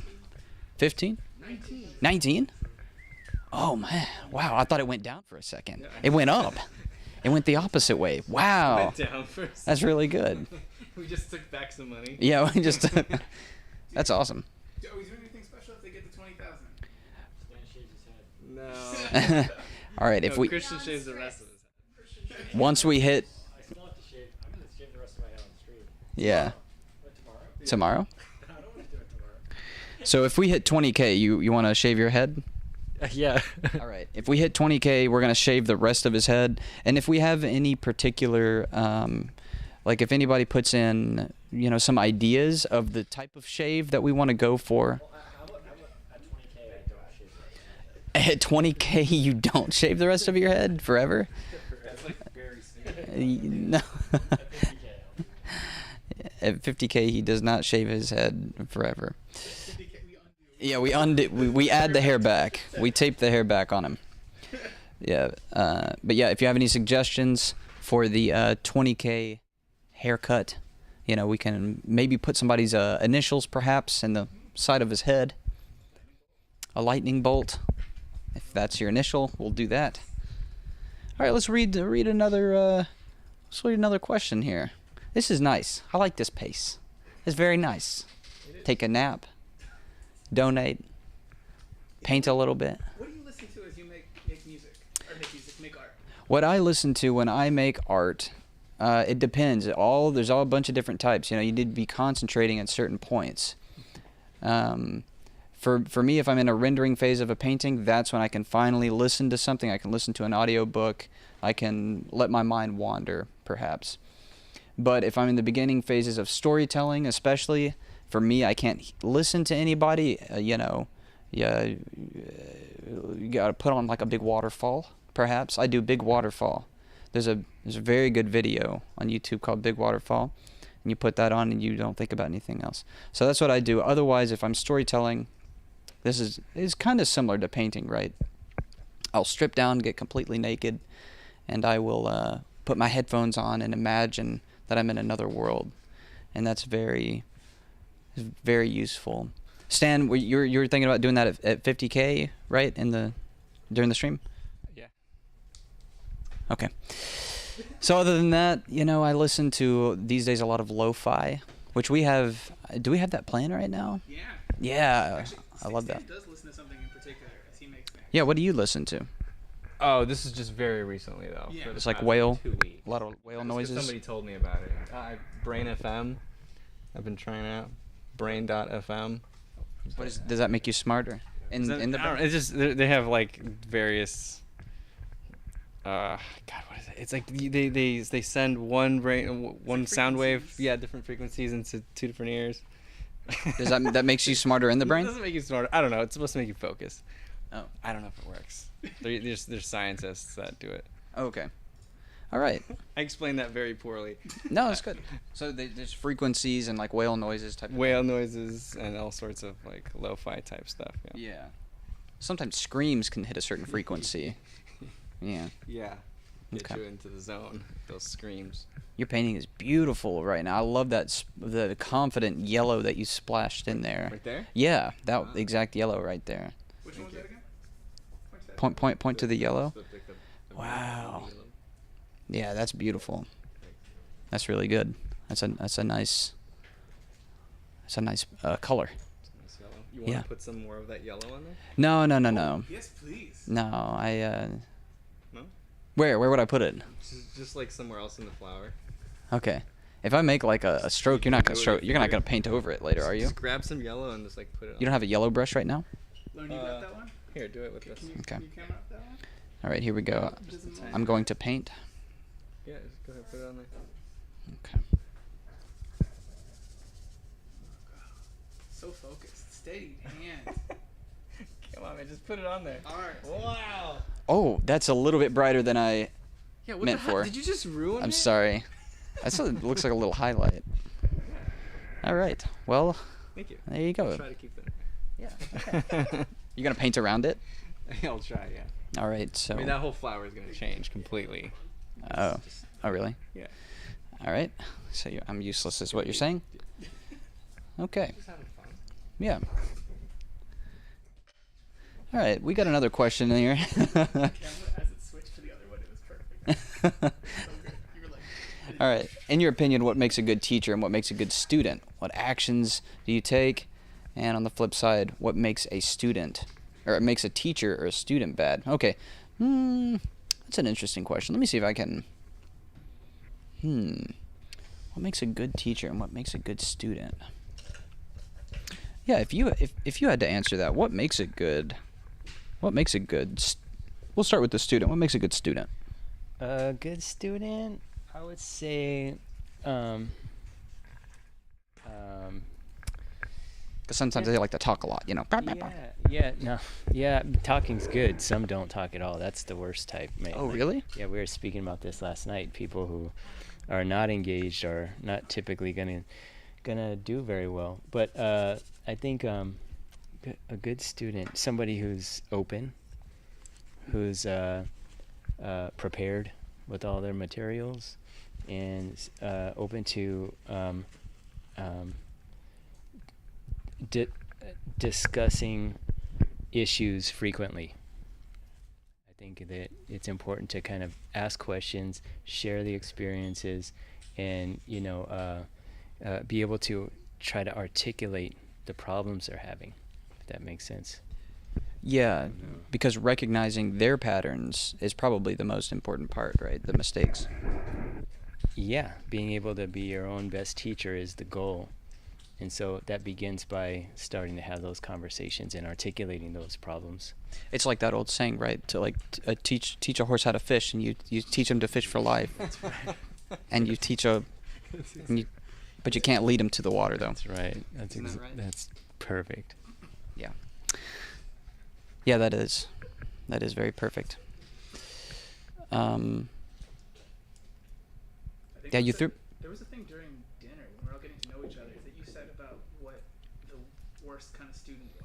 Yeah, the worst kind of student. Oh, I have a particular type of student that I'm thinking of. But do you have anything in mind? Yeah, it's like you were okay with one that was confrontational. You didn't want one that was apathetic. That was Leon. That's what Okay. I was referring to a minute ago. Yeah, Leon. Please remind me of that question in a minute when I slink on over to Leon. But what I was gonna say was, sometimes there's that student that you're trying to give them a critique and they're trying to just jump in and be like, oh yeah, I know it. I already know everything. They're like, let me tell you about everything that you're telling me, and they're not necessarily listening to you, but they're just trying to beat you to the punch, you know. Have you had that? I have. Is that good or bad, or can it be both? I think that's bad. Oh, okay. Yeah, and sometimes I'll say something like, oh, you should consider trying this, and then they go like that, and they don't think about it, and they do it right away, and just like, oh, like they can, like it's a quick thing that can happen really fast, but it's not. Something you guys just be thoughtful about, slow down, take your time, and like when I leave, contemplate it, plan it, measure twice, and then cut once. Interesting. Measure twice, cut once. Yeah. That's nice. What seems to be happening there, to me, it seems like they're in that moment with you as the teacher. They're trying to impress you as the teacher. They're thinking about that moment. But what you're trying to say is, don't be here right now. Think about the bigger picture, like later. Yeah, just like take your time with any changes you're gonna make. Yeah. Be thoughtful about any new changes you're gonna make. Yeah. Like not just this scenario, but anytime you run into this problem in the future. Yeah, but this scenario especially, because it's like, because just because I'm pointing something out doesn't mean it's something that can be fixed in like one stroke. You know, sometimes I go, oh, you mean like this? I'll be like, no. Wait. Yeah. Let's just think it through. Take your time, and then execute it thoughtfully. Like, don't just jump in there and fix it right now. Listening, slowing down and listening and observing and trying to understand is extremely important versus like speedy, quick. Yeah, definitely. Yeah, definitely. Listening, being thoughtful about any changes you're going to make, because anything you do to the painting is going to affect it. So it should feel like everything that's on there is, everything that happens should be deliberate, even if it looks like it's kind of like, you know, even if it's expressive, being expressive, that's a deliberate choice, right? So when it's time to be expressive, be thoughtful about how you're going to be expressive, in my opinion, and not just careless. Sometimes carelessness is, maybe that's the best way to put it. Yeah. Carelessness, that's not good. You know, there's times to loosen up and have fun and let it rip, for sure. I plan to do that eventually when the time comes, but that doesn't mean I'm going to be careless about it. I'm going to be thoughtful about it.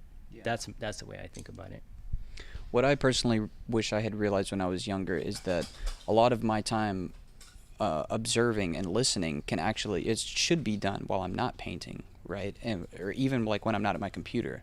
Yeah. When I'm walking around, even like we were talking about earlier, living life, doing your thing, that's some of the most important times to then perk up and be like, oh, for me, sometimes I paint with kind of my head or with my brain. Like when I'm outside, I can see and take notice of, oh, I actually don't see any value changes in this tree that I see really far away.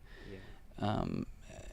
Just taking those moments to at least understand that, like not go super deep into it or get overwhelmed by it, but notice. You're right. I read somewhere recently, I think it was the Edgar Payne book on composition, something about thoughtfulness is, or being aware and being mindful is like the number one thing. Not real. I mean, skills and putting the right thing in the right place are okay and important, but like just being mindful, actually that comes out in the painting, if that makes sense. Yeah. That I've said that terribly. He said it much better, but yeah, it's important. Are you going to write a book someday? Maybe. I'm a better writer than I am a speaker. You could believe that. He's writing a course right now. Writing is funner because I can think it through. I can articulate it. I can change the words around. I can edit it. Yeah. And I don't have to be the face of it. Yep. Yeah. I feel that. Speak for itself. The reader can read it. Yeah, absolutely. Thank you for your input, and we'll get back to you in a second. Yeah, so I think that's a really good point. As an artist, as a individual, as a human, perhaps, is to understand: are you an editor or are you an actor? Like that means, are you on? Are you always on and you're ready to go at the moment's notice, or are you best at putting it down and then later coming back and editing it? Because some people are great at just drawing on the spot. I know myself, I'm not an artiste. I can't do this. I'm an editor. I'm a long-term editor. Especially like sitting here talking with this mic. This is not me. I don't do this. I edit. Everything that I have done, it's all in control after the fact. So know yourself as a student, as an artiste, as an individual. And it's okay to be an editor. It's okay to be slower paced. It's okay to be fast paced. Just get to know yourself, Get naked. All right. Let's see. Oh, one of these two. One of these two? Mm-hmm. All right, let's read this question. Let's see. Yeah, so all of these questions are kind of similar, so I'm going to try to find a way to kind of slink it up a little bit and change it up a little bit. Oh, uh-oh. You never asked me the job question. Yeah, let me ask you the job question here. That's a good one. Only because I like that one. Okay, if we can have that other question back in a second, I'm going to ask that. Thank you, sir. All right, we're going to ask about odd jobs scenario. And you were talking about potentially being a male stripper? Yes, I was a male stripper once. No. I mean, it's not an odd job, but I was a waitress in high school at Mel's Drive-In. Shout out Mel's Drive-In. And a little bit in college. But I think it was, like, I'm a people person anyway. Well, yes, I'm a people person when I like the people. But I think it was like I met so many people there. And I guess it's kind of hard to say, but like I think since I was pretty naive back then, like really naive. So I was literally, before you had like phones where you could really show all your work, you know what I mean? I would make little books with my paintings, like old kids books that are like cardboard, like hard, you know what I mean? Yeah, and I would just like spray paint over them and then like print out my paintings and glue them on. So it's like a little book, you know? Whoa. But I mean, I would shove this in, like, I would just tell everyone who would be willing to listen to, like, look at my work, but which I would never do now. It's so embarrassing. Yeah. But it's like back then I was just so excited about painting and creating. So like, and I sold my first paintings that way. Like some of my patrons were my first, people that were my customers at my waitressing job were my first customers and commissions and bought paintings and supported me. So anyway, it was like really good networking. Well, actually, that's a really interesting point of even if it's not your job in that moment to be an artist, you're still talking to people and telling them about your passions and being open with that. And in return, they're like, that's how the conversation started, I guess. Yeah, and I think a lot of them just responded to like just my excitement. Do you know what I mean? That's like, a big deal. Yeah. But I met like some random like celebrities there even because it's in the Valley in Hollywood kind of. But yeah, so I mean it's just good practice too, and just showing your work and talking to people about it. Can you tell me a little bit about the I guess? Oh, we have important news. Natalia sold her original. This original right here? This one? This one? I'm Natalia Fabia, yes. Oh, this is sold right here? I'm done. All right, you guys. done? See you later. Just kidding. Oh, that's amazing. Yay. What are we at right now? Oh, I don't know. That is awesome. 19.2. I guess that was before. Yeah. I wonder if it's one of my Mel's customers. That's amazing. Oh, yay. Thanks, people. Yeah. So do you have any pressure on you now? I mean, yes, because I don't want to mess anything up, and I still want it to look nice for whoever bought it. Thank you. Oh, yeah. So what I was going to ask was kind of the etiquette, I guess, of, like you were saying, you were showing people your art.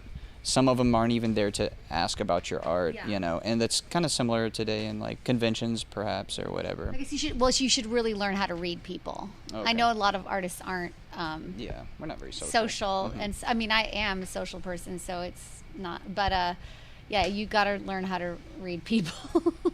Yeah.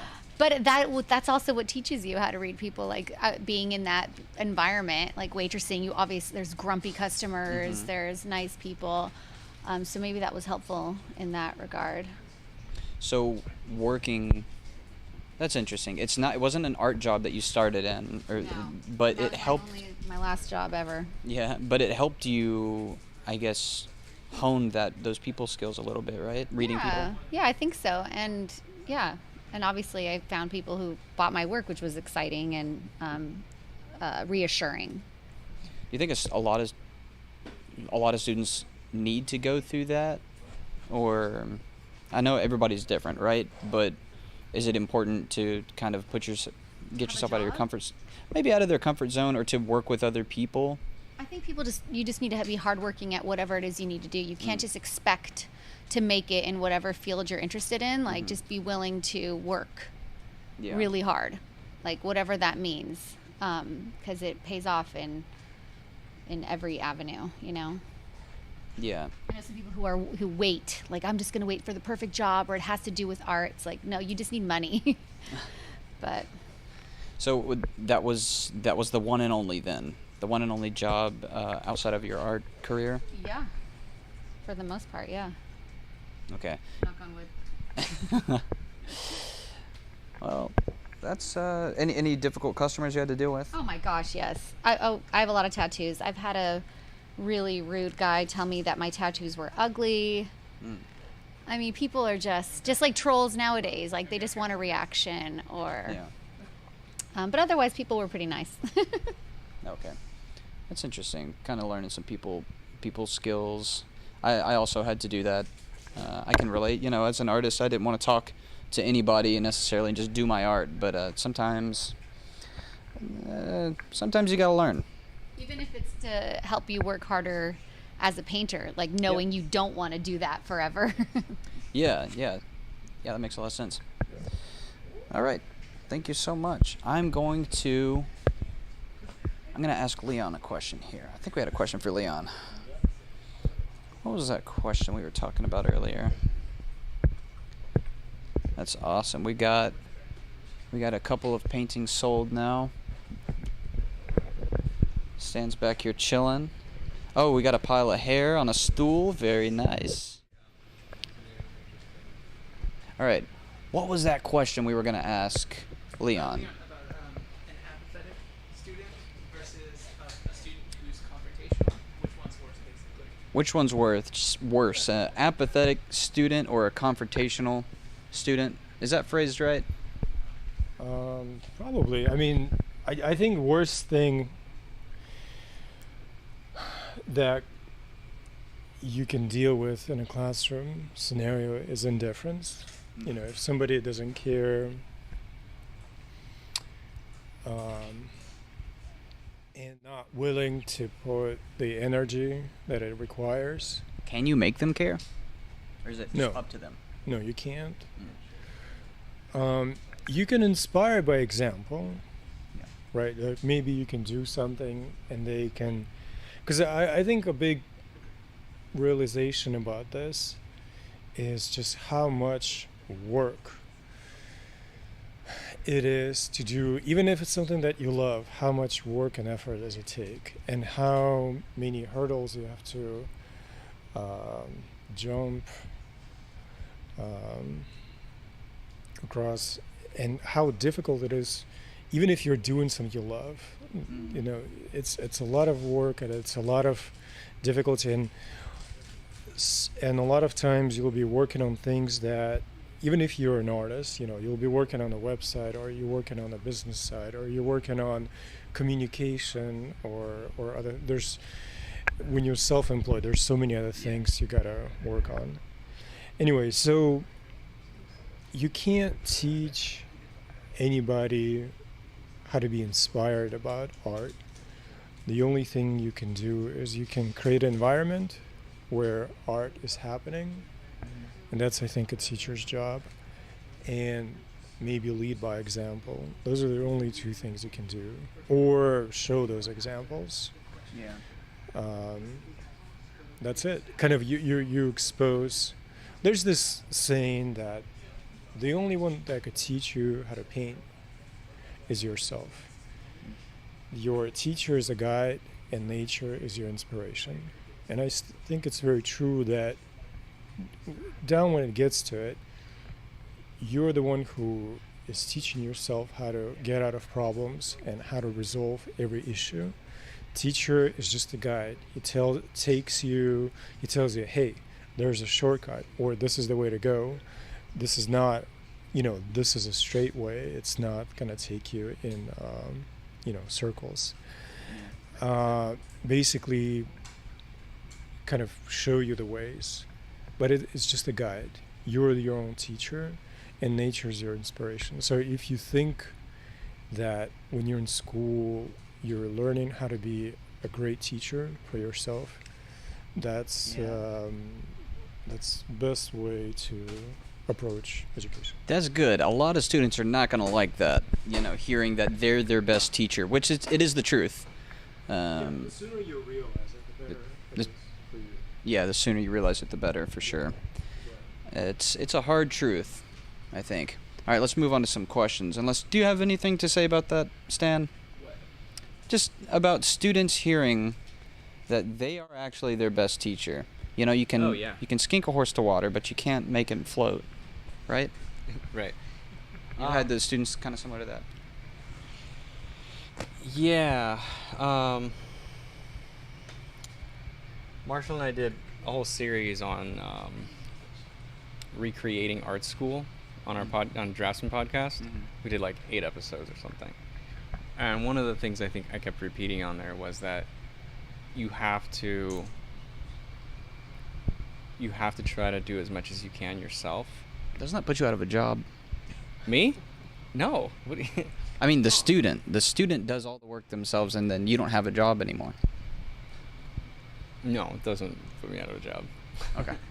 I still provide them the materials that they will study from. Yeah. But even if you're going to school, like a college, where there's structure for you, and there's a lecture, and then there's an assignment, it's like you're pretty much just like handheld all the way through. Even then, you need to still try to figure things out on your own and go home and do further study and question your teacher and go beyond what your teacher is teaching you on things and experiment around these topics and then create your own projects that you're excited about to practice the things you're learning. Because the teacher can't do everything for everybody. Yeah. A lot of students need the structure, right? Is why they go to school sometimes. Yeah. You've experienced a lot of that. Oh yeah, for sure. A lot of people need the structure. And that's kind of what I was saying earlier, right? Like, you have to understand what kind of student you are, what kind of artist you are. Do you need the structure? Can you do it all by yourself? Well, you're going to have to learn how to do the structure on your own. Because once you're out of school and you're in the real world, nobody's going to provide structure for you anymore. So you're kind of like a daddy then. You're like a Proko daddy. You're kind of teaching. Yeah. And not to me. Don't look at me like that. Oh, sorry. I mean, like, to students. You're trying to teach them. You do have to be like a parent in a way to teach them how to be structured.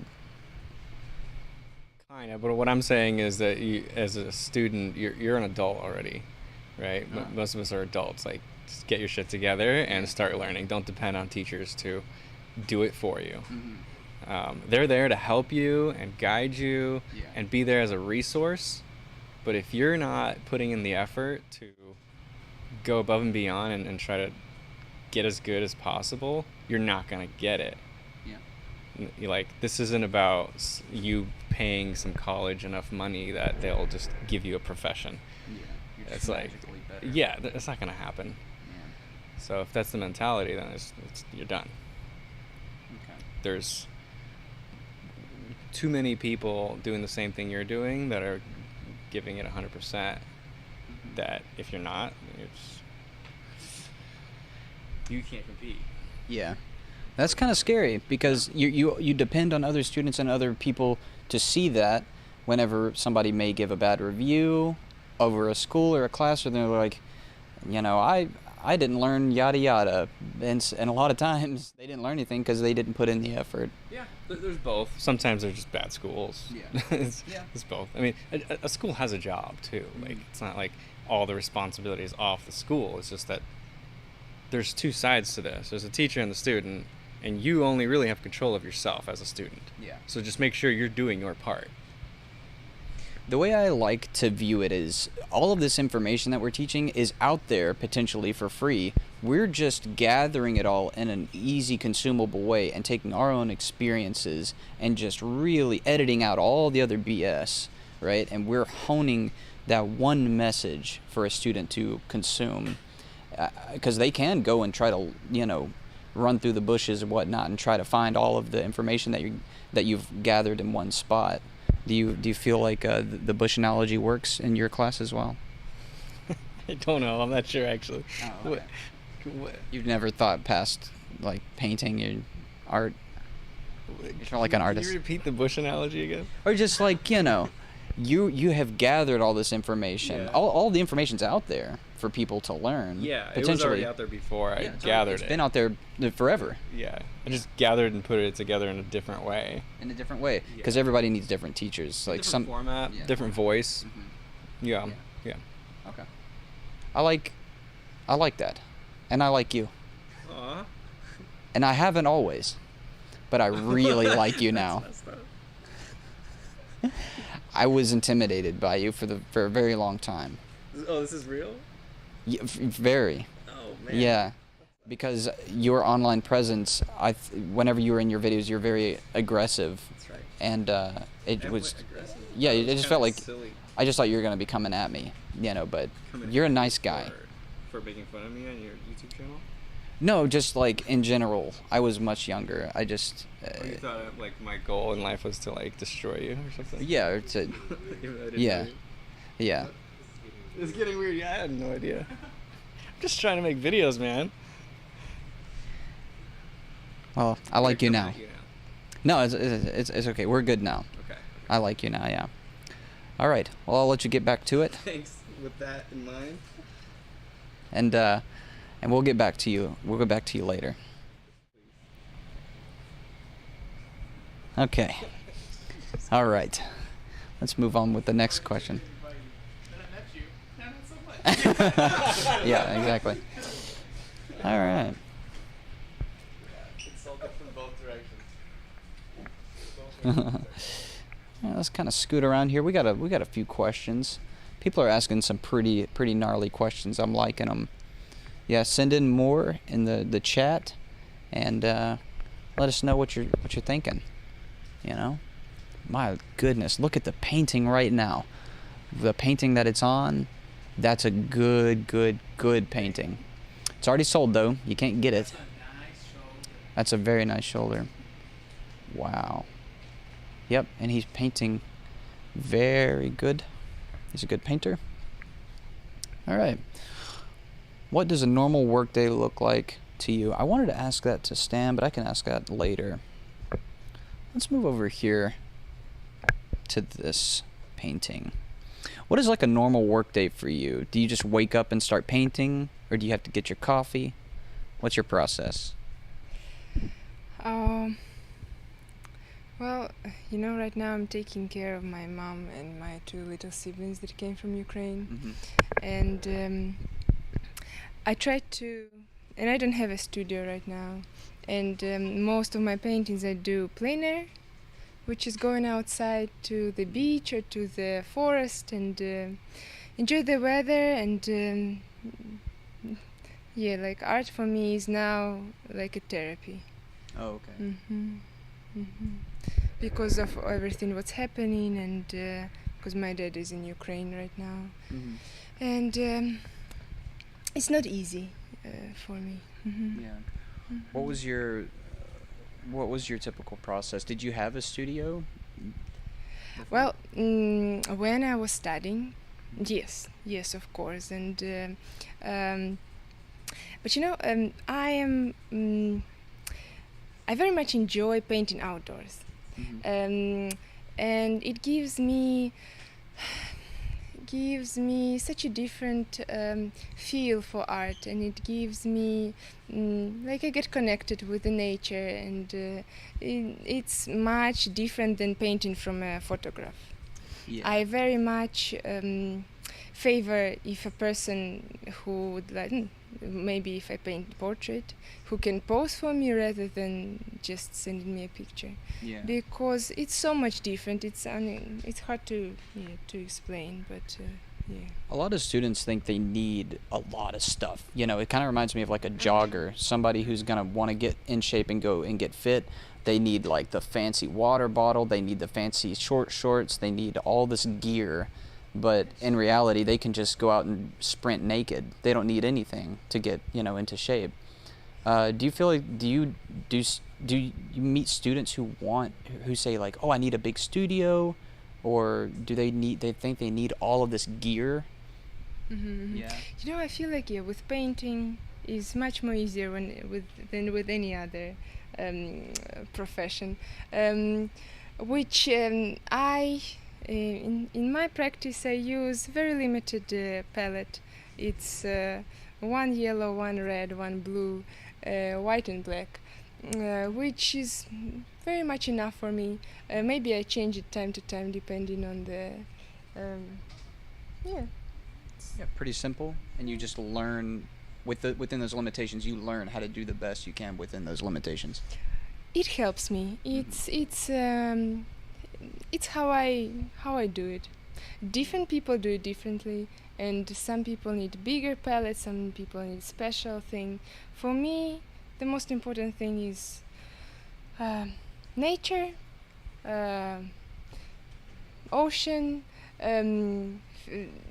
just doesn't need much to do art. Yeah. Doesn't need much. I agree. I really agree. Do you agree? I do agree. All right. Well, thank you so much. Yeah. I'll let you get back to it, and let's see what else somebody. Yeah. What's a normal work day like for you? Do you have is it kind of like free flow for you? Somewhat free flow. Well, not as much anymore. And also, since I'm a mom, I wake up really early. Like, mental health and working out is super important to me. So I have like my routine with meditation and exercise. And like you guys were talking about before with taking care of your body, like I'm huge about yoga and stuff like that. And yoga for artists, I actually started teaching workshops that are part yoga and painting. Oh, that's cool. Because a lot of artists, we need it the most, you know what I mean? To our backs, wrists, all that. Anyway, oh yeah, so then getting my daughter ready for school, and then I head to my studio. And I stay till as long as I possibly can. And that's basically every day. Do you agree with what I was talking about? Like, you know, some people think they need like a big studio scenario when they're first starting out. Or Oh yeah, all that's nice, but you don't need anything. Like decent quality brushes and paint. I mean, you don't even need that. You can make something amazing with shitty brushes. I mean, paint, it's nicer when you have decent pigments, you know, because otherwise they put too much medium and whatever. It's you end up using more paint, which costs more money. But yeah, you don't need much, and there's no like magic brush. Of course, you'll yeah, it's almost like the better you get, then those things make a difference because you know what you want and you understand how to use them. Like I have a brush set, so I shouldn't be saying you don't need a magic brush because they do. Well, you're at your level. You know what you want, right? Yeah. Yeah. I mean, like decent quality things, but yeah, you don't need much.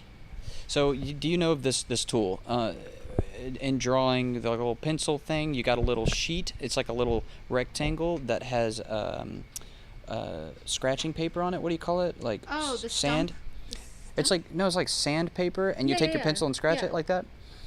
Well, I saw. This is kind of an example of that. This girl in high school had one of those, and I turned around and looked at her, and she was taking it and scratching it on her canvas because she thought it was a. Like sandpaper? Well, she thought it was like I guess a smearing tool, but you use it to sharpen your pencils, right? Right. So that kind of makes me think of what you just said, is some people, even if they have all of these tools, they're not even going to be using them right because they don't even know. They didn't even go through the first stages. And hey, maybe she knew what she was doing. Maybe that did blend it really well. She Probably did. cut the paper. She did, yeah. Well, she did. She had no clue, but it's like maybe start out simple, right, and then you can move on to the. Especially with a lot of my like older students, and you know, God bless them, but they have the money, so they want to buy all the gear, all the supplies. It's like that's not what's going to make you a better painter. Putting in the work is what's going to. So. Just doing maybe like a round brush to begin with, just a standard round brush. Or filbert, because then you kind of have all worlds a little bit. A filbert. Is it like that right there? This is a flat. Oh. But yeah, filbert is. Let's take a quick look at what a filbert is. And this is one of my brushes. Let me just show you. Oh, you have your own brush sets? Yes. Ooh, but yeah, that's a filbert. So it's like flat mixed with a rounded at the top. Oh, nice. But I think, because like Leon was saying, like a mix of brushes, a mix of, you know, different tools for the job. Soft, bristle, all that. Yeah. And some of the, I think we were talking about some kind of old painter that used only round brush for a bit, right? Was it Sargent, perhaps? Maybe. I mean, they didn't invent other style brushes for a while. I don't remember when that was, but for a while it was only round. So that was your only option. Well, there you go. Well, awesome. All right. We're going to move on. Thank you so much for your input. And we'll let her keep on trucking on that painting. Oh, man. So, yeah, you can get... So, we've got 2 paintings sold, right? All right. What's up? All right, so we are going to be trucking on to a couple... How many more days are we streaming, Stan? Just one more. One more stream? This group is streaming for one more day. Okay. So us continue on this painting, but there's going to be streams throughout this whole week. Okay. And the whole schedule is on proko.com/Ukraine. All right, go to Proko's website to check out the full schedule. But for today, we're going to be how much longer do we have for today? An hour? Okay, we got a half an hour. Wow. And it's 4:30. Yeah. Do you feel like you've gotten as much done as you thought you would today? Yeah, I guess so. Okay. And tomorrow, what does tomorrow look like? We're gonna be. I gotta finish the face, the hands, and then finish everything. I gotta pretty much put a bunch of detail in, but I mean, I think the foundation is there. I just gotta bring everything together. Okay. Are you gonna be cheating overnight? You're gonna be painting at this in the middle of the night? No, I'm gonna be too tired Okay. to cheat. You have beautiful eyes. Thank you. Oh my goodness. Do I? Yeah, you do. What's that light? Yeah. Right. All right. Well, so yeah, and then what after the streaming? Then what are the other days going to look like? You want me to read the schedule? Yeah, give me that schedule. I can read it for you and let you get back to painting. Sure. What about my eyes? Are my eyes beautiful? I can't tell. You're backlit. Well, All I see the is correct dark answer spots. just. Wait. Go. Let's switch spots real quick. Okay. Oh wow. Shush. They're- Shush. No, they have, don't say no color. Don't say anything. They're very gray. No, they're very beautiful.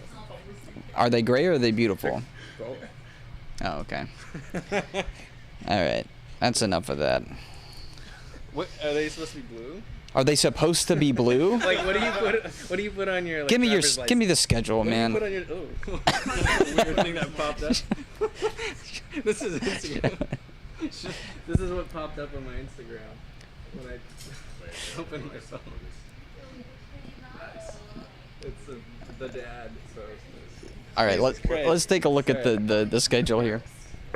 Okay, so slash this. Let's get an update on the donation count. 19,326. That's Okay. big number. So schedule. Oh, there was a stream already at 11 at the same time as us. Okay, so tomorrow, here you could here I'll open these all up for you so you could. Oh yeah. There you go. And you can read the rest of the week. All right. I'm just gonna skim through this just to see what we got going on. Oh yeah, we got. Yeah, tomorrow we're gonna be finishing up the paintings here. Lane Brown is gonna be doing a live stream. ZHC is gonna be doing a live stream too tomorrow. Check that out. Oh, is that 18th? Wednesday. No, 18th. Today's the 16th. Right. So the 18th. The day after tomorrow on Wednesday. Yeah. Modern Day James is going to be doing a live stream. We got you got a lot of people helping out. This is actually really, really dope. Name them up. Yeah. You want me to do it? Oh no, I don't know the pronunciations. Oh, okay. You know all the pronunciations. Oh, what happened? Okay. So tomorrow we're just finishing this, and then Wednesday, Lane Brown, ZHC, Modern Day James, Alex Sinclair, Natalia. Where is she? She's gone. But she's gonna do her own stream. Not Fabia. I don't know how to pronounce her last name. Aandewiel. Aandewiel? What? Aandewiel. Aandewiel. Okay. Yeah, she'll have her own stream. And then this is a Thursday. Steven Zapata, Jens Claessens. I think that's how you pronounce it. Patrick Jones. And then Friday we got Aaron Blaze, Nicholas Uribe, Jama Jarabayev, Scott Flanders, Daniel Warren Johnson. All right. Lots of painting. Yeah. Yeah. Oh damn. Yeah. I didn't know that. Yeah. Yeah. That's a big one. Yeah. There's a lot of streams, guys. So. All right. Don't miss anything on the schedule. Proko.com/Ukraine. Don't go to the website and check out all the streams. We got a lot of amazing stuff going on. All right, let's. I think one more after that. Once she gets back up here. Yeah. We got another 20. Yeah, just take it all the way to 5. All right, I'm going to ask a question about artists finding one's unique artistic voice. It's kind of an interesting question. It's kind of like a double-edged sword here. All of those first.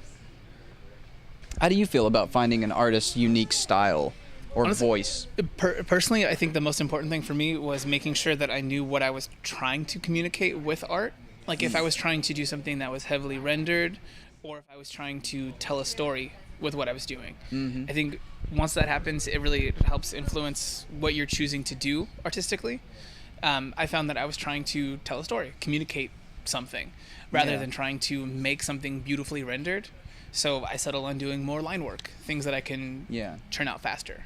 And that really helped me. I really agree with that too, but what I find most students doing is kind of like how I don't know if you were this way when you were a kid, but I would always go up to, you know, my parents or whomever and say like, tell me what to draw. I need to find out what to draw. Give me ideas. Yeah. And I think a lot of students are in that position.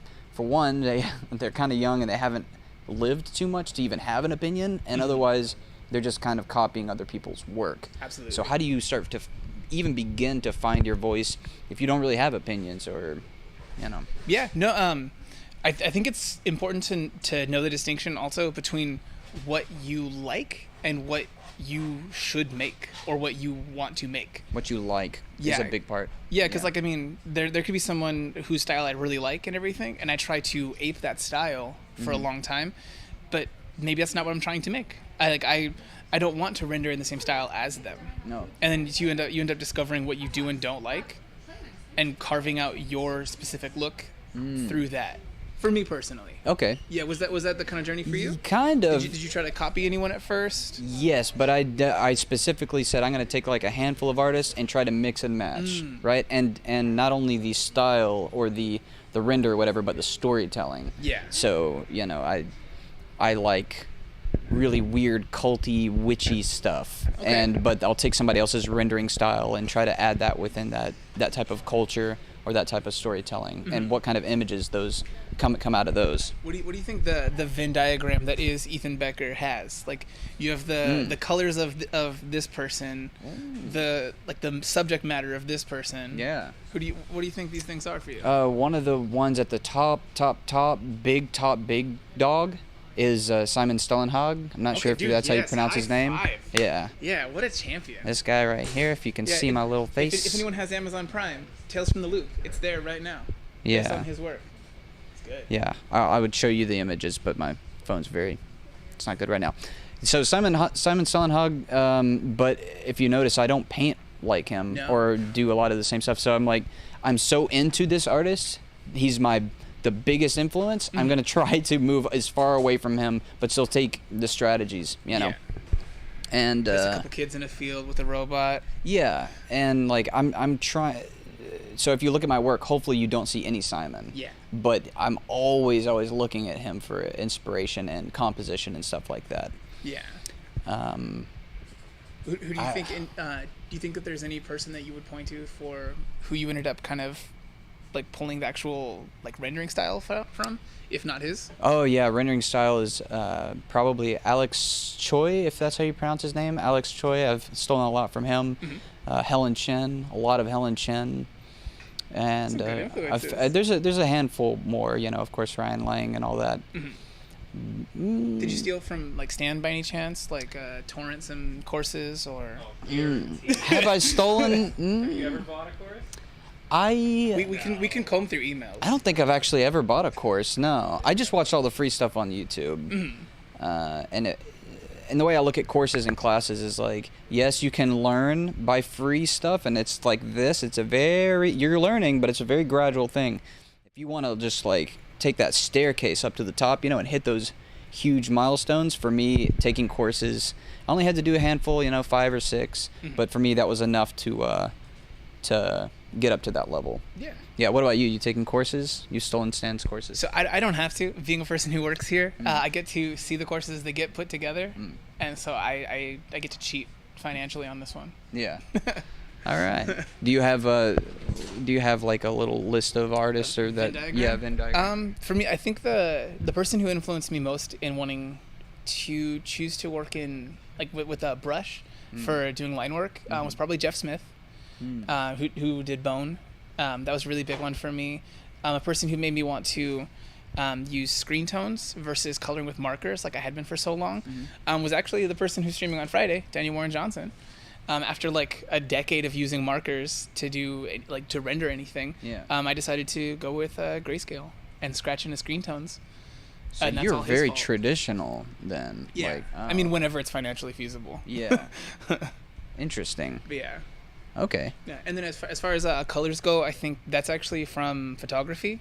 Some photographers like Liam Wong made a big influence on what I chose to do for colors, and then which parts of an image were important for me. I think I found that light was more important to me than a lot of color informs. Yeah, so that is a very kind of a big deal that I'm interested in asking other artists too. Is like, what? So it's not just artists that we're looking at, right? It's films, it's other art forms. Films. All the mediums. It's film is actually probably one of the biggest influences for me. I really don't like animation. Oh. I don't like the animation that much, and I don't really like art that much. You heard it here first, folks. But I do like film. I like good film. Yeah. So I think I'm gonna ask some people that. What are their influences beyond traditional painting, beyond art and stuff like that? I don't know. Joseph, did you find the music that you like influencing your work? Not particularly. I don't think so. Maybe I do have. I mean, I like a lot of different types of music, so it would just be too much all over the place. But I do find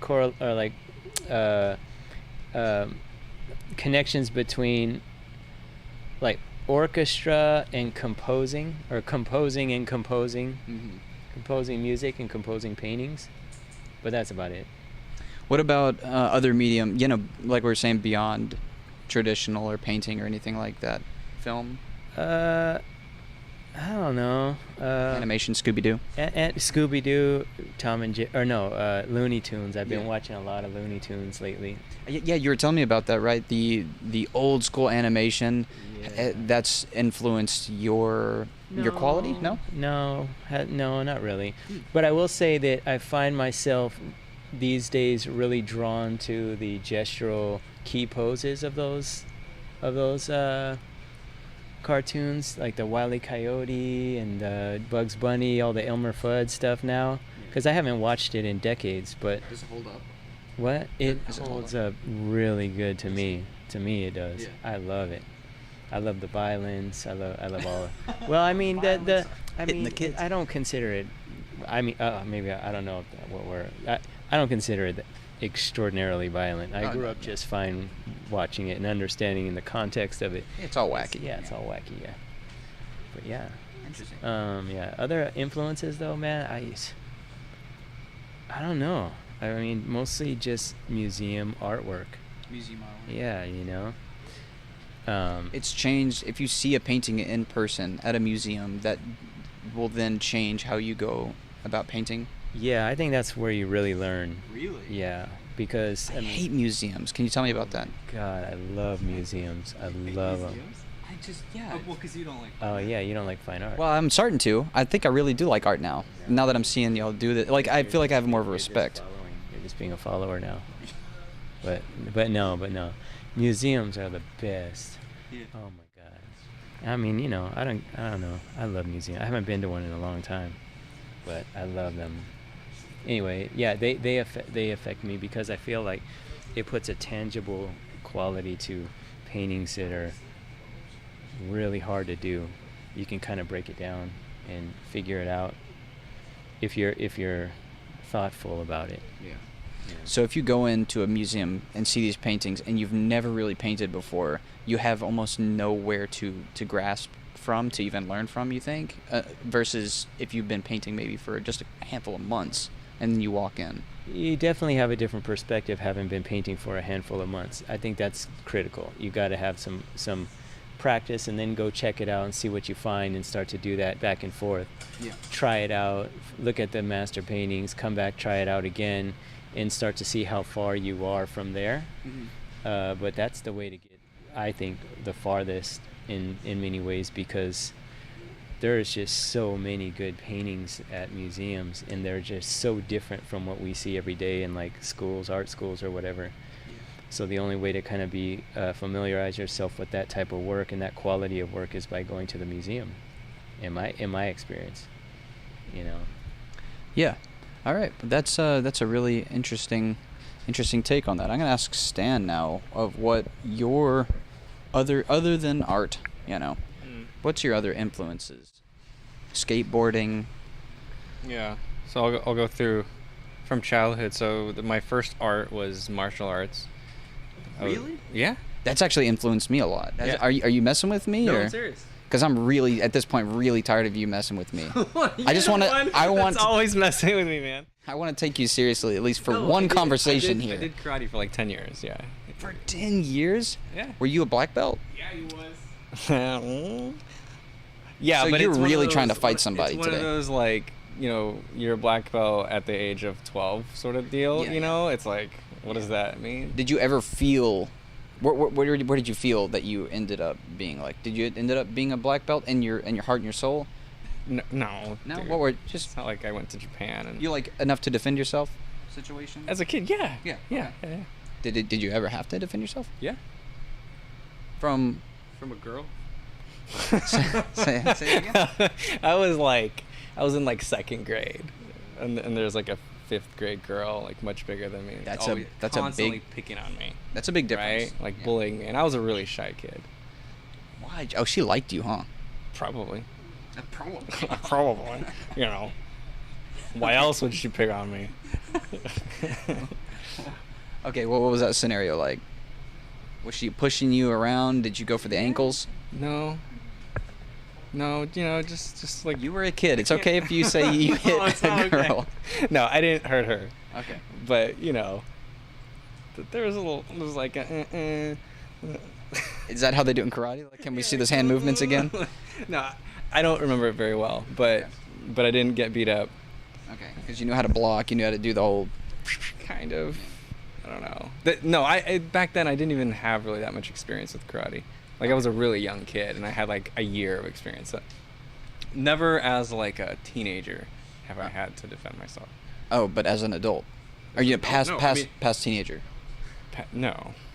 Okay, so how did that influence your art? Do you feel like that's influenced your art? Yeah, I think growing up doing martial arts gives you a lot of discipline. I think that's mainly the thing I got out of it. It's not actually like being able to protect myself. It was the discipline of doing that. And like repetition, there's a lot of form practice, right? Yeah, there's a lot of repetition, but just going in and doing something you really don't want to do several times a week in order to train to, you know, practice something and get to a level where you have to like fight somebody, right? Because there's just consequences of not practicing.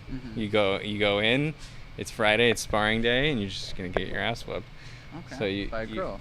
By a girl. Sometimes that's just how it is. So yeah, they're good. Okay. But yeah, no, the discipline was actually like a really big deal, I think, for me growing up. So. But that was the first one, so martial arts. Yeah, what was it? What was the next one? Then in high school was animation.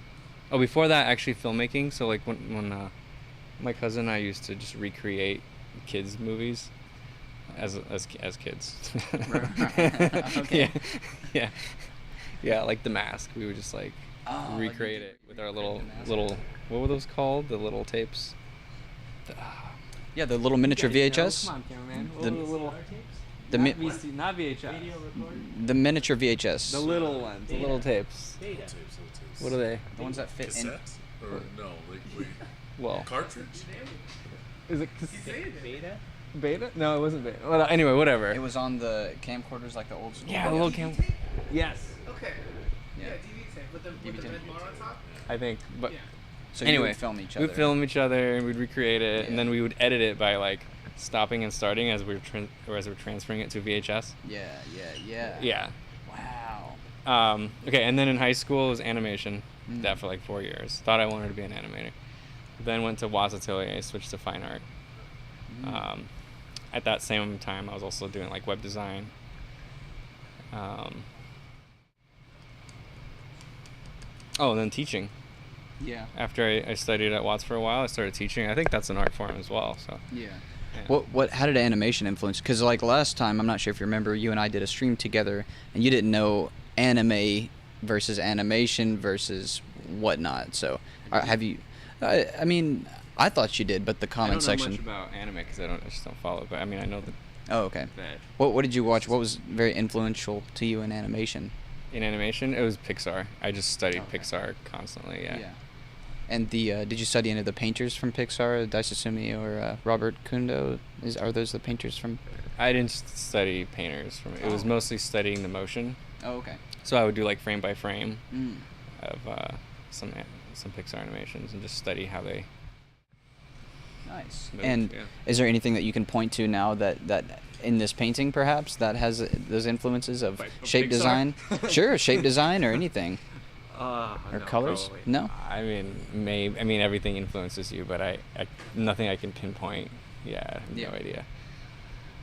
No. All right. Well, so it went from karate to Pixar then, and those are the major things that. Pixar was the halfway point. It was a halfway point. What else? Right. That was in high school. Then I switched to fine art. Right.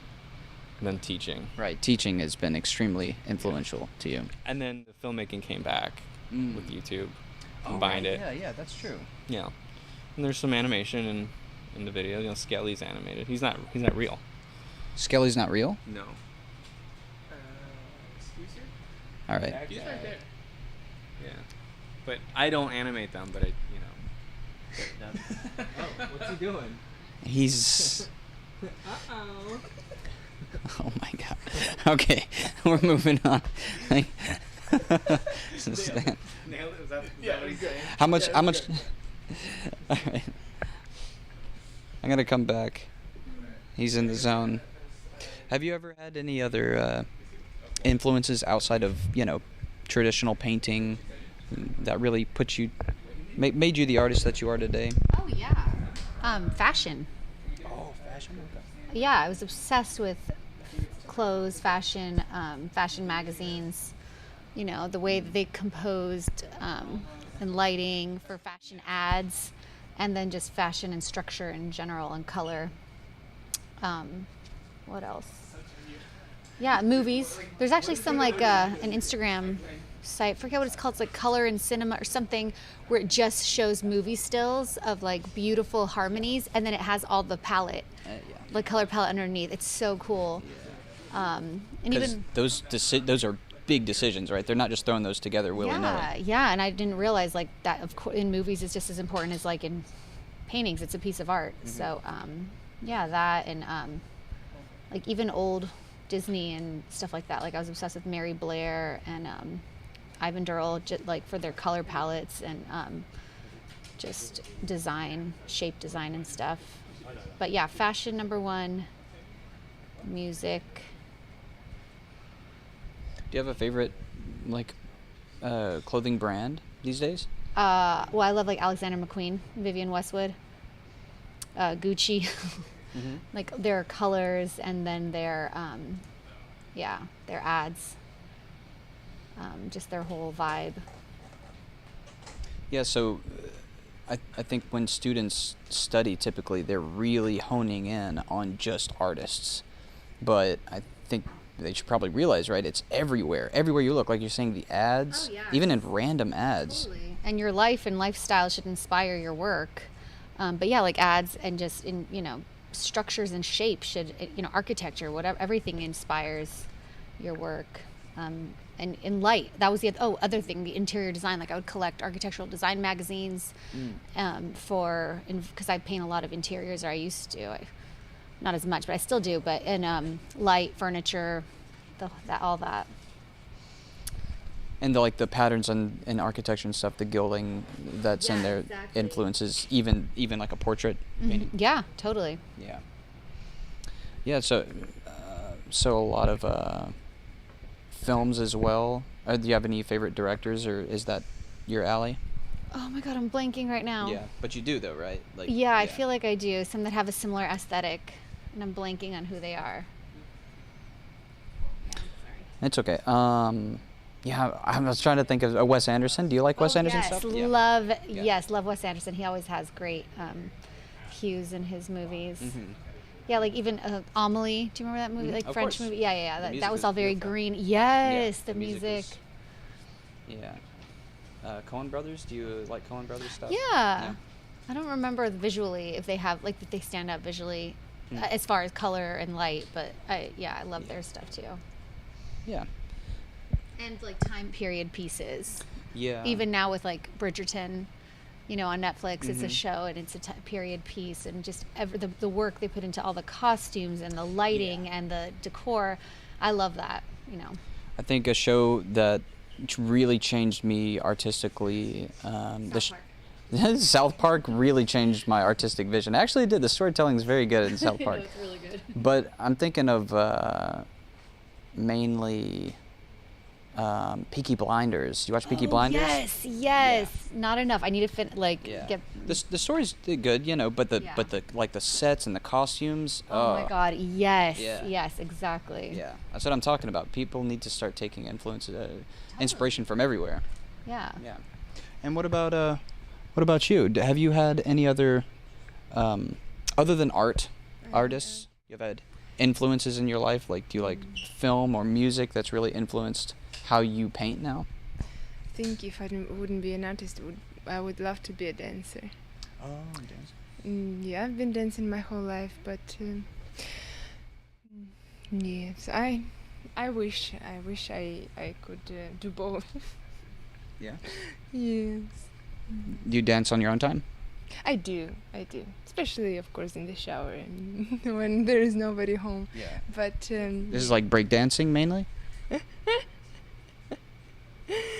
No, not really. It's just expressive.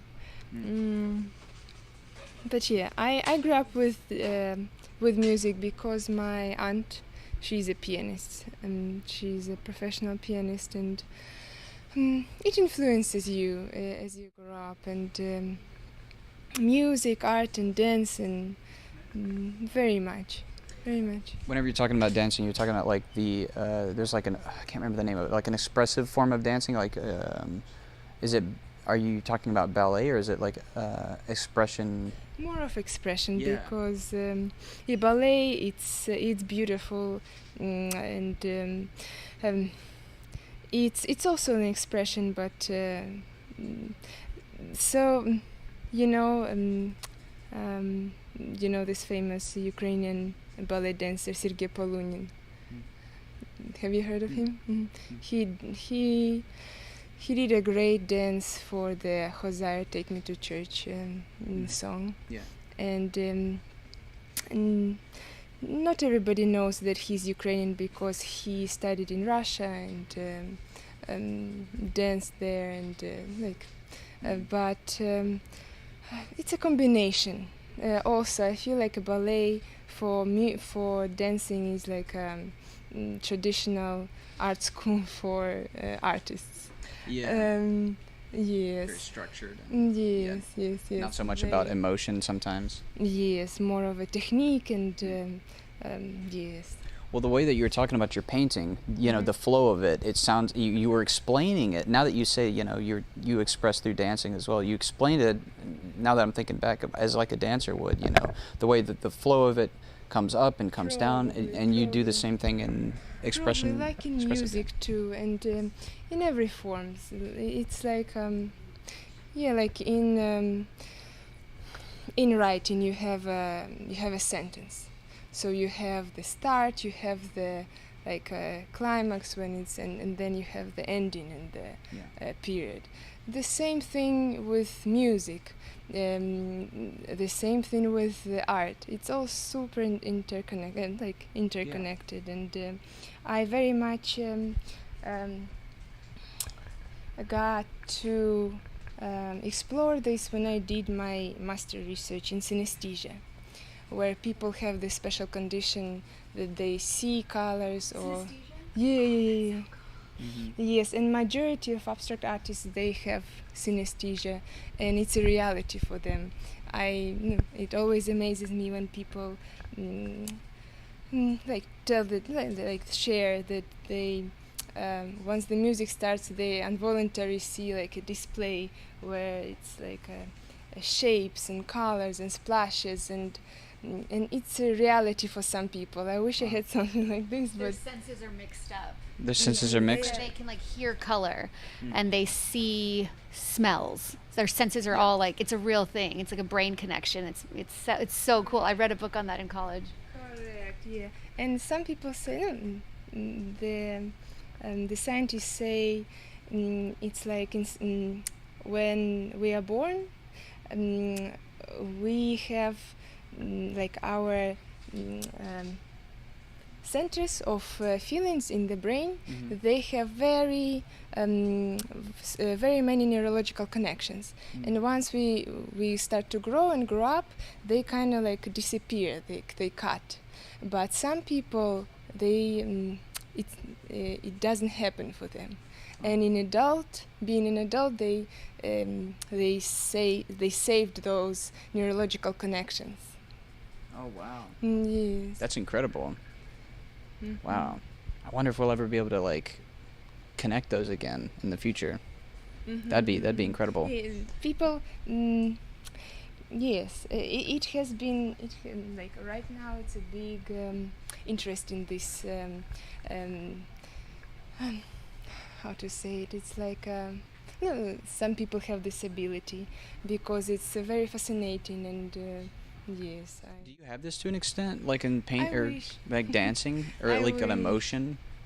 I'm not sure. No, not. There is such a huge range of. Some people have it very distinctly. Some people less. I can't say that I have something like particular. Yeah. Yes. Maybe I just don't know because some people. They don't even know that they're special in this way because they were born with this and they think that everybody else has this ability too.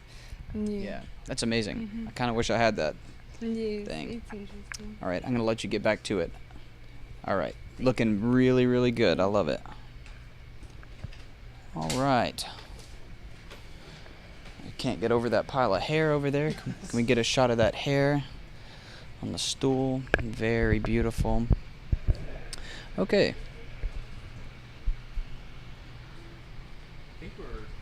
What are we looking at right now for time? We got 4 minutes. All right. I hope everybody is having a great time. We're gonna definitely pick up tomorrow. What is your advice for artists who didn't start young? And when is too late? That's a really good question. Let me see if I can think about that for a second.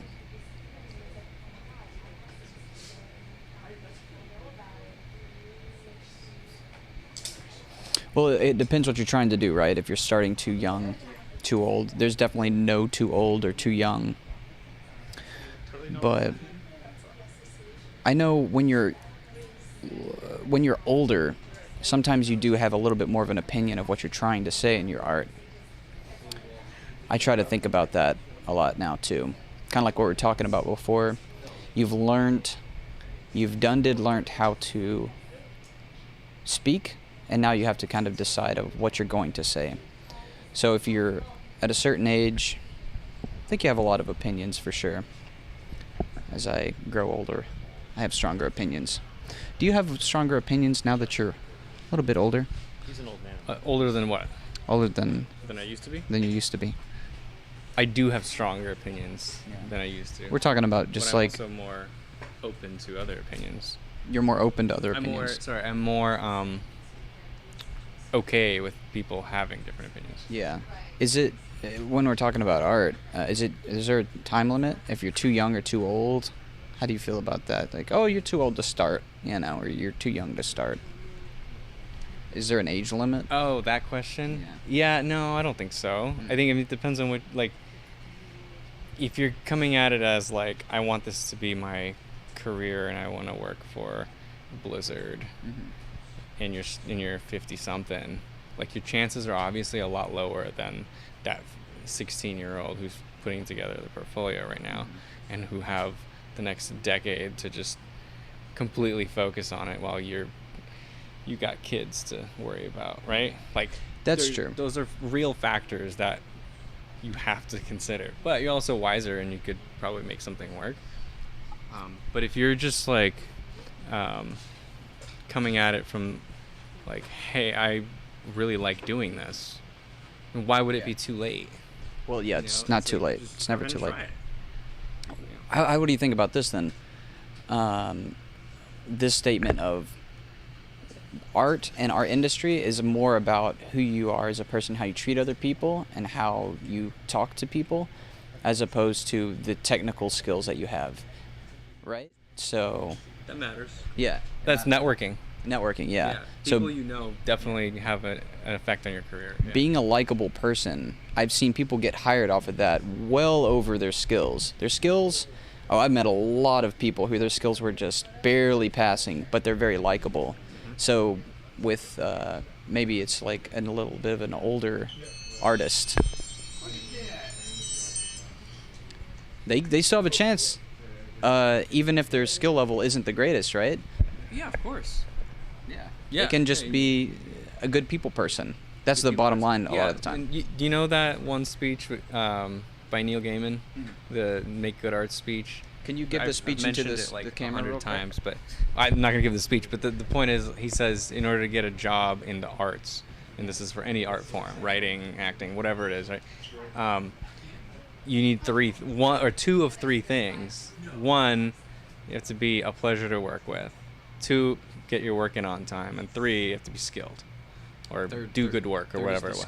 Third is the skill. Yeah. So you can be missing the skill, but if you're a pleasure to work with and you submit your work on time, you'll still get hired. You can still have a job. So. There you have it. Yeah. I think that's really good. That's really good advice. Yeah. All right. Are we going to wrap up for today's stream? Yeah. Thank you, everybody. Thank you, everybody, so much. We're almost at 20,000. We're a few $100 away. So all right, get us over that hump. Everybody gather if you can. Are we posing for a photo? Yeah. It's one of those awkward. You're all going to give a bow. Sorry, it was a video. All right. Thank you, everybody, for making this possible. Thanks, everybody, for making this possible. Yeah, thank you guys. See you tomorrow, same time. Bye-bye. We're going to continue.